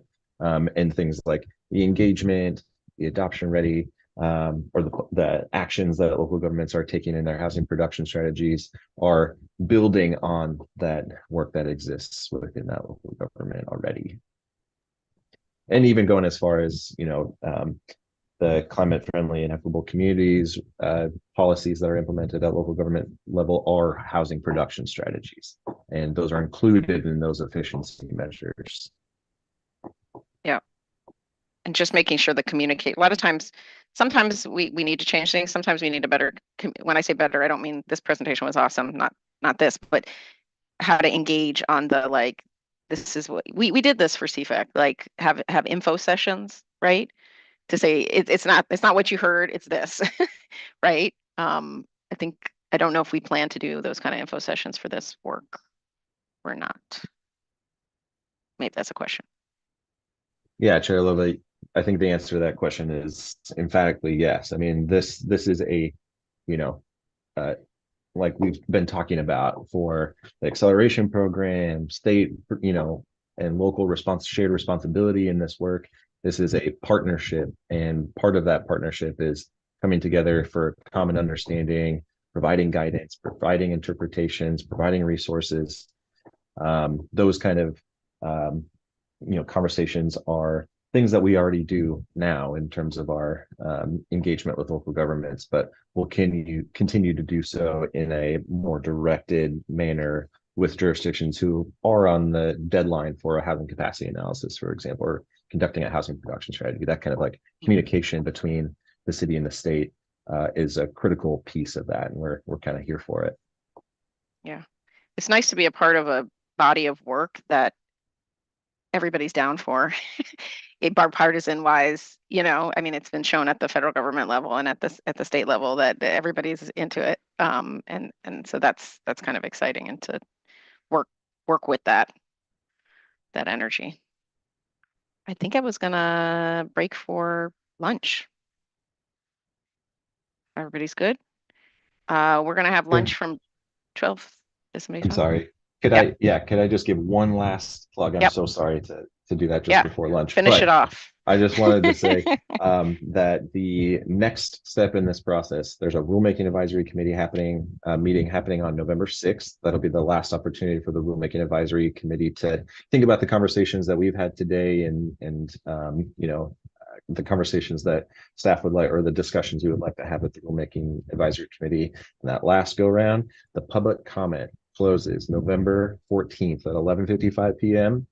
If you would like to submit, if anybody would like to submit public comment on the record for consideration, please email those comments to housing.dlcd@dlcd.oregon.gov. That's the email address that we're collecting all that information. We'll provide those in the record. Thank you. Thank you for that.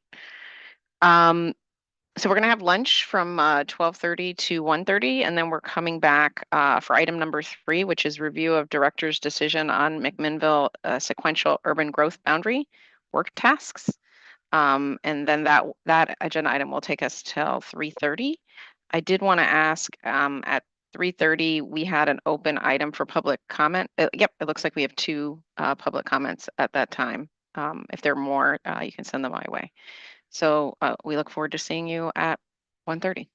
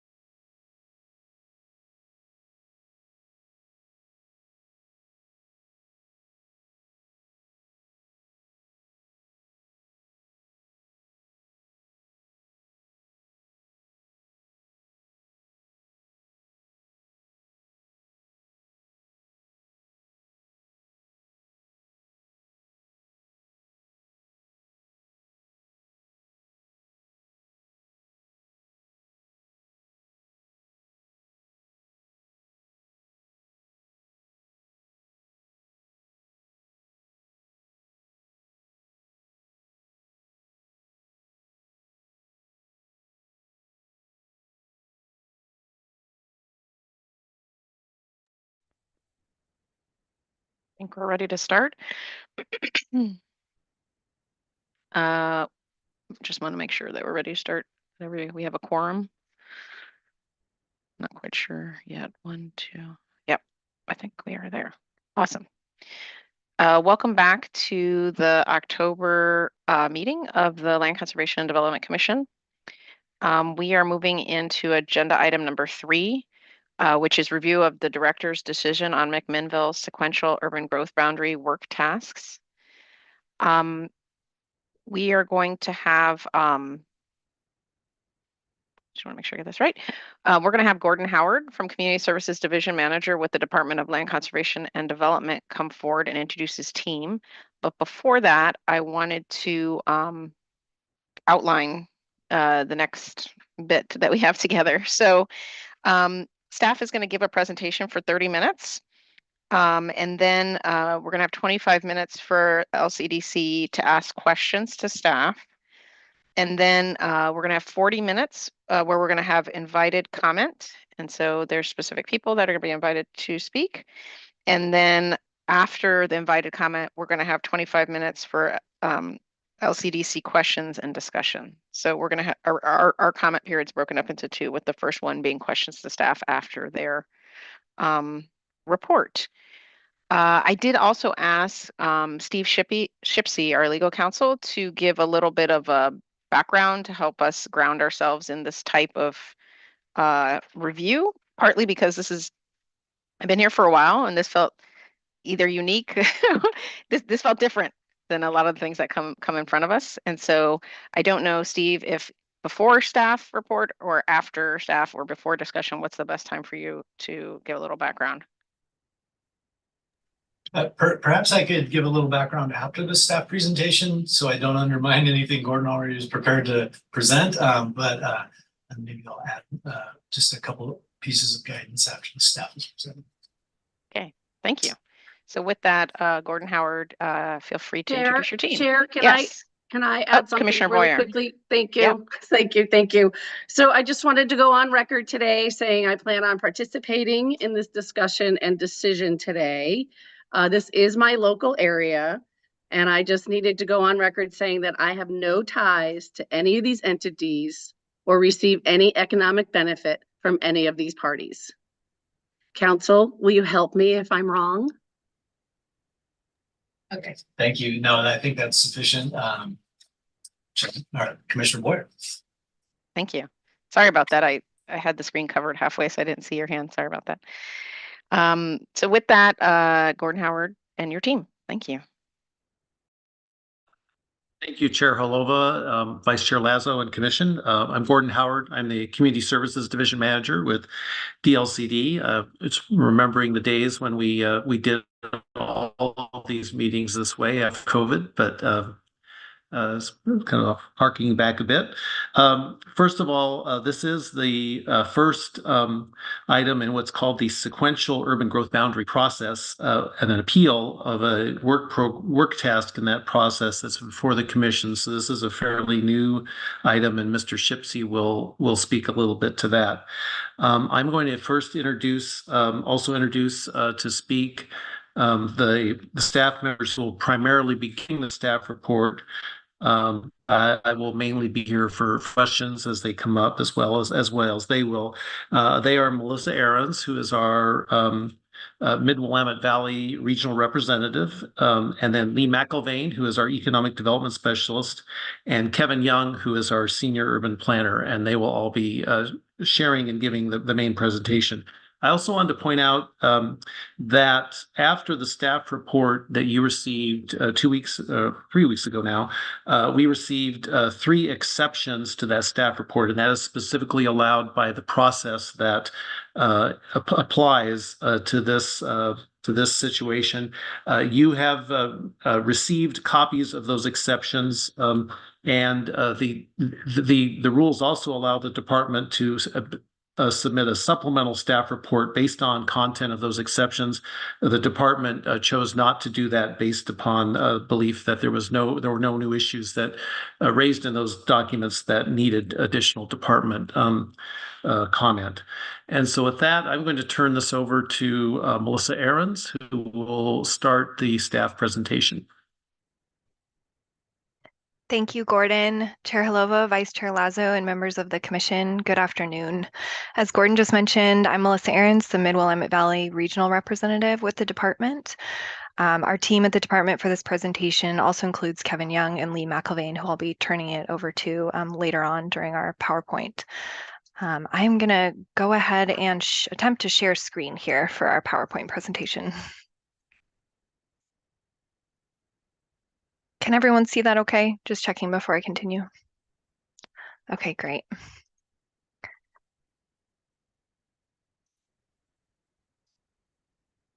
The Commission adopted rule amendments in 2019 to implement a 2017 bill that created a new process for review of certain urban growth boundary or UGB amendments. This was called a sequential urban growth boundary amendment.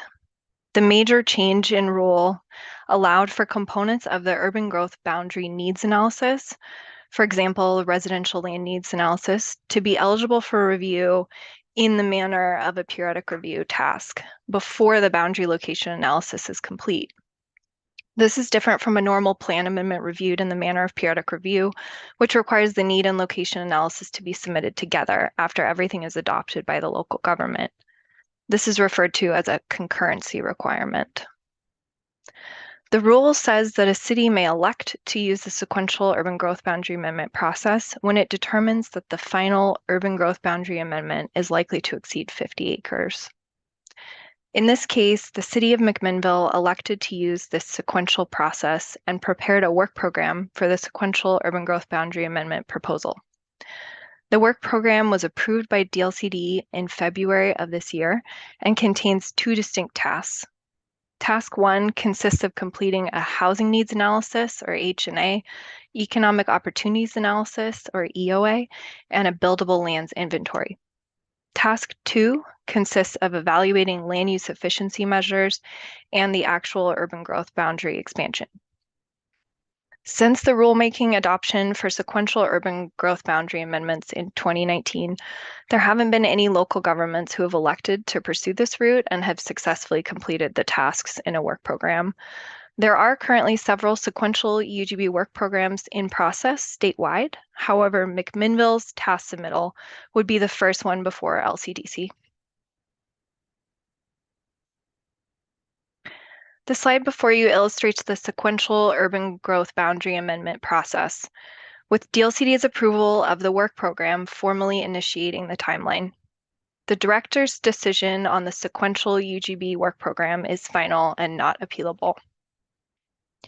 In McMinnville's case, the Task 1 submittal, which included the housing needs analysis, economic opportunities analysis, and buildable lands inventory, was submitted in May of this year. A 21-day objection period followed, during which 2 objection letters were filed.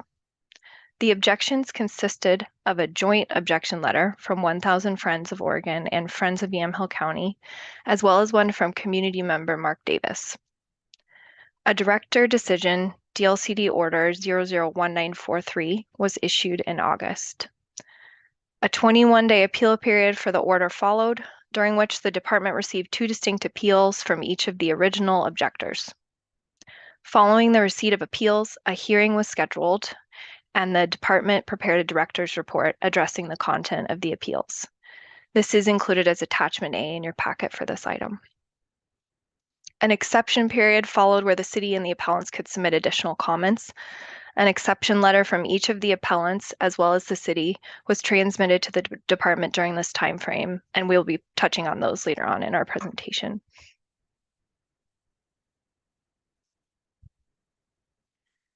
The director's decision on the Task 1 submittal, Order 001943, approved the housing needs analysis, economic opportunities analysis, and the buildable lands inventory, excluding the parks and recreation land inventory and remanding an error in calculating certain parks and recreation land needs.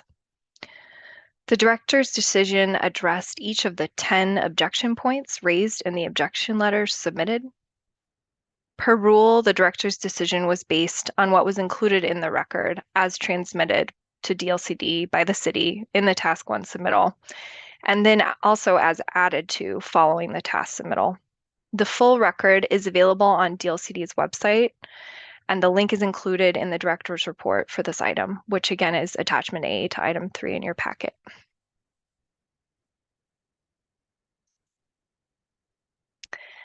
In the 2 objections filed, there were 10 distinct points of objection.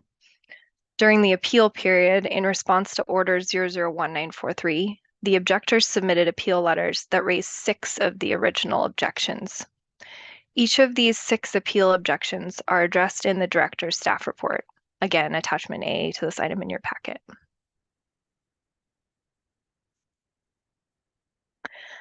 The next 3 slides will provide an overview of the Commission's jurisdiction in this matter, the standard of review, and the procedural requirements that need to be followed for the Commission's decision-making today. Additionally, it's important to note here that the legal record for this item provides the context for the Commission's decision. First, the director, and if appealed or referred by the director, the Commission has exclusive jurisdiction to review sequential UGB amendment work program task submittals. Pursuant to rule, the Commission shall hear appeals based on the local record. The written record shall consist of the submittal, timely objections, the director's report, timely exceptions to the director's report, including materials described in rule, the director's response to exceptions and revised report, if any, and the appeal if one was filed.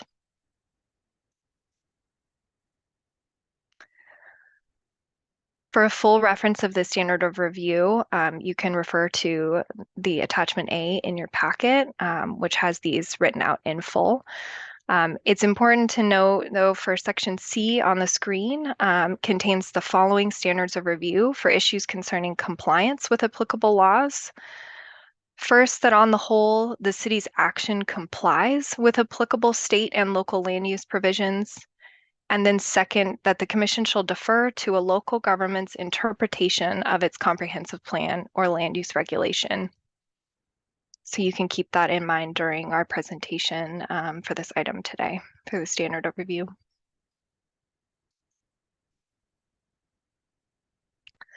Following its hearing, the Commission must issue an order that does one or more of the following pursuant to rule. Approves the work task or plan amendment or a portion of the task or plan amendment, remands the work task or plan amendment or a portion of the task or plan amendment to the local government, including for a work task only a date for resubmittal, or C, requires specific plan or land use regulation revisions to be completed by a specific date. The department's recommended motion will be included at the conclusion of this presentation.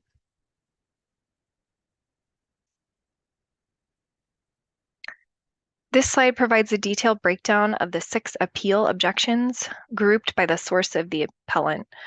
I will let you read them on the screen for a moment. However, staff will be diving into the details of each one of these later in our presentation.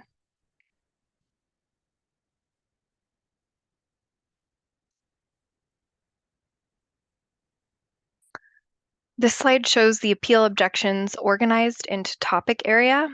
There are 3 objections, A, B, and C, that are economic opportunities analysis or EOA specific, and 3, D, E, and F, that are H&A or housing needs analysis specific.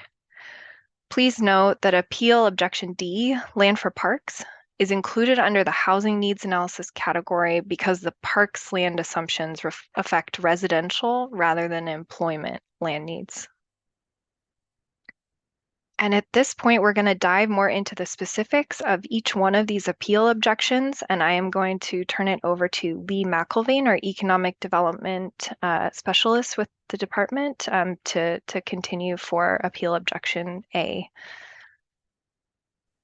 Thank you, Melissa. Chair Halova, Vice Chair Lazo, and members of the Commission. I'm Lee McElvain. I'm the department's Economic Development Specialist, and I'll be presenting to you on appeal objections A through C related to the city's Economic Opportunities Analysis, or EOA. Friends has appealed several elements of analysis in the EOA. Objections A and B are both related to the city's overall methodology of forecasting job growth and resulting employment land demand. The first two objections center on McMinnville's use of a safe harbor source provided in Oregon Administrative Rules, Chapter 660, Division 24. This safe harbor is provided for cities estimating employment growth. It provides cities with relief from legal challenges to estimations of job growth by allowing them to either rely on job growth proportional to the population growth forecasted by Portland State University's Population Research Center, or by using employment growth forecasts provided by the Oregon Employment Department. It is common practice that a planning consultant contracted by a city to produce an EOA provide several different growth scenarios to a technical or project advisory committee and request a recommendation from that committee on which growth scenario to base future steps in the analysis. McMinnville's project advisory committee recommended using one of those two safe harbors to estimate future employment growth, settling on a middle growth scenario where job growth would be proportional to expected population growth at an early stage of this EOA. The advisory committee for the EOA went on to recommend the inclusion of additional sites identified as economic development priorities for the city in its economic development strategic plan. Friends has appealed the director's decision on approval of this task based on the EOA's inclusion of additional sites for employment use, which it claims is not in compliance with the city's use of a safe harbor employment forecast source. Friends asserts in its appeal of the director's decision that use of a safe harbor is designed to supplant all the analysis a city would otherwise be required to complete. Staff disagree with Friends' interpretation of the appropriate application of an employment safe harbor. And the department's response, if you're following along in your packet, is on page 6 of attachment A. First, use of a safe harbor is not required, and rules do not specify the method of analysis that a city must use to either forecast employment or estimate associated land demand for that employment. Although there exists safe harbors for estimating employment growth, there is no safe harbor for the method by which a forecast is translated to land demand. Friends has advanced an argument that using employment density is the traditional method of estimating employment land demand, but this method is neither described nor required in rule.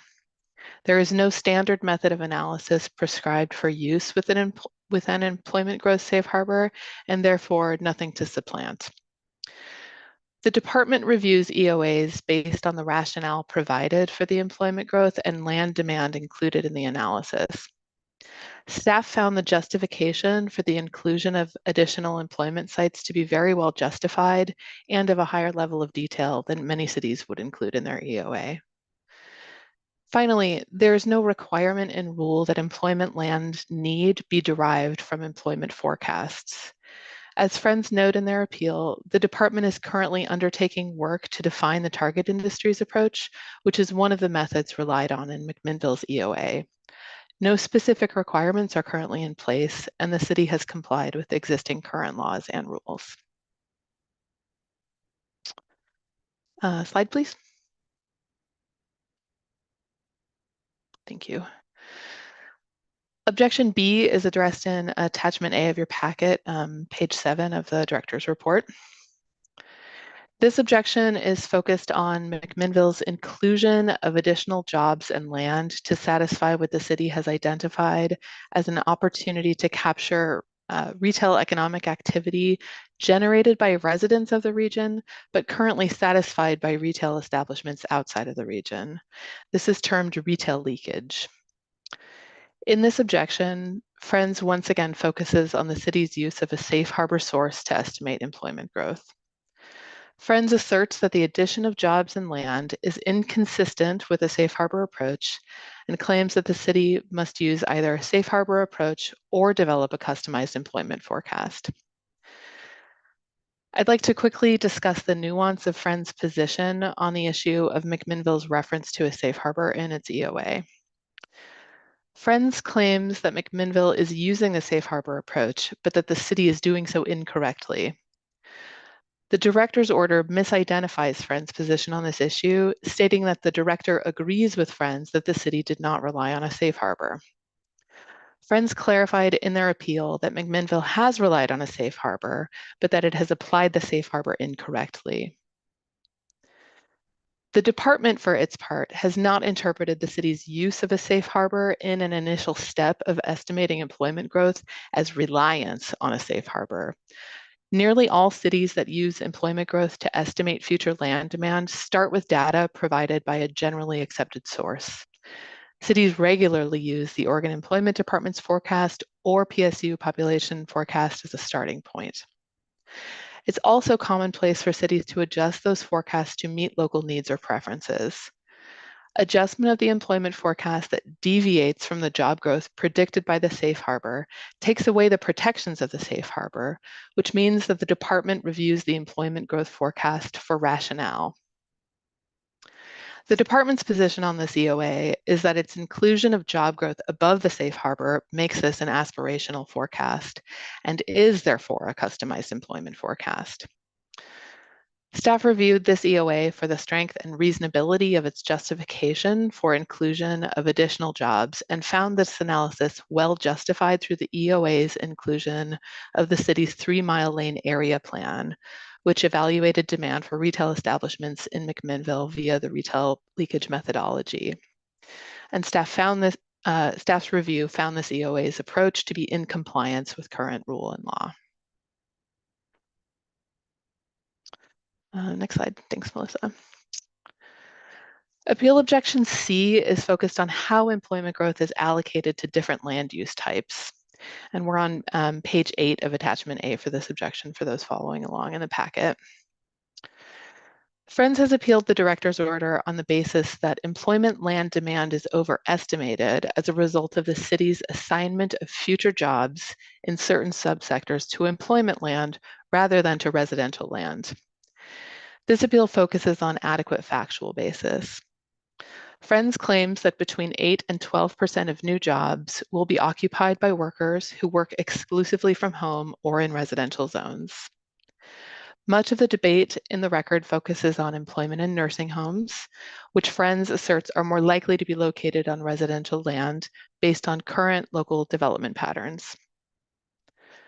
On the question of employees working from home, Friends cites American Communities Survey commute data in the record. This data does not identify where people work exclusively.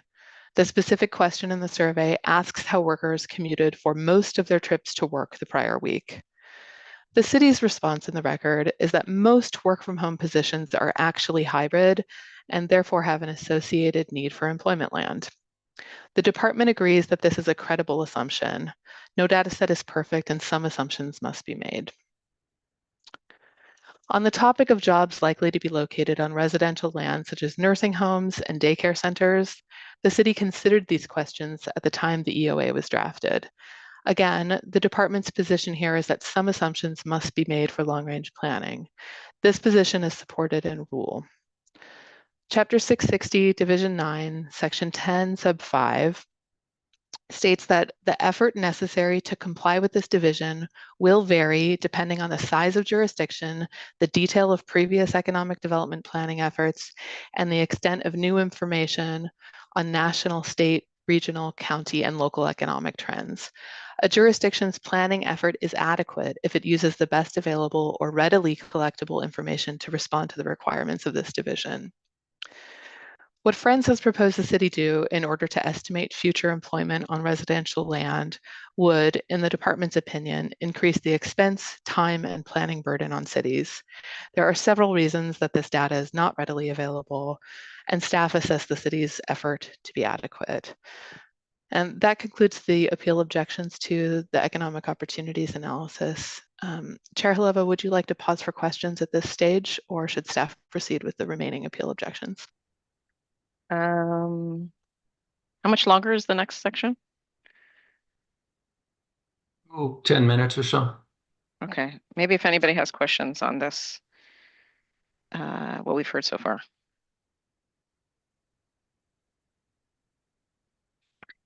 Vice Chair Lazo. Thanks, Chair Oliver. I have a question in the objection A, the additional sites for specific uses. Friends' contention or objection is that the safe harbor was incorrectly applied. And then in the staff report, it says there is not a safe harbor that exists for that forecast. So I'm not clear what the Friends assertion is then if our position is there is no safe harbor. So the Friends saying there is a safe harbor that exists in the rules, and we're saying that there's not. Chair Halova, Vice Chair Lazo, thank you for the question. Friends are asserting that use of a safe harbor for employment growth forecasting would prevent a city from inclusion of additional sites within as land in need for future employment uses. And the department disagrees with this take because there is not a safe harbor methodology for associating land demand to employment growth. Interesting. Okay. And this was not related, unrelated. My question was, there was a housing needs analysis done. I was just more curious with the ONA. How does that intersect? Understanding the ONA wasn't there, likely, when they did this. If I could get on this question, Chair Halova and Commission, there actually are not any objections or appeals of the specifically of the residential land projections or needs in this appeal. So the HNA, other than the issues regarding parks and a little bit maybe urban reserves, which we'll get to, is not an issue here. The initial objections from the appellants, the 10, did include some housing matters, but they dropped those before it came to the commission. So that's the housing issues are not before the commission today. Okay, I was just wondering, because this is a step in the eventual process. Does this process vest the old way of determining housing need, or just because this is a step in the process? Yeah, Chair Halova, commissioners, this is been submitted before the ONA rules or housing needs analysis rules go into effect. They will impact the city the next time they do a housing needs or housing capacity analysis and housing production strategy, which will be in I believe in 8 years from the original date that they were assigned to do that. Okay, thank you. Any more questions on this part of I know mine wasn't part of this, but I was thinking more on the process of the data that came into this beginning. No more questions on this. Okay, we'll move on to the next section. All right, wonderful. Good afternoon, Chair Halova, Vice Chair Lazo, members of the commission. My name is Kevin Young. I'm a senior urban planner for the department. My work includes reviewing housing capacity analyses and urban growth boundary amendments for the department, which is why I'm with you today. I'll be reviewing the last 3 issues raised on appeal.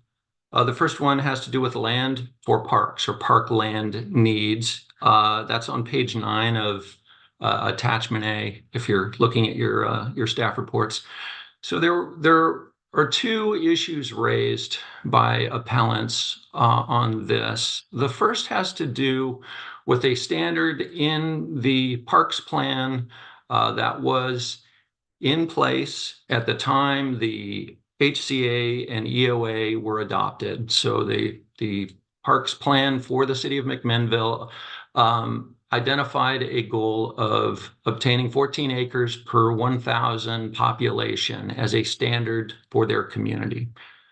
The appellants argue that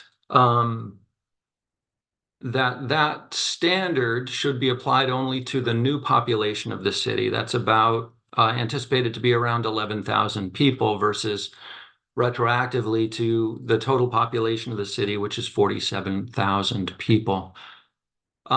Okay, so that's the first issue. The second issue has to do with accommodating some of the parkland needs on non-buildable lands. And I'll speak in detail to both of those issues.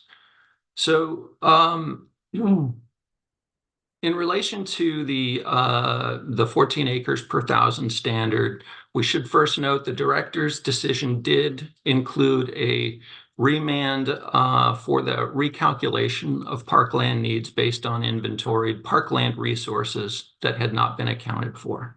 So we did find there was an issue with that accounting and remanded that issue. That is separate from the 14 per thousand issue that I'll talk about now. So, fundamentally, cities must rely on their adopted land need analysis to plan for the community's future land needs. The 14 acre per thousand target is included or was included in the adopted parks plan in place at the time of adoption of the HCA and EOA, housing capacity analysis and economic opportunities analysis.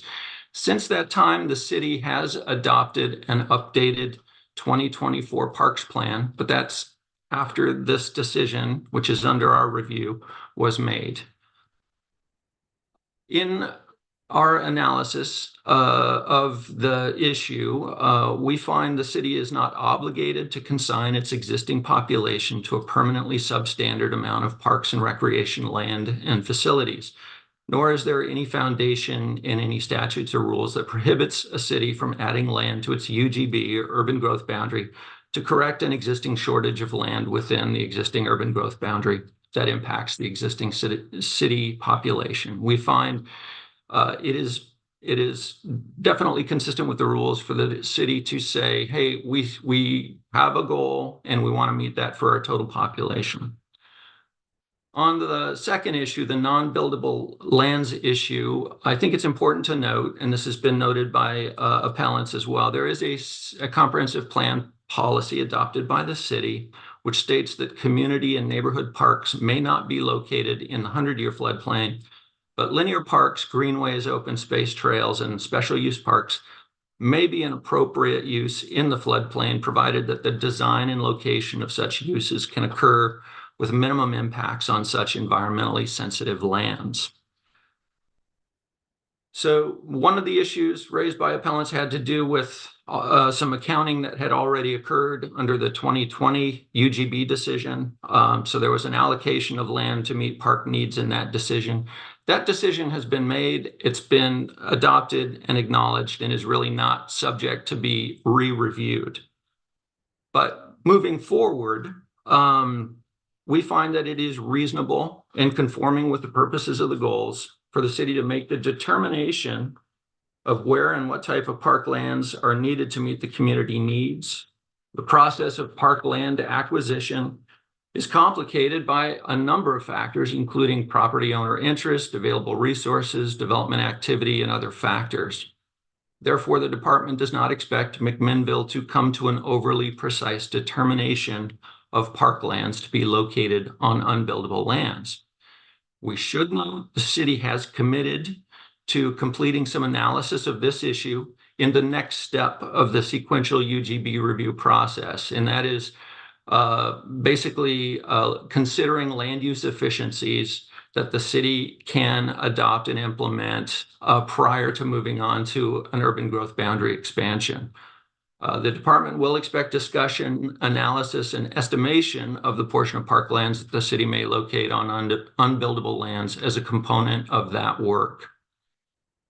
So in conclusion, we recommend that the commission find it is reasonable to apply the 14 per thousand ratio to total population. And additionally, the department finds the city's current estimation of parkland needs is compliant with applicable laws, statutes, planning goals, administrative rules, etc. All right, next slide, please. Okay, so this issue is the exclusion of buildable land from inventories based on ownership. So this has to do with buildable land inventory. It really relates to both residential lands, and there's some component, a small component of employment lands that's included in this analysis. So this is addressed on page 12 of attachment A, if you're following along. Appellants argued that the city improperly excluded lands from inventories, specifically lands owned by Linfield College and area churches should have been added to residential and commercial land inventories. We find that the city's work in reaching out to Linfield College, area churches, is an appropriate exercise of due diligence to determine any future plans for use of those lands. The city has evidence in the record. The city had surveyed churches in the community a year or two previous to this work regarding their interest in using surplus lands to support affordable residential development. At that time, none expressed interest. The city also asked Linfield College officials about their land needs over the planning period. The college responded that the city should not assume non-college use or sale of further property during the planning period. Additionally, the Housing Needs Analysis Project Advisory Committee looked at the need for additional group quarters such as dorms and nursing homes, but found that the group quarters population in McMinnville has actually declined over the last decade. Consequently, the PAC and City Council, Project Advisory Committee and City Council decided not to allocate additional residents to group quarters over the planning period. Based on that evidence in the record, we conclude the city's analysis is sufficient to consider development potential on the subject lands, and furthermore, to expect the city to predict the portion of 30 acres of land owned by churches that would serve future church expansions, and to estimate the extent and type of development that will occur on Linfield College's surplus 57 acres over the planning period rises to the level of an unreasonably high level of precision, which is in conflict with language in Division 24. So this is OAR 660 024 0040 Section 1. So that's our analysis on that issue. And then lastly, urban reserves. Next slide, please. Our analysis here is on page 13 of attachment A. The appellants argue that the future establishment of urban reserves should be subject to an updated population forecast. Despite the fact that the city has not yet begun the process to establish urban reserves, the department should require the city to use an updated population forecast for any upcoming urban reserve work.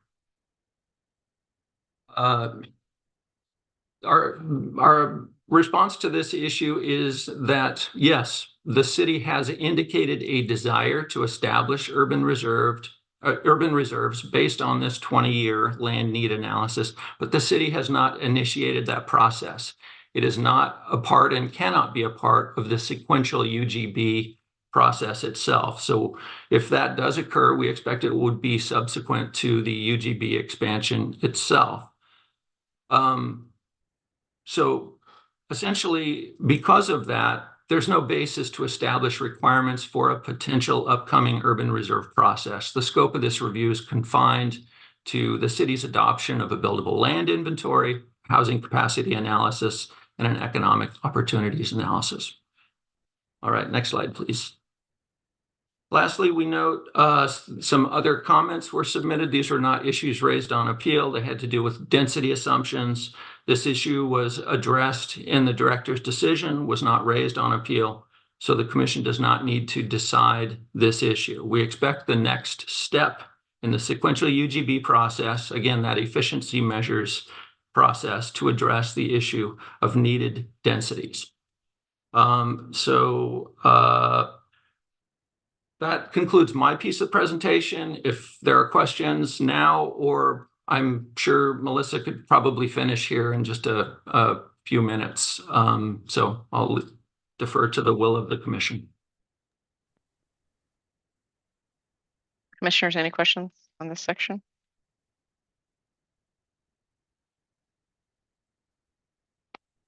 It's looking like no. Then you have Melissa's going to finish the presentation. Thank you, Chair Halova, commissioners. So this following slide is going back to exceptions, which we talked about a little bit before in our presentation.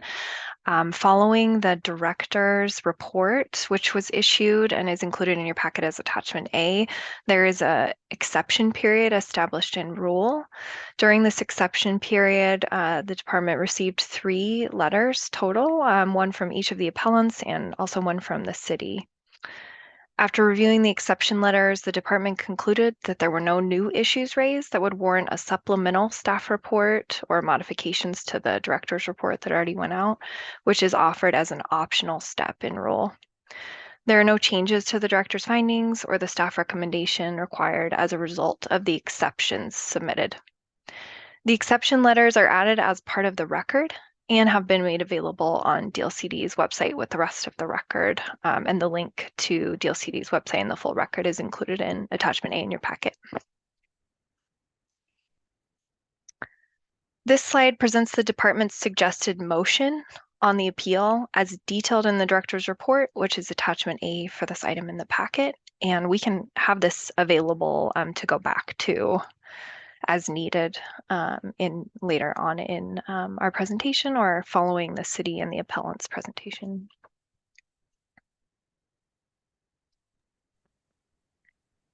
Okay. We should finish up any questions we might have to the staff before moving on to invited comment.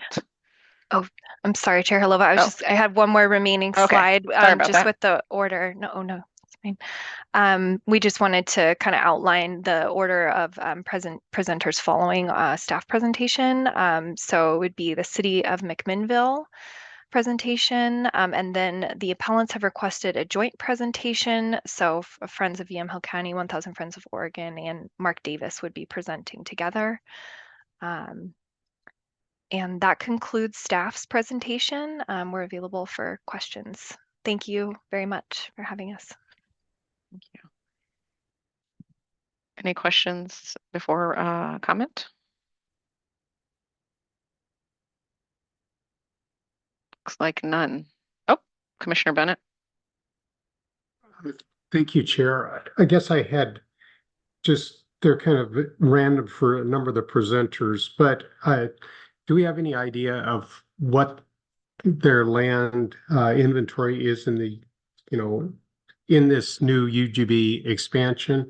Is one, how many acres of parks do they have right now? And then, Linfield College sits on a large parcel, and so should Linfield College downsize, what would happen to that land? And maybe none of this is even relevant. I'm not sure I'm really the newest person here, but it just seemed like I was trying to get this all together in my head. So thank you. And if it's not appropriate, I fully understand. Thank you for the question, Commissioner Bennett, Chair Halova. No, I would not say those are inappropriate questions. I will speak to what I can. I don't think we're able at this time to say what the land need will be for UGB expansion. We have some preliminary numbers from the housing needs analysis, economic opportunities analysis. I don't have those at my fingertips, but we can provide those. Well, it's discoverable in the record, and we can look that up if you'd like to know. The thing that we don't know is the efficiency measures step. So before a city moves to expand its urban growth boundary, they need to consider how they may make more efficient use of the existing remaining lands within their urban growth boundary. That typically reduces the land need for a UGB expansion. So that's what I can say. Oh, go ahead, Gordon. Yeah, I would just add, I'm sorry, Gordon Howard again, Commissioner Bennett, and the Chair Halova and the Commission. The efficiency measures step is tied to a provision of Goal 14, which says prior to expansion of the urban growth boundary, the city must show that that the needs cannot be reasonably accommodated within the urban growth boundary. And the focus of the efficiency measures step is to see what of those needs that have been identified in the housing capacity analysis and the economic opportunities analysis can be efficiently or can be reasonably accommodated within the urban growth.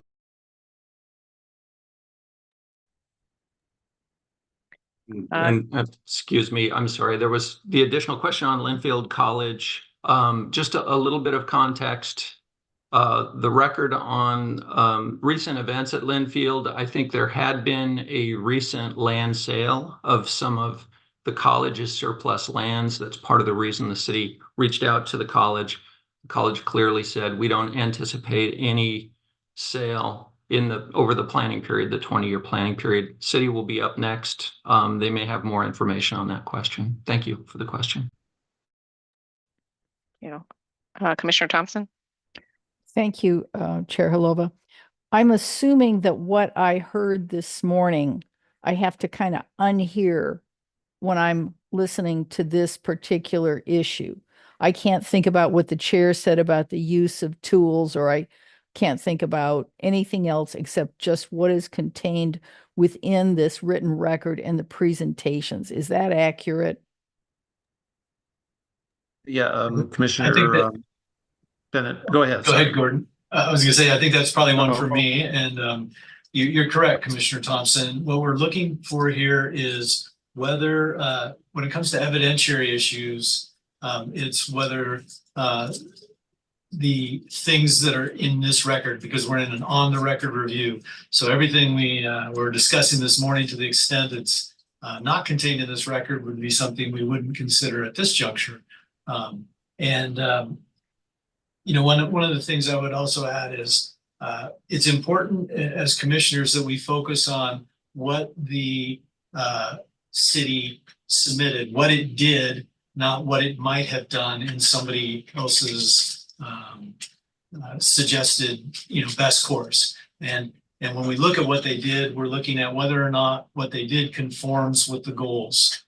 And if we found that for some reason, some aspect of what they did not conform with the goals, we would have a secondary inquiry to decide whether or not that failure to comply with the goals was minor or technical in nature.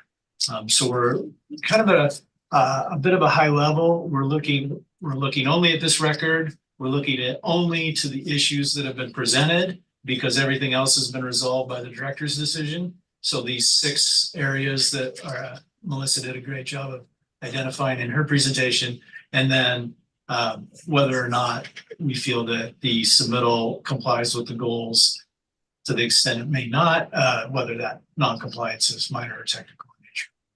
Thank you. I'm grateful for the discipline exercised on my thought process by our legal counsel. Thank you, Commissioner Thompson. That's Steve did the thing that I wanted to do, which was kind of frame it, because this is a new area for us. So I needed some framing also on that. Vice Chair Lazo. Thanks, Chair. And this might be outside those factors that Mr. Shipsey just covered, but I just want to go back to what was said about the efficiency measures. So it sounds like process-wise, the discussion we're having today is about the city's actions with regard to its BLI and its HCA. And then process-wise, in the sequential UGB expansion, the efficiency measures will come as a next step, right? So these items have been determined, and then they'll go through an efficiency measures piece to determine whether or not they can be accomplished within the UGB before it sort of moves forward. Did I hear that right? You did, Vice Chair Lazo. Thank you for the question. Chair Halova, members of the commission. Yes, the approved work program for the city of McMinnville specifically includes a combined step. So the next step is consideration of efficiency measures and then the UGB expansion decision. Those will all be wrapped together. Nonetheless, they will all be subject to review by this commission following that decision. So the only factors today are these factors related to the HCA, the BLI and the HCA, and the 2 sets of stuff related to those 2 elements. And excuse me, I misspoke. These would be subject to review by the commission if appealed. I think it's likely we'd see a director's decision on that next step. And I had a question. It's not related, so I'm going to be really clear to the criteria that we need to decide on this. I was just more curious about our process in the department related to the next step has efficiency measures in it. Yeah, I have this. How do the housing production strategies play or not play into efficiency measures? because that's the next step. So has nothing to do with today. I'm just curious how that plays out on the next step. I will opine, Chair Halova, Vice Chair Lazo, members of the commission, and I will not speak to the rules under consideration. We currently have housing production strategies, and there's an obligation for cities over 10,000 to complete that housing production strategy work.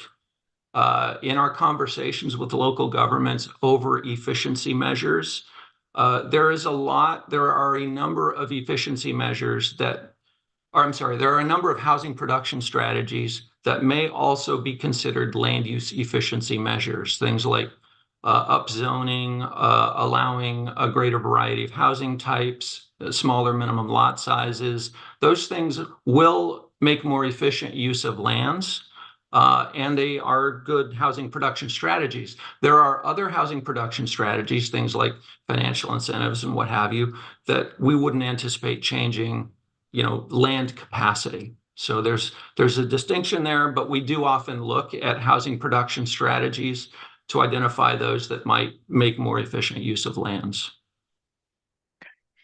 And then was I correct procedurally on the second part? I think I heard this, but I'm not quite sure if I understood. The task 2, I guess, would not come to us unless it was appealed. Is that true? I'll let our counsel speak to that, but I believe that's right. It could come to you either as an appeal or as a referral from the director. But that is, not what's before us today. Okay. That's a coming attraction, perhaps. Yes. Thank you. I'm getting close to time, so I think it's time for invited comment. First, we're going to hear from the city of McMinnville, which is going to have 20 minutes for its testimony. I don't know if we have a clock for the 20 minutes because we're going to have other folks that have time limits too. Okay.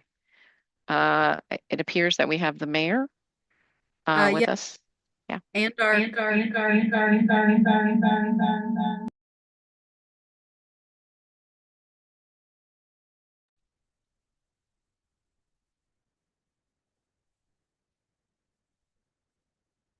my apologies. Yes, and our community development director with less reverberation. We're going to kind of take this together. I'm going to start. Our community development director has a slideshow, and then we'll come back over to me for some closing remarks. And I am ready when you are. So thank you, Chair Halova and Vice Chair Lazo. I'm Remy Drabkin. I am the mayor of the city of McMinnville, a local kid. I've spent the majority of my life here. I want to start by saying that we concur with the director's order, and we have presented our legal arguments to you. The director's order remanded one item to the city. We've acknowledged that error and adopted an ordinance correcting it. At the city of McMinnville, we are committed to following state regulations. We're committed to long-range planning processes that reflects the best decisions and planning for our community within that framework.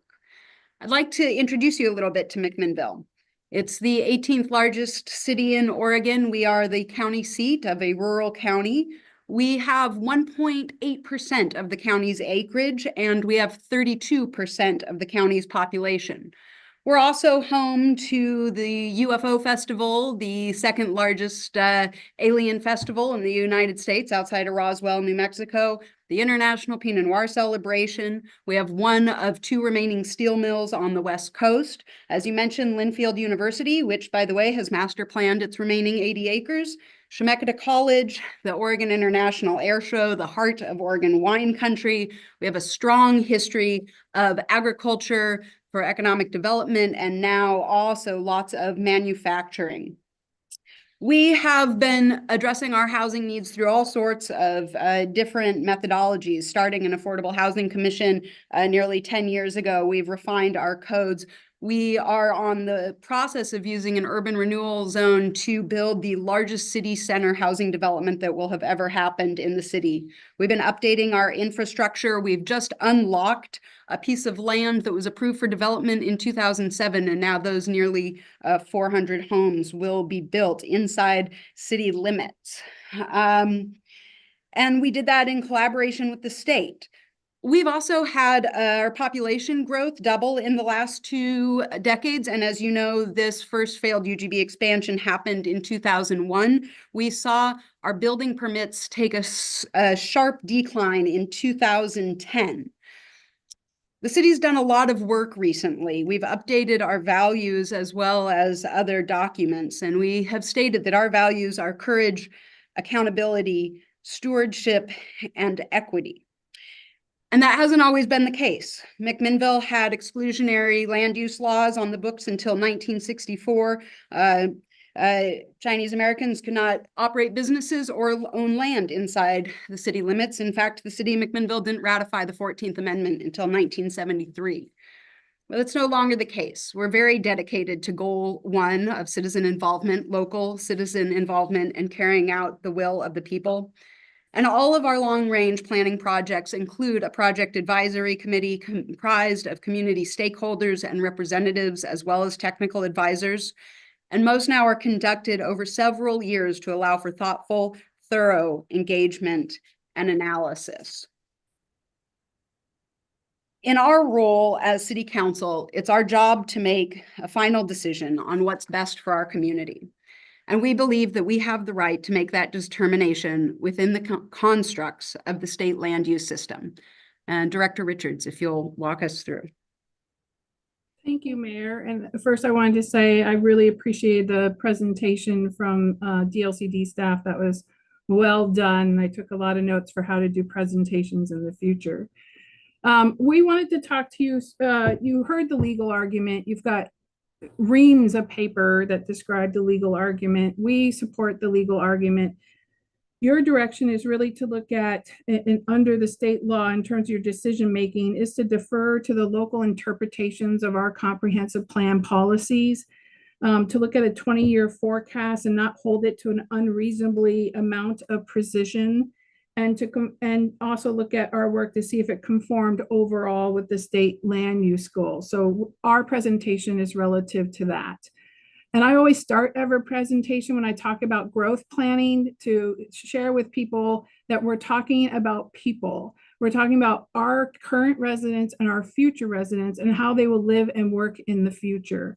And in McMinnville, sometimes we lose sight of that because we get so caught up in this exercise of numbers and mathematical equations, striving to get that lowest impact to the farmland around us, that we lose sight of the fact that we're really planning for a future quality of life for our residents.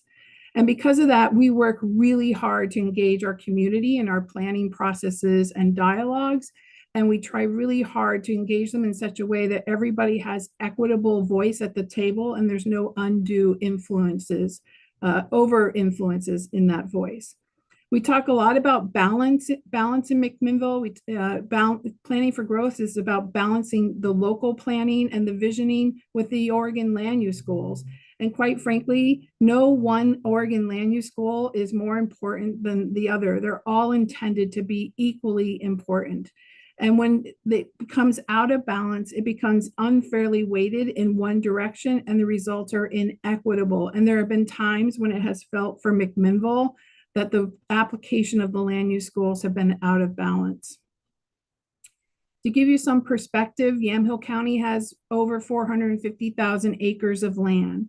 Our urban growth boundary as it sits today is about 88,155 acres. That's 1.8% of the overall land in the county. We are the largest city in the county, and we host 32% of the population.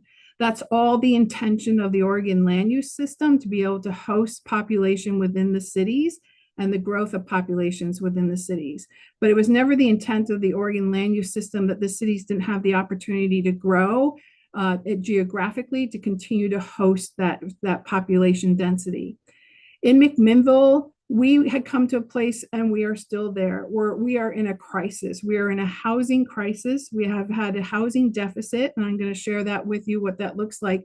But what that has led to is exponentially increasing housing prices, displacement of our lower and moderate income households, which has led to an increase in homelessness. We're seeing an increase in our senior population being homeless. It's led to gentrification. Our neighborhoods and community are changing. It's led to declining school enrollment, and our businesses are really struggling to recruit and retain workforce. We have a median household income. These are numbers from the record. So this is from 2021 and 2022. Our median household income was $55,400. The average home sales price at that time was $398,000. It was unattainable for the median household income. And the reason for this, we believe, is because of supply.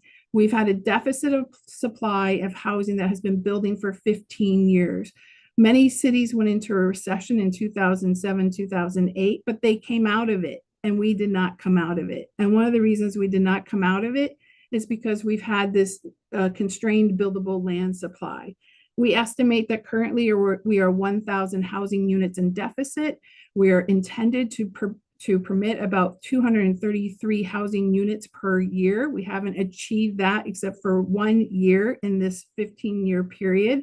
And oftentimes people say, we're growing a lot, we don't need to grow more. McMinnville has grown too much. We're in this fast growth mode today. This is a chart that shows that we actually grew more in the 1970s, the 1980s, the 1990s, and the 2000 to 2009.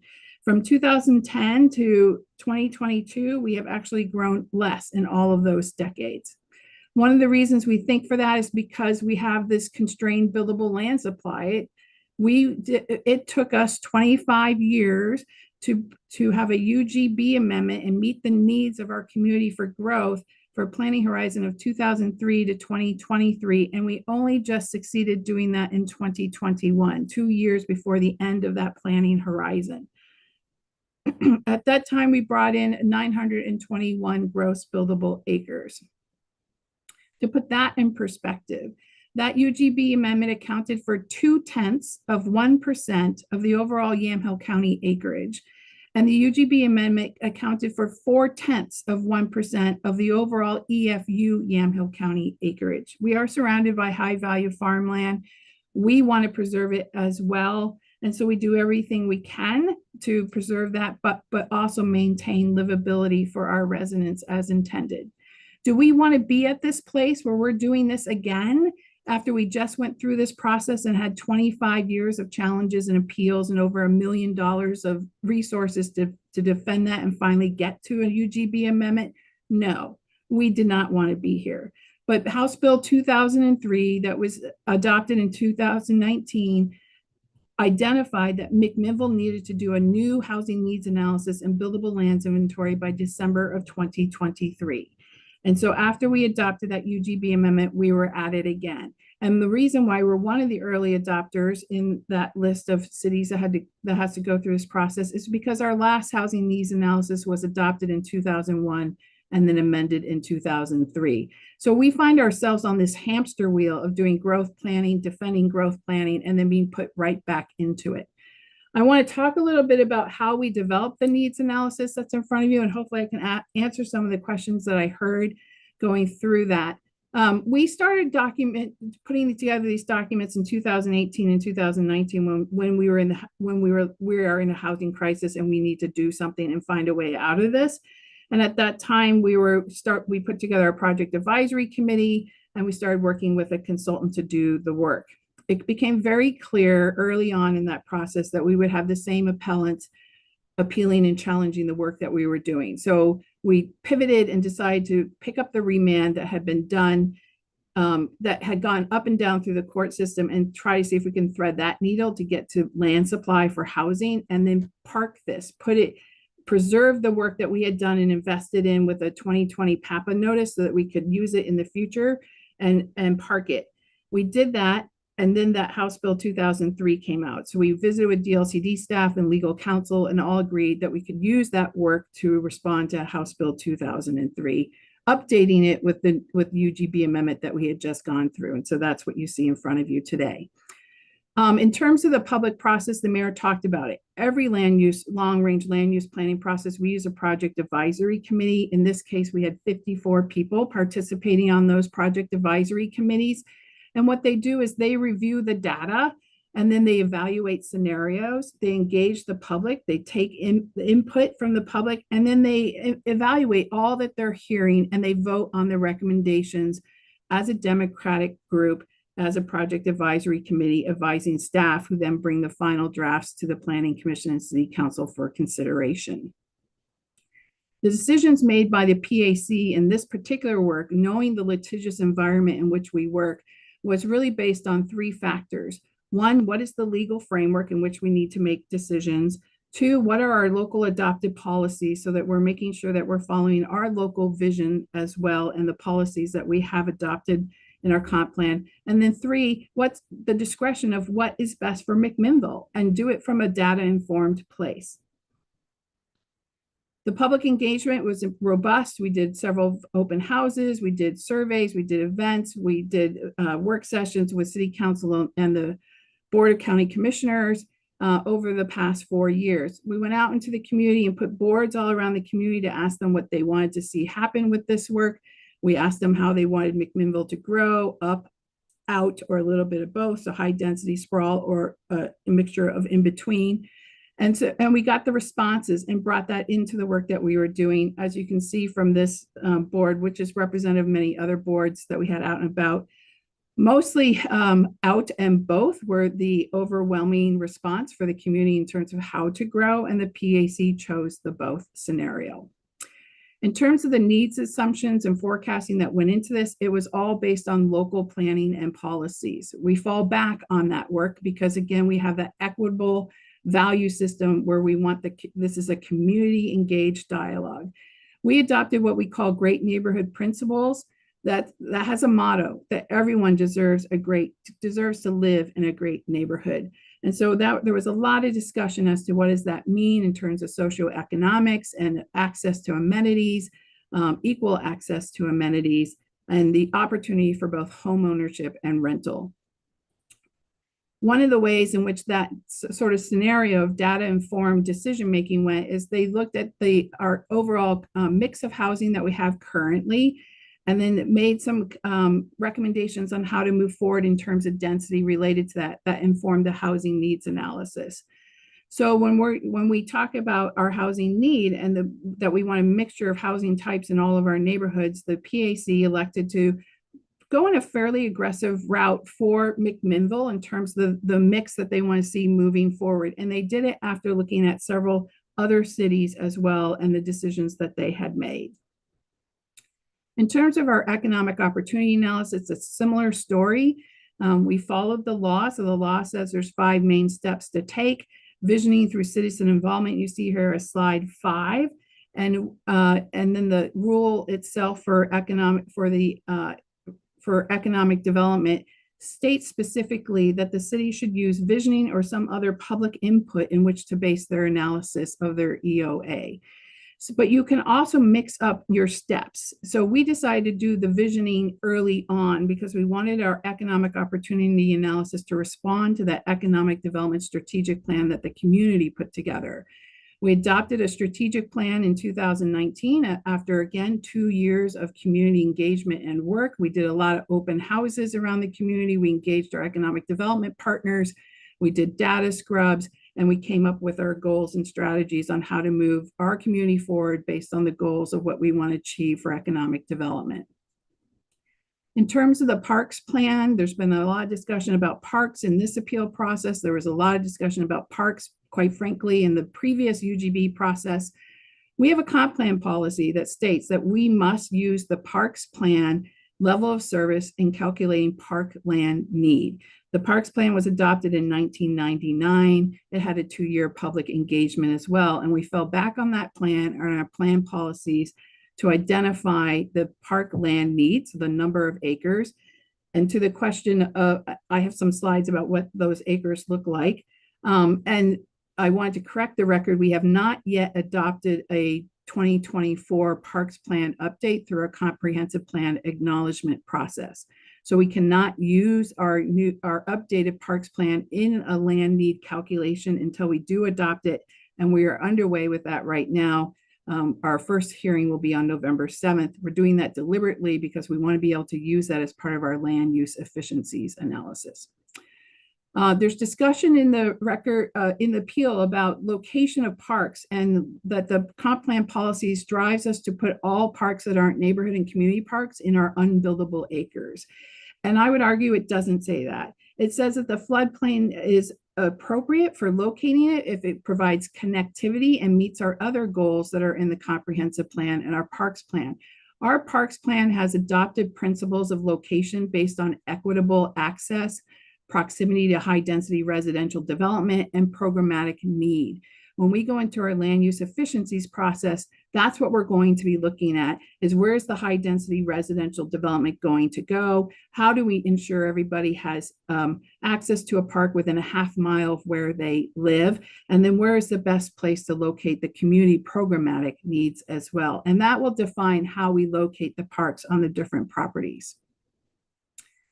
We did get remanded back the parks land inventory as part of our existing parks land inventory. We responded to that remand immediately, and the city council adopted an ordinance on September 24th, 2024 that added 76 acres of undeveloped land to our existing parks land inventory, which then changed our numbers from a deficit of 32 acres that we had identified for this planning horizon of 2021 to 2041 for parks to a 44-acre surplus.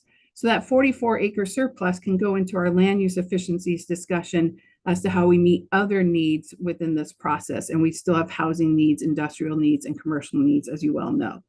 This answers the question in terms of the tables with that change. This will leave us with 316 acres of parks. Our need through 2041 is 316 acres of parks. So that gets us ironically down to 0 in terms of future need for parks through our processes.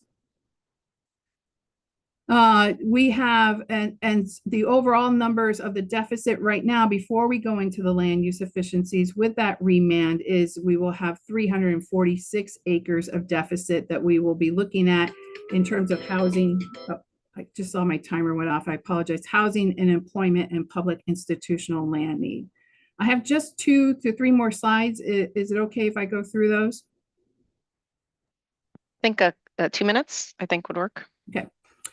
So the appellants have participated in every step of this process. They've raised many arguments through the process. They were members of the PAC. They testified at the Planning Commission. They were the only people that testified at the Planning Commission level. And they filed objections with the DLCD director. Along the way, the city has made decisions to address some of the concerns that we heard that we agreed with.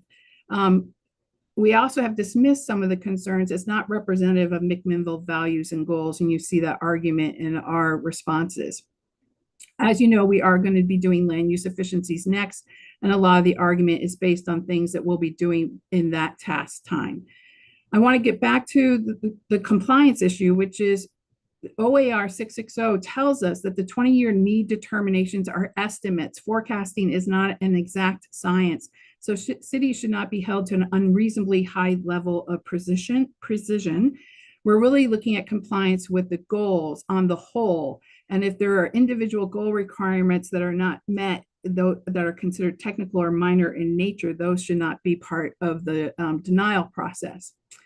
The rules also state that this commission shall defer to a local government's interpretation of its comprehensive plan or land use regulation in the manner provided in ORS 197.829. So that walks through the different things that if we are not interpreting our comp plan the right way, then that would be the issue. But if there is a question of interpretation of the comprehensive plan, the commission shall defer to the local government's interpretation of that. So we agree with the director's decision. We feel that law is clear regarding the standard of review for this appeal. We feel the director has addressed it. We feel the staff report today has addressed it. We've addressed it in our responses. We feel that the city council has properly interpreted its policies and has addressed the applicable state law specifically and in whole. Thank you. I think next up, we're going to have the 2 appellants who are going to testify for a total of, since I added 2 minutes here, so for a total of 22 minutes. And I think after that, then our commission will be open to questions and discussion. So I know we have, I'm looking at here, maybe Mary Kyle from 1,000, McCurdy from 1,000 Friends. You can introduce your group and let's see. I'll just give you time to get situated. I'm ready if my other co-panelists are. So good afternoon, Chair Okay. Halava. So I was gonna say Vice- you have till 3:07 because we can't put up the clock. We can put up the clock if you don't have a presentation. Do you have slides? We do have a PowerPoint that Sid Okay. Friedman is loading, hopefully. So Okay. Sid, So- is that up? Okay, so 3:07 is There we your go. ending time. Okay. Thank you. So, good afternoon, Chair Halava, Vice Chair Lazo, and Commissioners. My name is Mary Kyle McCurdy, Associate Director and Senior Staff Attorney for 1,000 Friends of Oregon and representing 1,000 Friends. With me today are Rob Holly-Burton and Sid Friedman with Friends of Yamhill County, and joining us is Mark Davis, another objector who's addressing part of the parks issues. In my remarks, I'm going to address the first two employment objections together, or A and B, as your staff went over them. Those are the proper use of the safe harbor method in making an employment forecast and retail leakage. This is a simple legal issue of the appropriate use of the employment safe harbor rule to project future employment. Contrary to staff presentation, this is not about converting that to land. It's about projection of future employment when a city is evaluating its urban growth boundary. The Commission's rules provide for a safe harbor that a city may use to, quote, determine its employment needs for purposes of a UGB amendment under this rule, Goal 9 and Goal 14. In other words, if a city decides to use a safe harbor, the Commission's safe harbor to determine employment needs in evaluating its UGB needs, that accounts for all employment needs under Goal 9. Safe harbors like this are designed to be a formula-based, simple approach to aid cities. The safe harbor incorporates all future employment growth for the 20-year period. That is the very nature of a safe harbor as this commission has defined in rule. It's a city's choice whether or not to use a safe harbor rule, and it's not disputed that McMinnville chose to use the safe harbor. The city states that it did so in its submittal, and the agency states that the city did so. But then the city added more employment onto the safe harbor, claiming these additions are based on things such as retail leakage, interviews with existing employers, community development aspirations, and other factors. The director's report allows these various undefined add-ons. If a city wishes to project future employment on an individualized evaluation of its future employment needs, including using interviews with existing employers, retail leakage, etc., it may do so, but it must be done consistently with Goal 2's requirements for an adequate factual basis and substantial evidence. That is not what McMinnville did. It chose to use a safe harbor, and safe harbors already incorporate the uncertainties of estimating things like retail leakage. Allowing these add-ons is essentially double counting and not legally permissible. Even if a city could use a safe harbor and then add more employment, which we're not conceding, it would have to do so consistent with Goal 2. That is, it must show substantial evidence and an adequate factual basis to, among other things, demonstrate that those add-ons are not already accounted for in the safe harbor. It must lift the hood of the safe harbor and look under. We ask that you remand McMinnville's decision with instructions to the city to either use only a safe harbor for its employment projections or craft an individualized projection of its future employment needs developed according to accepted practices in the field. And now I'll turn it over to Sid Friedman. Thank you. Good afternoon, Commissioners. My name is Sid Friedman. Thank you for the opportunity and discussion. Turning to the next issue, we objected to the EOA's assumption that 95% of all new employment will require new vacant industrial or commercial land. That assumption fails to account for new jobs that will locate on residential land. People work in home occupations and people also work in other businesses that are permitted in residential uses, such as assisted living facilities, daycare centers, and churches. And I'll note that assisted living facilities are not nursing homes. Every assisted living facility, every assisted living facility in McMinnville is in a residential zone. As the record shows, McMinnville accounts for the 5% of future development, future employment that will be accommodated through refill and redevelopment on existing developed employment sites. It does not account for the significant employment that occurs on residential land. The arguments regarding those who work partially from home and partially from an office are a red herring. Neither our objections nor our appeal letter involve these hybrid workers. The census data in the record shows that significant employment is exclusively home-based, about 10% in 2017. There is no contradictory evidence in the record.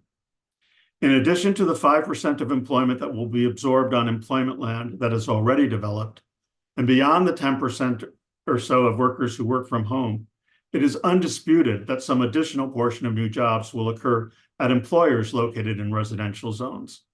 There is no factual basis to support a contrary assumption, and to the best of our knowledge, no party argues that this will not occur. The director's report errs in asserting that an estimate of job absorption by employers located on residential land requires an unreasonable level of research and expense. In fact, the same consultant that put this EOA together does it all the time. In Newburgh, it assumed about 16% of new commercial jobs would locate on residential land. In Redmond, about 10% of new jobs on residential land. The argument that these estimates are too burdensome is not credible, nor could it serve as a legal justification to disregard what all parties agree will occur: employment on residential land. McMinnville's assumption that 95% of all new jobs will require new vacant employment land lacks an adequate factual base. We ask that you remand the work task with instructions to account for employment on residential land based on the evidence in the record. Turning to parks, the city projects a need for 316 acres of parks through 2041 and 530 acres through 2067 after the recent adjustment. The city assigns 100% of this acreage to buildable land and 0% to unbuildable land. As explained in detail in our written submittals, much of the city's existing parkland is unbuildable land, and the city's comprehensive plan identifies unbuildable land as an appropriate location for some of the parkland. And other elements of the acknowledged comprehensive plan identify on maps unbuildable lands as the location of some future parks. The city made an assumption of 0% on unbuildable land that is unsupported. The question here is whether the commission can acknowledge as compliant this 0% determination when it lacks any factual basis, is inconsistent with the city's comprehensive plan policies, and is inconsistent with specific maps and other elements of the acknowledged plan. Our co-objector, Mark Davis, has more to say on this issue.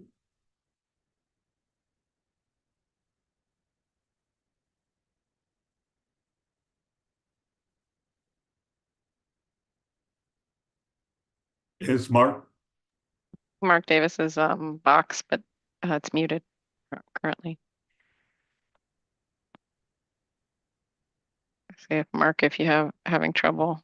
There you go. He's unmuted. Okay, even visible.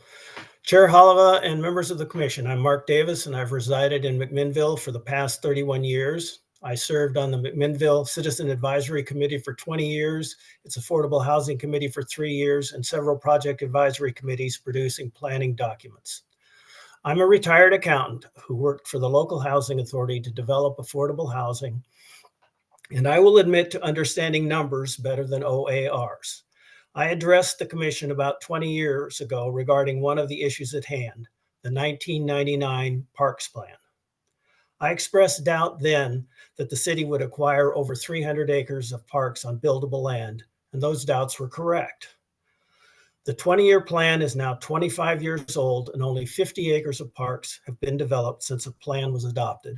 I fail to see any reasonable path forward that results in 316 acres of buildable land converted to park use by 2041. I also cannot see why a plan adopted in 1999 with a clearly delineated lifespan of 20 years should continue to be the legal standard. If the city can continue to rely on an outdated planning documents, they have no motivation to produce a new parks plan that reflects the current conditions. The request for 316 acres of buildable lands for parks is based on the city's misinterpretation of the parks plan standard of 14 acres of parks for every 1,000 residents. The plan calls for 8 acres per 1,000 population for community and neighborhood parks, which the comprehensive plan says shall be constructed outside the floodplains. Per the parks plan, unbuildable land is appropriate for the remaining 6 acres per 1,000 for green space, greenways, and natural areas. The city suggests that I'm asking for too much specificity about where the parks will be located, and that this land selection process should be put off until the efficiency measures are undertaken. In fact, it is the city that is making a specific evidentiary claim, namely that 0 acres of unbuildable land will be used for parks. Take a look at the map. McMinnville is blessed to have the South Yamhill River as well as Cozine and Baker Creeks inside the urban growth boundary. According to Exhibit 8 of the Housing Needs Analysis, page 64 in the record, there are 999 acres of constrained unbuildable land in the city, much of it along these waterways, allowing the city plenty of choice to find the right land for the required green space, greenways, and natural areas. Remanding the parkland request to remove the unneeded 6 acres per 1,000 of buildable land, it's about 135 acres, does not in any way require the city to select these new park sites before they are ready to plan for their development. Thank you. Back to you, Sid. Turning to the city's exclusion of unconstrained buildable land from the inventories based on ownership, we objected to the city's exclusion of some 87 acres of unconstrained buildable land from its inventories. Some 61 acres are zoned commercial and the rest is zoned residential. This is both legally impermissible and lacks an adequate factual base. Neither the director's decision nor the director's report address the legal standards for inventories that we raised in our objections. The legal standards state that the commercial land must be included in the inventory. Likewise, the residentially zoned land is suitable and available for development. It is already served by public facilities and not subject to any of the natural hazard or resource protections in the rule. Moreover, there is no factual basis for the exclusion of these lands, not through 2041 and certainly not through 2067, the time frame covered by the Urban Reserve analysis. Almost all of the commercially zoned land is owned by Linfield University. Their strategic plan is in the record. It calls for new academic programs, increased enrollment, and leveraging the non-tuition revenue potential of these 57 acres of undeveloped commercial land. The city says its exclusion is justified because the university plans to use the land for future expansions. But any expansion will accommodate population and student housing or employment in classrooms and offices. As the city concedes, we do not know if this land will be developed as housing or employment. Based on the Linfield strategic plan, it will be one or the other or both. With respect to the unconstrained residential land, it is almost entirely owned by churches. The city identified a need for 38 acres of religious land through 2041 and 83 acres through 2067. The city wrongly assumes that none of this need for religious land can be met on land that churches already own, and further assumes that none of it will be made available for any of the other uses allowed in residential zones. As the director's report concedes, some of this land will serve church expansions. The city and the department err in asserting that unconstrained land can be excluded because the landowners have not expressed interest in affordable housing. Buildable land that will meet an identified need cannot be excluded from the inventory simply because it will not meet some other need. Moreover, the director's report misreads our position. Neither our objection nor our appeal letter even hinted that the city should predict how much of this 87 acres will develop. Our position has been clear. All 87 acres of this unconstrained land must be included in the inventories. The exclusion of land that will likely meet employment, housing, and/or the need for religious land results in a greater than 20-year land supply in violation of Goal 14, violates the administrative rules that govern land inventories, and lacks any factual basis as required by Goal 2. We ask that the commission remand the work tasks with instructions to include the omitted land in the inventories as required by law and to make a corresponding reduction in the identified land deficit. I believe Rob will conclude our presentation. Good afternoon, Commissioners. I'm Rob Halliburton with Friends of Yamhill County, and I'm here to address our final issue concerning the components of the submittal that relate to urban reserves. McMinnville's EOA and HNA include data for 2067, the year 2067, that by their own terms are to eventually be used for establishment of urban reserves. The plan amendment for the reserves has not yet been initiated, as you've heard. So the slide that we've put up now includes the rule 660-032-020. I'll give you a second to read that, at least the first part. It unambiguously requires that plan amendments that use a population forecast be based on the latest forecast from Portland State. Since urban reserves are based on future needs, the rule would apply once the city initiates this project. We understand that the current submittal does not establish urban reserves, but we have been asking for recognition that when the city does do this plan change, it will need to base it on the population forecast current at that time in order to prevent future arguments over the issue. So far, we haven't heard that. The submittal does include considerable analysis of land need for the 2042 to 2067 period, all of which is unusable because it's based on a population forecast that the rule would preclude. We're concerned that approval of Task 1 as submitted will give the city the impression that this analysis is acknowledged. The original director's decision only addresses the UGB and doesn't find any violations of goal, rule, or statute. And we agree with that for the UGB.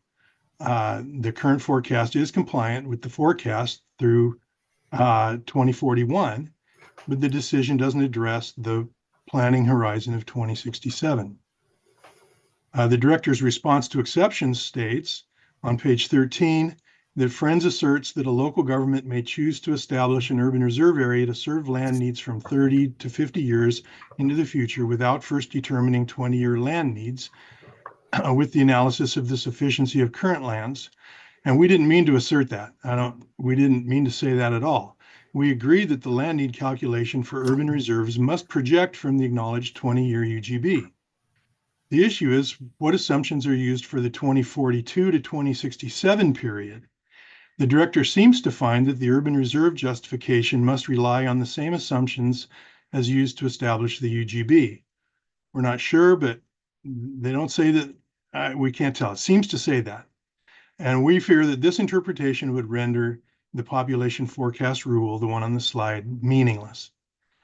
Our original objection asked the director to either remand the HNA and EOA with instructions for the city to remove references to the 2067 planning horizon and urban reserves, or at the very least to make it clear that those parts of the HNA and EOA will not provide substantial evidence for subsequent establishment of urban reserves. A remand on this point is probably not necessary, but we ask the Commission to affirm that OAR 660-032-0020 has meaning. So in conclusion, McMinnville's Task 1 submittal overestimates its 20-year residential land and employment land needs and inappropriately bases uninitiated urban reserves on an obsolete population forecast. We ask the commission remand the submittal on these items, except perhaps the final one. And we are available for any questions.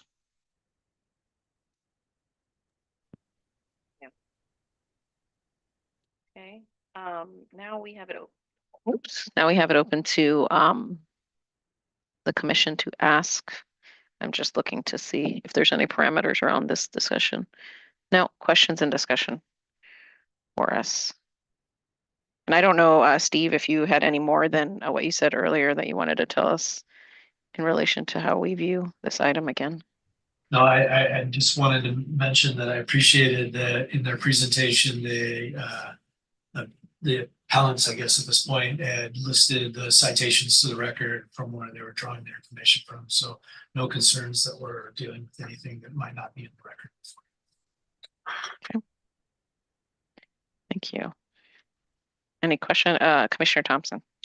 Well, I don't have any conflict of interest. I have friends who live in McMinnville on both sides of this issue. They're all passionate. They all love McMinnville. I don't have any financial interest. I hope not to lose any friendships as a result of this deliberation. Thank you. Yeah. I had some questions that are just, we'll find out if they're yes or no. There was questions brought up about the safe harbor again, whether you can use it and basically use it and have add-ons. I wanted to hear from the department any thoughts you had. I know you had thoughts before, but any thoughts in relation to the testimony with regard to the ability to use both safe harbor and I know there were 2 items that related to this. I'm thinking it was the first one. I can take that. Thank you for the question, Chair Halova. The department's position on this is that if a safe harbor is augmented with additional employment growth, that does not count any longer as use of a safe harbor in the analysis. And so the city would receive no relief from evaluation for rationale of inclusion of those additional jobs over the safe harbor. And that is the manner by which the department reviewed the employment forecast for McMinnville's economic opportunities analysis. And we did find that the rationale for increasing job growth in certain sectors and assigning it to certain sectors was provided adequately by the city. Okay, so I don't know if it was somebody calling it safe harbor and then the department saying you called it that, but really we're evaluating it in a different way. Is that the case? Yes, I would say that that's accurate. Thank you for the clarification. Okay, and then is there a requirement to include home-based businesses? Because there seemed to be a whole discussion on hybrid and then the appellant saying we weren't talking about hybrid, we were talking about actual home-based businesses not related to hybrid. Is there any requirements of any sort to include or not include that? Thank you, Chair. There are no specific requirements in OAR about the exact steps that must be taken in an economic opportunities analysis to determine what type of land certain jobs may be anticipated to be located on in the future. Okay, and then my last question is, there was some argument by the appellant about churches and schools, which I understood. And I might be a little confused when I ask this question. Is there any typical way that churches and schools are included or not included in housing residential lands consideration? I don't know if that's the right question. If I could answer that one, or try to at least, Chair Halova and Commission. The issue of ownership and owners' intent has always been a controversial one in the statewide planning program. And in fact, in a lot of circumstances, the department has, and in fact, this occasionally comes up in cities like McMinnville, and in terms of individual owners with rural residential land who say they will never develop or urbanize, and we tell cities that you can't use that as as a reason to exclude them from a buildable lands inventory or from an urban growth boundary, because individual owners change their minds, or their heirs change their minds, and over a 20-year period, that can be expected to happen. I think it's quite different when we're talking about larger institutional users, such as in this case, Linfield College and religious institutions. I think that we've seen it often. Actually, we've seen in other cases used by cities who don't want to grow or provide more housing to artificially inflate their housing capacity by claiming that lands that are in this kind of institutional ownership are in fact developable when they're not. And so we really think the city of McMinnville was correct to take this on by actually talking to the institutional owners of land, Linfield College, and the religious institutions, and getting their input. And like I said, in terms of housing, when things are redone every 8 years with the new housing capacity analysis, the city will be relooking at those issues. But I think the record shows the city took got a pretty substantial or definitive answer at this time. None of those owners plan to develop within 20 years. And in this situation, the department and the director believed that analysis was persuasive. Okay. And is it because this churches and schools are of a different purpose than? I mean, their purpose is. Chair Halova, Commission, yes, I think that's a good way of putting it. They're larger, institutional users with a mission, as opposed to in another situation, a number of individual smaller lot property owners who may or may not change their minds about things over a 20-year period. Got it. Okay. Commissioner Bennett. Thank you, Chair. And actually, you asked a number of the questions I was going to ask, but the one is, I guess I would like just a clear statement by the staff. Are they in compliance with their comprehensive land use plan? It seemed to me that when I was kind of not clear, but when it was pointed out that, ultimately it is a comprehensive land use plan issue, and which then kind of also is the parks issue compliant with their language in their comprehensive land use plan? And maybe Gordon or somebody could help on that. Thank you.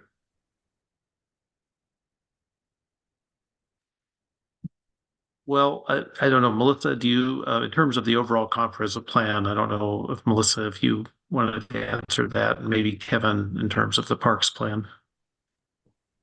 Sure. Thank you, Gordon, and thank you, commissioners. In terms of the comprehensive plan consistency statements, you'll find a conclusionary statement addressing that for each of the appeal objections in the director's report. And so you can kind of refer to that. We'll make kind of the consistency concluding consistency statement at the end of each of those appeal objections. So for this one, you could refer to that, and I can turn it over to Kevin to speak to the more specifics about this one. But we did make a concluding statement that with comprehensive plan consistency.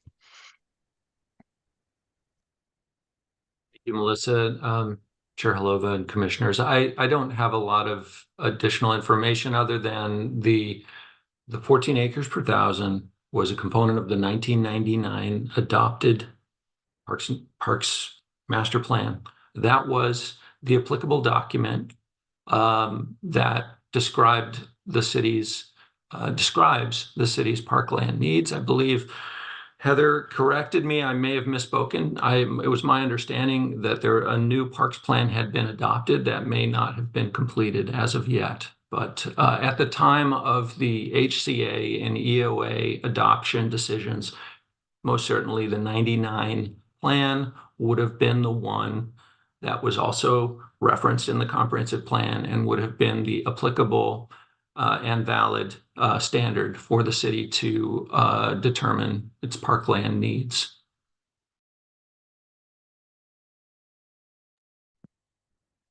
Vice Chair Lazo. Thanks, Chair. You also asked some of the, I was sort of focused on the question about the safe harbor, but it sounds like it's been answered. That again, my understanding is that the the safe harbor was not used, was not applied, and that the calculation that the city provided was adequate. And so again, it sounds like that from the appellant's perspective, that wasn't the case. And so if that's different, then I'm open to hearing something different. But I also just wanted to address this issue about the Linfield and the churches, which I think is really interesting. I think it's not going to apply here because again, about round determinations, but I think that it's not, I think, an unreasonable level of precision for a landowner like Linfield in a community like McMinnville for that determination to be part of the factors. And it's also, I think, not unreasonable to think, as Gordon said, that over a 20-year horizon, that possibility could change. We saw that right here in Portland. I think you'd have the same response from Concordia 20 years ago, that they wouldn't have converted to housing, and yet that's what we're seeing. And I think that's also true for churches in this community. 20 years ago, I don't know that we would have envisioned the level of desire for churches to convert their land to affordable housing land, and yet we're seeing that today. So I think it's a position to consider. I do like, Gordon, the sense that you said that it's a 20-year planning horizon, but we also revisit it 8 years from now. So that's probably a reasonable horizon for things to change. But I don't think those are unreasonable expectations to evaluate. Commissioner Boyer? So I too had that same question about the safe harbor and then adding more later. But I feel like the appellant had mentioned that it's not connecting to goal 2. Can somebody on staff speak to that?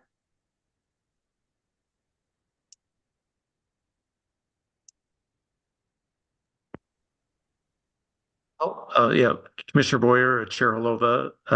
I think maybe the issue is that the city in this document said it was using a safe harbor, and when we reviewed it, we determined that it's not a safe harbor when you then supplement it. But then we looked at what the work the city actually did, and we believed, as the director's decision indicated, that the city did do the requisite necessary work to justify the employment forecast plus the issues regarding retail leakage, even though it wasn't a safe harbor like the city at one point said in the document. I guess that's the way I'd put it, is that we instead of I guess the other thing we could have done is said the city, go back and rewrite your document to say you're not using the safe harbor. But we didn't do that. What we said is, let's look at this as the city not using the safe harbor because they've added this additional provisions, and here's what we've come up with, that they have met the burden of proof to show that they have complied with how to do a good or adequate or sufficient economic employment forecast and subsequent determination of land need. Mm-hmm. Okay, I've got a couple more questions. Can I keep going? Yeah, Chair? keep going. Okay. Keep going. So on the open space parks land, so say in the, I guess it gets revisited in 8 years, but say it's overcalculated. Can it be rezoned can it be rezoned in the future?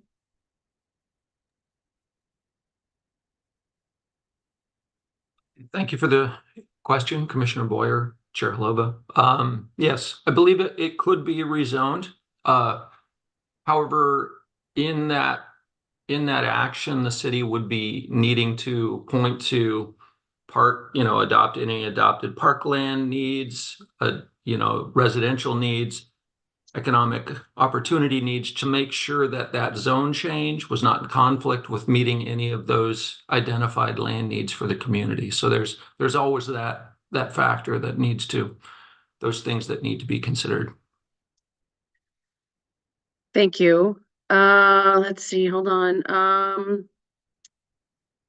So I think I got a little confused about, someone was saying that parks couldn't be in the floodplain, and then somebody said that parks could be in the floodplain if they were connectivity. if there was connectivity to it. So I guess I wanted a little more clarity on that from somebody, I don't know who. But how about the staff? Because I think we heard two Yeah. different not versions, but one that said one thing and one that said the other. Right. So, it'd be nice to So hear from yeah, staff. definitely staff. But I don't know which staff to pick on. I'll take a stab at it, and if I'm inadequate, Gordon will jump in and clarify things for you, which is probably a pretty good chance of that happening.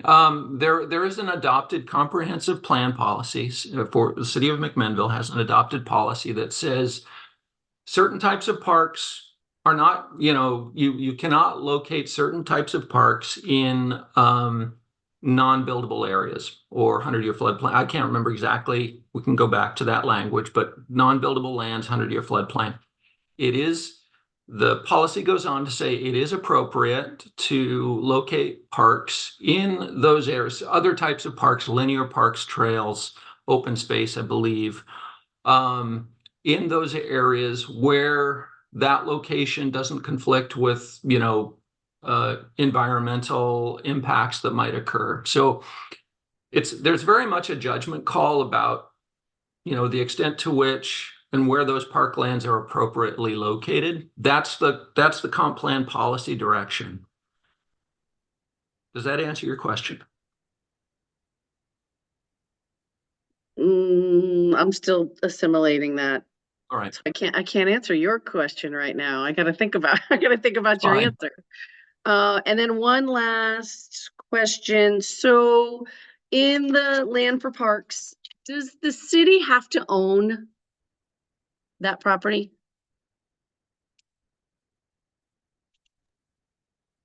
If I could take, well, Kevin, I don't know if you want me to take this one or not. Gordon Howard again, Commissioner Boyer, and Commission. Yeah, I clearly the city does not need to own the property. The city needs to figure out how many, is figuring out how many acres it's going to need for parks, and then it's going to be up to the city to start acquiring land to actually build those parks, or start with the land and then do a park plan and then build a park. And so I think the issue is that the city is not going to own presuming that there's a need for X number of acres of parks, the city doesn't own that land now, is going to need to acquire it. And then that's a whole process for the city. And that, in fact, was one of the issues in the past, is that the city apparently did not purchase enough land for enough parks to meet their standard. And the appellants at one point, I'm not sure if they carried this over into their objections, but in their initial or appeals, in their initial objection, they said the city hadn't met its previous park standard, and therefore we shouldn't assume that they're going to meet that standard in the future. And our response was that the lack of the city doing it in the past is not necessarily, the city shouldn't be penalized for its inability to meet its park standards in the past by an assumption that it will continue to be unable to meet its park standard in the future. And therefore, the director's decision takes the city at its word, essentially, that it is going to do its best and will achieve the 14 acres per 1,000 standard going forward. Okay, just a little follow through. So you kept using the word acquire, which means they should own the property. What if there was a lease?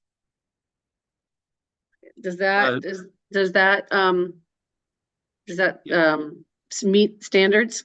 Marilova, Commissioner Boyer, I don't have a good answer for that. Okay. I think that's getting into the details of parks planning, that whether the city would build a park on leased land that could be unleased or removed from the city's ownership in the future. I don't have a good answer for that one. I think it's getting into a level of precision that we cannot see at this point. Thank you. I know Commissioner Thompson had a question. I just wanted to add to Commissioner Boyer's to clarify for me. On the park side, if the phase task 2 then identifies a larger area of an urban growth boundary that includes this future parks number, let's say at acreage, is there any requirements that that parks number be fulfilled in some sort of way? Or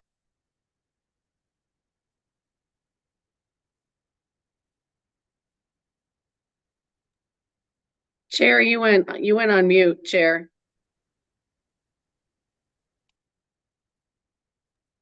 Your audio went out, Chair. It might be your headset.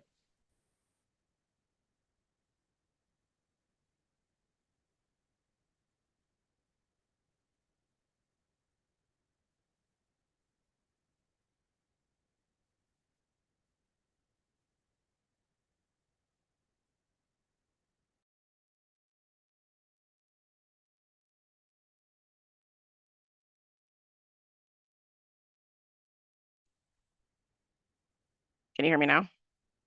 When the meeting is so long that your headset dies. I was like, everybody's having problems with their audio.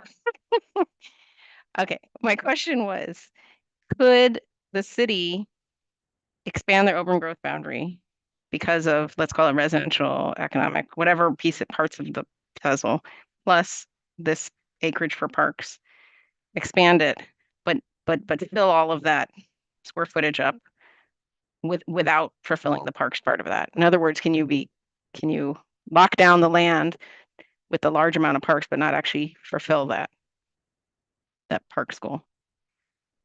Paralova mission, that I suppose that is a theoretical possibility. The land is added, say 100 acres of land is added to the UGB that's supposed to be parkland, and then perhaps the city voters don't approve a bond issue to put funds to build, to actually purchase and build those parks, and then the city is never able to acquire those parks. The city, I would say though that McMinnville has a history is currently doing a lot of master planning for areas that they're adding to the city with a more detailed concept plan. And even if they don't have the ability to purchase land, they may have the ability to essentially exact park sites from a large landowner as part of an overall development plan. So there are ways for a city to meet that need, even if the voters don't, or funding doesn't show up for the city to actually go out and purchase land. But that's getting into the details of how cities then implement urban growth boundary expansions, and a lot of the details then and pitfalls that can happen when that happens. But that's just part of the way planning is done, I guess. Yeah, no, and I understood say. when I asked that question that it's not relevant to what we're doing today. The only reason I asked is because there was a mention that if you establish this data here, that it will influence, that by establishing that, it has effect on the future. So I was just like, what's the future? So I can understand how the data influences that. I know Kevin Young has his hand raised. Thank you, Chair Halova. I just wanted to go back. I believe if I understood correctly, the Community Development Director did note that the city has acted to address the issue that was remanded under the director's decision on park land needs. And with that additional information, they're not showing a need for additional parkland, if I understood this correctly, over the 20-year period. I just want to note that, and I haven't had a chance to confirm that decision, but this may be a moot point, I guess, is all I'm trying to say. Is there any need to ask them now or just leave it? Okay, no need. Do we want to make a motion? Do we want discussion? I know we had a lot of questions, so I guess we didn't have discussion yet. And I just want to look at time. We're getting to our time. 3:30. We were supposed to be open for public comments. We're getting toward there. Okay, Vice Chair Lazo. Yeah, I'll go quick because I know we want to move to that next thing. The only question I have, because there was a question about this safe harbor piece, and the way I'm understanding how it proceeded, the applicant, in this case the city, indicated they had used the safe harbor in their I guess application in their tasks for the sequential UGB. The department said no, that's not the case, but what they provided was adequate. Is there enough record then so that we don't need to ask the city to go back and change their language such that somebody couldn't in the future, as the appellant said here, folks would understand that you don't get to use the safe harbor and add things on? Or is there enough record to say that that's clear that that's not how the process works? Chair Hilova, Vice Chair Lazo, thank you for the question. I want to just provide a little bit of clarification about the city's description of its use of a safe harbor. There is a record of city's conversations with its commission and with council referencing the project advisory committee's recommendation to use the safe harbor of population growth forecasting proportional to job growth early on in the process. As the EOA progressed in its development, the city then veered away from its reliance on that safe harbor. And so I think the issue of confusion here is whether the city has actually relied on a safe harbor, and if in the process of developing that economic opportunities analysis, additional analysis, has it improperly applied that safe harbor.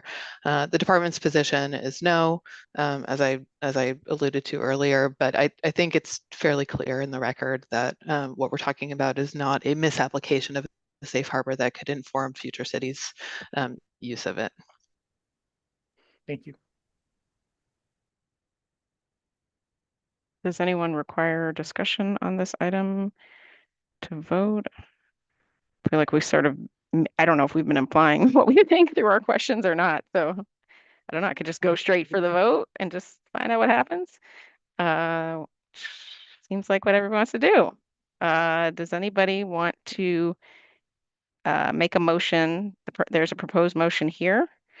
If there's any modification, then there's the modified one below. So does anybody want to do the proposed motion, which is to essentially, well, you can see it on the screen. I'll make the motion, Chair. I move the commission uphold the director's partial approval of McMinnville's sequential UGB work program task 1 submittal per order 001943 based on the findings and conclusions in the director's report in attachment A. Does anyone want a second? I'll second. Commissioner Porter seconds. Commissioner Warren is the one that made the motion. Do you want to do the roll call? Denise, I think.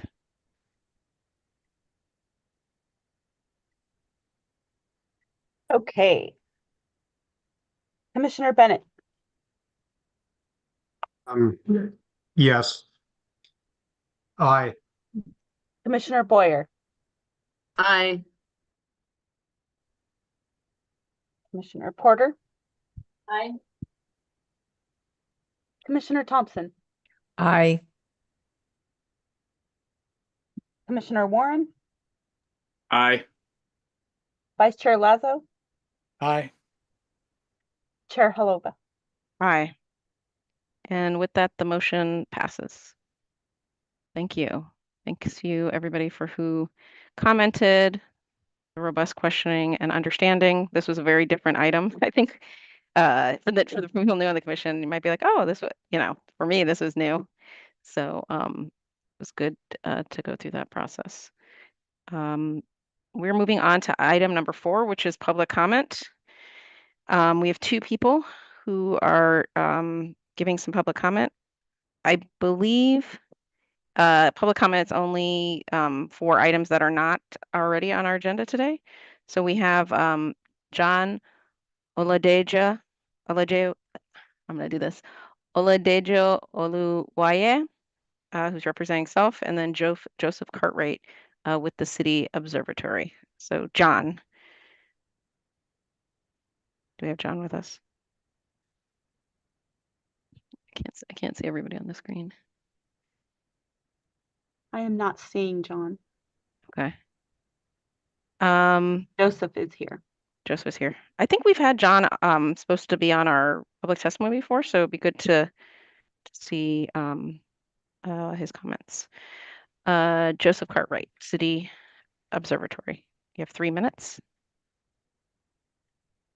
Chair Hilova, members of the commission, for the record, I'm Joe Courtwright. I am the director of City Observatory, an urban policy think tank in Portland. I'm here today to talk about climate issues and focus on some climate issues that will be on the commission's docket over the next year and some issues that I think you need to be very forward looking on. when it comes to climate, we know we're in the midst of a climate catastrophe. We get increasing warning signals with each passing day. In Oregon, we know that the #1 source of greenhouse gas emissions is transportation. And transportation is intimately bound up in how we do land use planning and how we build our communities. The good news, and transportation, by the way, accounts for 40% of all greenhouse gases produced in Oregon. And it's the one area where we've made the least progress as a state over the past several decades. The good news is Oregon has a bold strategy for tackling transportation emissions, one that fully recognizes the importance of land use. And while we're counting on big improvements in clean cars, clean fuels, and electrification, we know we can't get there with just those things. We have to reduce vehicle miles traveled. And you have adopted the climate-friendly and equitable communities rule, which sets a 30% reduction in VMT per capita as the planning standard for our state and for the principal metropolitan areas. Now, what that 30% per capita number means with population growth is we need to achieve at least a 10% reduction in total vehicle miles traveled. Unfortunately, in our major metropolitan area, Portland, we are not planning for that reduction in travel. We are planning for no net change in per capita emissions. And with population growth, that means that what Metro is doing is planning for a 25% increase in vehicle miles traveled. Now, that is concealed by the fact that Metro is keeping two entirely different sets of books when it comes to vehicle miles traveled. They have one rosy colored glasses set of models called the Vision Eval models, which purport to show that they'll meet the regulatory requirement that you've established. But that's not what they're using for actual planning purposes. They're using a transportation planning model called CATE, the Regional Travel Demand Model, which is calling for a giant increase, a 10 million mile a day increase in the amount of travel in the region. And that 10 million mile a day increase, from about 25 million miles today, by the way, is what underpins every one of the major freeway expansion projects in the Portland area. The Interstate Bridge Replacement Project, the Rose Quarter, and the expansion of the I-205 freeway. To conclude, we can't move forward with these plans if they provide for a giant increase in driving, which is what they do.